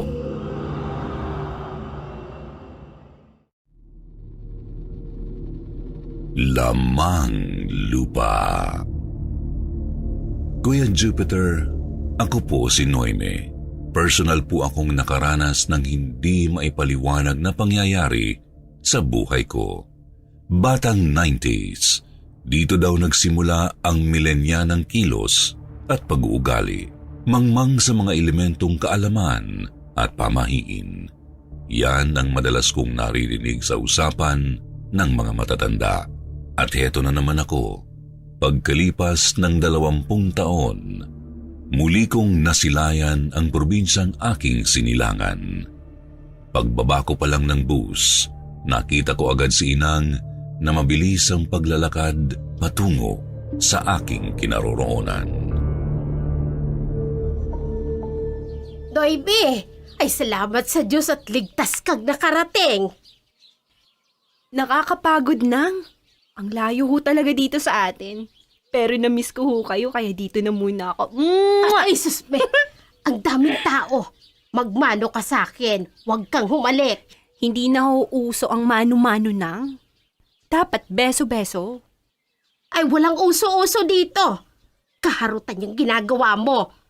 Oh, eto na ba lahat ng mga gamit mo? Ang dami naman ito. Pero mabuti, dahil ibig sabihin, magtatagal ka dito. Ay, 1 linggo lang ho ako dito nang. 1 linggo? Bakit lahat na yata ng gamit bit-bit mo? Siyempre nang. Dalaga na ho yung anak nyo. Dapat kompleto. Ay, susme. O halika na. Aabutin tayo ng dilim. Malayo pang uuwian natin. As in malayo pa? Wala ho ako nakikitang anumang sasakyan dito nang. Walang sasakyang pumapasok sa lugar natin. Paano tayo makakarating doon? Paano po itong mga gamit ko? Ew, nang! Ayoko maglakad. Baka maputulon ako ng heels ko. Ay, susming bata ka. Ang tulis ng sapatos mo. Ay, tanggalin mo yan. Huh? Magpaka na lang. Nang! Dahil sasakay tayo ng kalabaw. Kung hindi lang talaga sa Inang, baka bumalik na lang ako ng Maynila. Pero habang sumasakay ako sa kalabaw, masaya pala. Kita ko lahat, pati mga maliit na sanga sa bawat halaman at puno na aming nadadaanan. Luisa, ayan na ba yung anak mong galing Maynila? Oo, siya nga. Abay, pag-ingatan mo't baka makursunadahan yan dito. Matagal ng panahon wala siya dito. Oo, Alice. Ako nang bahala. Si Aling Alicia lang yata ang kakilala ko sa lugar namin. Matagal na silang magkaibigan ni Inang. Lahat kasi ng mga anak niya ay nasa iba't ibang lugar na rin naninirahan. Sa unang araw na pagdating ko, napansin ko halos lahat ay matatanda na ang nakatira. Doybe, mag-iingat ka sa tinitingnan mo. Dito ka nga. Huwag ka dyan sa bintana. Wala po akong tinititigan, Inang. Napansin ko lang. Wala yata akong nakikitang kasing edad ko. Wala rin ako napapansing mga bata. May coding na ba sa edad ko ngayon, Nang? Anong coding? Hindi ko alam yung sinasabi mo. Isipin mo na lang na katulad mo rin ng mga kabataan dito. Naninirahan sa Maynila upang doon makapag-aral at makapaghanap ng mabuting trabaho. Kaya pala halos matatanda na lang nakikita ko. Hay, ito ang hinahanap ko nang sa Maynila. Sariwang hangin at tahimik na lugar. Ay, saan ka pupunta? Sa labas po, maglalakad-lakad. Masama ho ba? Pero wag kang lalayo. Magtabi-tabi po ka, ha? Magbigay galang sa mga taong nakakasalubong mo. Ang inang talaga. Just like gold old days. Bilin dito, bilin doon, bawal dito, bawal doon. Wala nang nagbago. Kahit laking Maynila ako, sabik pa rin ako sa buhay probinsya. Pero hindi ko nagugustuhin pang manirahan ng matagal dito dahil hindi ito ang nakasanayan kong buhay. Sa aking paglalakad, nadaanan ko ang bahay ni Aling Alice. Magandang umaga po, Aling Alice. Ay, Noemi, halika. Dumaan ka muna, Ining. Nako, mabutit nakikilala mo pa ako. Abay sa itsura mo nung huli kang umalis dito. Halos hindi na kita nakilala. Lumaki kang magandang dalaga. Hindi naman po, Aling Alice. Pero salamat po sa pagsasabi ng totoo. Kaya mag-iingat ka, ha, Noemi. Baka matulad ka sa ibang mga kabataan dito. Dahil sa mga nangyari, isa-isa na silang umaalis dito at hindi na bumalik uli. Ho?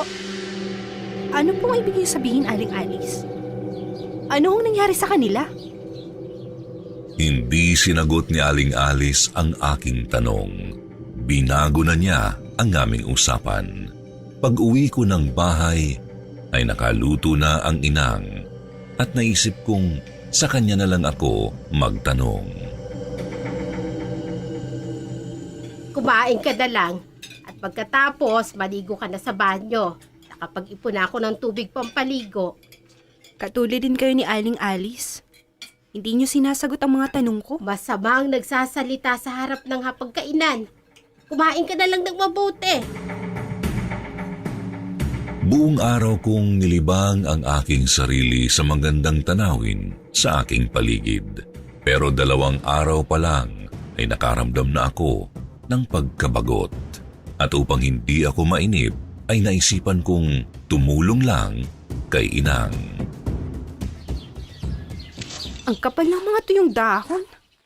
Ilang taon na bang hindi nawawalisan dito? Noemi! Inang, nangkukulat kayo eh. Sino may sabi sa'yong magwalis ka? Akin na yung walis ting-ting. Jesus, ming bata ka. Baka may masagi ka. Masaging ano, inang? Mga lamang lupa. Lamang lupa? Ano bang tinutukoy nyo? Katulad ho ba ng mga maliliit na batong to? O kaya mga tuyong dahon yan? Yan ho? Yan ho yung nakikita kong lamang lupa. Tumigil ka sa ginagawa mo. Tumigil ka! Aray, inang, literal talaga kayo nangungurot. Ang tanda ko na ho para kurtong nyo pa. Pumasok ka sa loob ng bahay. Pasok! Dati nang mapamahiin si inang. Pero sa puntong yun, parang mas lumala yata. Hindi ko naman alam na may mga lugar na hindi pwedeng linisan at galawin. Pero marunong naman akong sumunod. Kaya hindi na ako muling nagwalis pa sa bahaging iyon ng likod bahay namin. Pwede pa namang huwag magwalis. Pero tambak na mga tuyong dahon dito sa may puno. Ayan. Kailangan ng sunugin para maaliwala sa mata at mawala ang mga tambak. Apa, ang inang. Nakasilip sa bintana. Sumisenyas siya. Ano pa sinisenyas niya? Hindi ko maintindihan. Noemi! Patayin mo ang apoy! Bilisan mo! Ho? Bakit po, inang? Tambak na po ang mga tuyong dahon. Mabuti yung magsiga, pangontra sa lamok. Ay! Ang tigas talaga ng ulo mo! Ayun, namatay na tuloy ang apoy. Ilang beses na kitang pinagbilinan na huwag kang pupunta dito sa likod bahay. Ang sabi niyo lang po sa akin, wag akong magwalis. Hindi ko na po ginawa. Hindi niyo naman sinabi sa akin na bawal akong pumunta dito at bawal din magsiga. Kasama na yun dun sa pinagbabawal ko sa'yo. Bakit o ang daming bawal nang? Tayo lang 2 dito. Pero ang dami-dami kong hindi pwedeng gawin. Marami kang pwedeng gawin doon sa loob ng bahay. Hindi kung saan-saang sulok ng paligid. Pwede ba, Noemi? Makinig ka na lang. Para ito sa sarili mong kapakanan. Pumasok ka na. Doon ka sa loob. Nawirduhan na talaga ako kay inang. Pero para sa katiwasayan ng kanyang kalooban, ay sinunod ko ang lahat ng kanyang bilin. Umaga lang ako naglalakad sa paligid. Maliban doon, ay nasa loob lang ako ng bahay. Tutal sabi ko, 2 araw na lang at babalik na ako ng Maynila. At ewan ko lang kung babalik pa ako sa lugar na ito. Ganyan nga. Maglinis at mag-ayos ka dito sa bahay para hindi ka mainip. Ay, nang. Kung maaari nga lang baliktarin ko itong bahay natin. Para lang hindi ako maubusan ng gagawin, ginawa ko na po. Sanay ka kasi nang walang ginagawa, anak. Pero ilang araw na rin lang naman, uuwi ka na ng Maynila. Kaya magtiis ka na lang, ha? Ano pa nga ba, Nang? Ayan ho, malinis ng lababo. Nabuhusan ko na ng mainit na tubig. Ay, teka. Ang init ng tubig sa palanggana, baka maisipan ng inay na maghugas ng kamay dito. Maitapon na nga ito sa labas.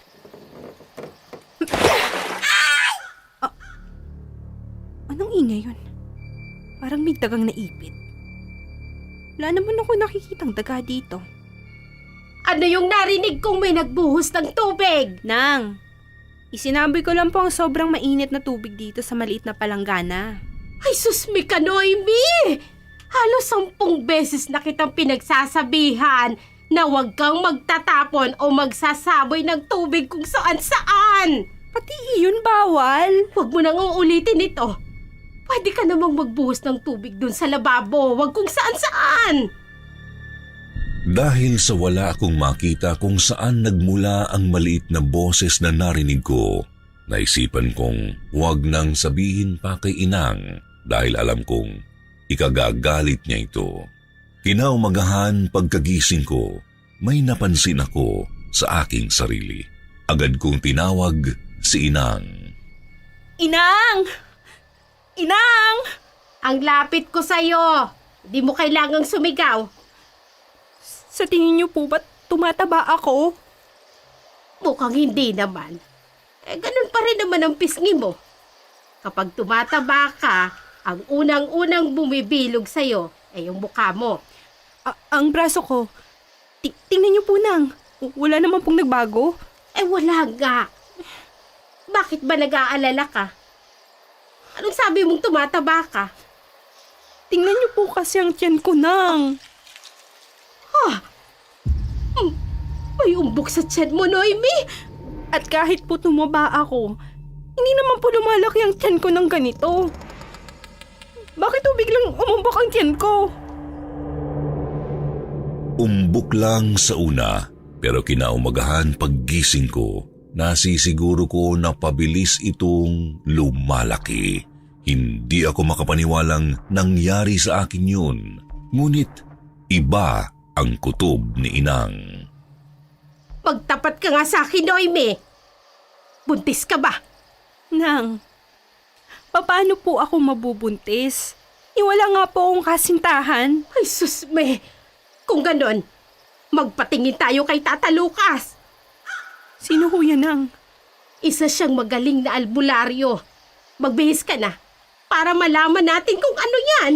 Bakit sa albularyo pwede naman po sa doktor? Dahil malakas ang kutob ko na nakasagi ka ng lamang lupa sa likod ng bahay natin. Hindi po totoo yan, Nang. Basta po, sa doktor ako magpapasuri at hindi sa albularyo. Akala ko ay kami lang ni Inay ang nakapansin sa mabilis na paglaki ng aking tiyan. Lumalabas pa rin naman ako sa bakura ng aming bahay at maging ang mga kapitbahay namin ay napansin na rin ang kalagayan ko. Ay, hindi totoo, Alice. Susme, hindi magsisinungaling sa akin ang anak ko. Hindi siya buntis. Pero hindi normal ang mabilis ang paglaki ng tiyan ng isang tao. Abay, ano yon? Naihipan lang ng hangin kaya lumaki. Wala naman siyang nararamdamang sakit o kirot sa kanyang tiyan. Ay naku, Luisa. Baka naman. Ano, Alice? Hindi kaya napagkatuwaan siya ng mga lamang lupa. Ay, susme. Huwag naman sana. Ay, nakalimutan mo na ba? Karamihan sa mga tao dito ay napagkatuwaan ng mga lamang lupa. Lalo na ng mga duwending itim. Posible yon. Mukhang wala siyang pinagkaiba sa mga kaedad niya noon dito. Iniiwas ko ang anak ko na may masagi siyang anumang elemento na meron dito sa lugar natin. At hindi ako papayag na matulad ang anak ko na mabiktima din katulad ng mga nangyari sa mga kabataan noon. Hindi ako papayag. Kung ganon, paano mo maipapaliwanag ang nangyayari ngayon sa anak mo, Luisa? Paano? Halos iisa ang sinasabi ng mga kapitbahay namin na pagkatuwaan daw ako ng mga lamang lupa. Yun din ang paniniwala ng inay, lalo pa at isang araw. Mas lumaki pa ngayon ang tiyan mo. Inang, magpapatingin po ako sa doktor. Mas makabubuting sa albularyo na tayo pumunta. Ayoko nang. Hindi ako naniniwala sa albularyo. Subukan lang natin, Noemi. Walang masama kung magpapatingin ka. Kahit anong pakiusap ni Inang na sa albularyo kami pumunta, ako pa rin ang nasunod. Pumunta kami ng bayan upang magpatingin sa doktor. Dok, wala po talaga akong nararamdamang sakit. Normal naman po ang pagbanyo ko. Kung mag-undergo ka sa mga test, wala tayong mga gamit dito. Maghihintay ka ng 1 linggo dahil ipapadala pa namin ito sa Maynila. Ang tagal naman nun, Dok. Kung maghihintay po ako ng 1 linggo, uuwi na po ako ng Maynila eh. Doon na lang po ako magpapasuri. Mas mabuti kung ganon. Dahil sa mga ginawa kong preliminary test sa'yo, wala akong nakikitang problema. Malakas ka at malusog. Walang diferensya sa'yo dahil wala ka ikamong nararamdamang sakit. Wala po, Dok. Kung ganon, wala kang dapat na ipag-alala. Pero mas tama ring pagdating mo ng Maynila ay magpasuri ka dyan sa sitwasyon mo. Normal naman daw ang kalagayan ko, pero malakas ang kutob ko na hindi normal ang paglaki ng aking tiyan sa ilang araw na nagdaan. At hindi lamang iyon, lumala pa ang sitwasyon ng isang gabi.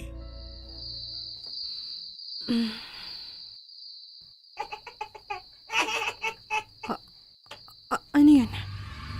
Parang may mga maliliit na boses akong naririnig. Inang! Inang! Bakit ba, Noemi? Lalim na ang gabi, gising ka pa. Inang! May naririnig po ba kayo? Oo. Ay, normal lang yan dito, anak. Dahil nasa probinsya ka. Ngayon ko lang po naririnig ang mga maliliit na boses na tumatawa. Ano? Ay, mga kuliglig ang naririnig ko. Anong maliliit na boses na tumatawang sinasabi mo? Ayan na, Inang. Palakas ng palakas ang kanilang mga tawa. Susbe, bukas na bukas din. Isasama kita kay Tata Lucas. Baka nagkatotoo na ang kutob ko, anak. Ay, wag naman sana. Takot na takot ako. Walang narinig si inay. Imposibleng dala lamang iyon ng aking imahinasyon o dala ng emosyon dahil sa labis na pag-iisip sa hindi normal na nangyayari sa akin. Kinaumagahan, hindi na ako nagdalawang isip pa na sumama kay Inang. Malayo pa kami, may nag-aabang ng isang matanda sa amin. Alam niyo na po na darating kami. Hindi lang isa, kundi marami silang nakapalibot sa anak mo, Luisa. Kitang-kita ko. Bakit hindi mo siya kaagad dinala rito? Hindi po siya naniniwala, Tata Lucas. Maraming hindi naniniwala. Pero katulad ng iba, nakaranas ng parusa. Sino pong may kagagawa ng paglaki ng akin siyang, Tata Lucas? Mga lamang lupa. Mga nilalang na hindi nakikita ng mga normal na tao. Tanging ang mga taong may kakayanan lamang ang nakakakita sa kanila. Bakit nila pinarurusahan ng mga taong hindi sila nakikita? Bakit hindi silang umiwas kung sila itong nakakakita? Sa mundo ng matalinghaga, maraming tanong na walang kasagutan at maraming bagay na hindi kayang ipaliwanag. Pagalingin niyo ang anak ko, Tata Lucas. Gagaling siya kung maniniwala siya. Naniniwala ako sa kapangyarihan ng Diyos, Tata Lucas. Wala pong imposible sa Kanya. Yan ang gusto ko marinig sa'yo. Maupo ka. Gagamutin kita.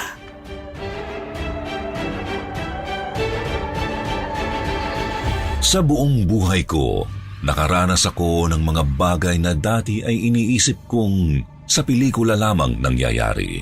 Habang ginagamot ako ni Tata Lucas, iniisip ko na gagaling ako. Gumamit siya ng tawas upang makita ang may gawa nito sa akin. Sa tubig na nasa maliit na palanggana, may nakita akong hugis ng isang maliit na tao at isa pa hanggang sa dumarami ang hugis na nabuo. Mga duwending itim. Sila ay naninirahan sa likod ng inyong bahay, Luisa. Opo, Tata Lucas. Makailang beses mo silang ginambala, Ineng. May mga nagkasakit dahil sa usok na ginawa mo. Wala po akong alam. Hindi ko po sinasadya. Binulungan ako ni Tata Lucas. Isang lengguwahe ang kanyang ginamit at hindi ko maunawaan. Pero yun daw ay paraan ng pagdarasal upang hindi na lumala ang aking kondisyon at proteksyon sa kapangyarihan ng duwending itim. Luisa, ito ay isang uri ng halamang ugat. Ipainom mo ito sa anak mo sa umaga at bago siya matulog. Opo, Tata Lucas. Marami pong salamat. Gagaling na po ba ako, Tata Lucas? Ginawa ko na ang aking makakaya, Ineng. Pero isa lang ang masisiguro ko. Hindi ka na nila magagalaw pa. Hindi na. Isang mapait at mapaklang halamang ugat ang pinainom niya sa akin. Pero sa una pa lang ay nakaramdam ako ng napakatinding sakit sa aking tiyan. Inang! Hindi ko kaya ang sakit! Pinatawag ko na si Tata Lucas, anak. Anak, hindi ko alam ang gagawin ko. Parang may humahalo kayo sa loob ng tiyan ko. Diyos ko, tulungan niyo po ang anak ko. Huwag niyo pong hayaang pahirapan siya ng mga ganitong masamang elemento. Tulungan niyo po ang anak ko.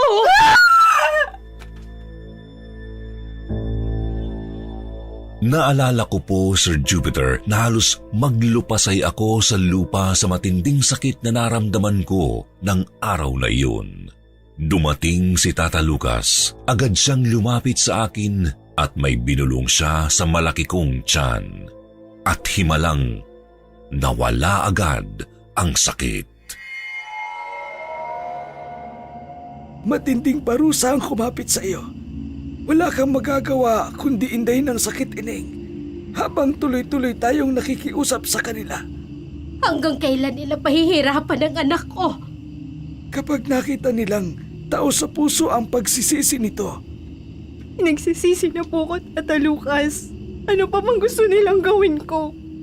Ano? Nababakas ko sa mukha ni Tata Lucas na hirap din siya sa paggamot sa akin. At dahil sa nangyari sa akin, nabalam ang pagbalik ko sa Maynila. Dahil alam ko na nandito sa probinsya ang makakagamot, walang doktor na makakapagpagaling sa akin. Ito ba ang dahilan kaya karamihan sa mga nakatira dito ay umalis, Inang? Oo, anak. Kung alam ko lang sana sa una pa lang, sana hindi na ako nagpunta dito. Anak. Bakit hindi niyo sinabi sa akin, Inang? Ilang beses po akong nagtanong sa inyo. Dahil ayokong bumalik ka kaagad sa syudad. Gusto lang kitang makasama ng mahabang araw, Noemi. Sa isang taon, isang beses lang tayong nagkikita. Hindi na kaya ng katawang kong magbiyahe ng mahabang oras. Kaya masaya ako nang malaman ko na ikaw ang pupunta dito. Inang. Opo, sa isang banda ay gusto kong sisihin si Inang sa nangyari sa akin. Pero naunawaan ko na gusto lamang niya na magkasama kami kahit sa maikling panahon. Parang tinarak ng punyal ang aking puso. Ako pala ang may pagkukulang bilang anak sa aking ina. Mahigit 1 linggo akong nagtiis sa sakit habang tuloy kong iniinom ang gamot na iyon. Napigilan na ang paglaki pa nito hanggang isang gabi.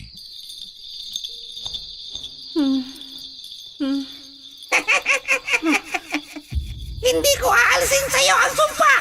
Patuloy kitang pahihirapan! Maawa na po kayo sa akin. Hindi ko po sinasadya. Nagsisisi na po ako. Kung gayon, alayan mo kami ng buhay na hayop! At diligan mo ng banal na dugo! Yun lang ang makakapaghilom ng aming galit na itinanim mo sa aming puso!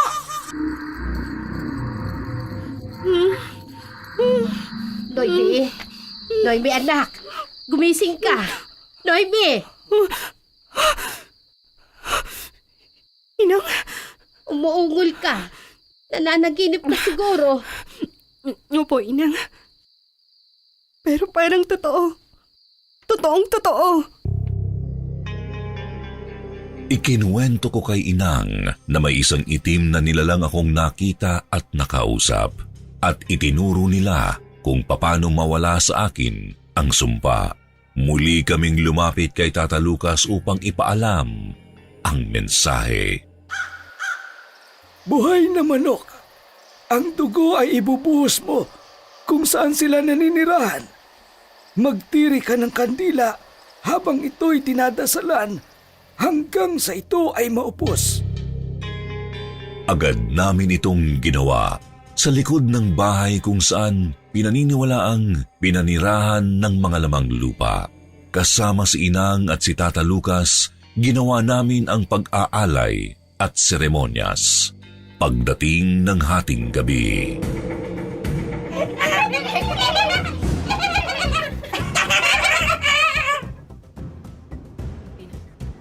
Inang, naririnig niyo po ba?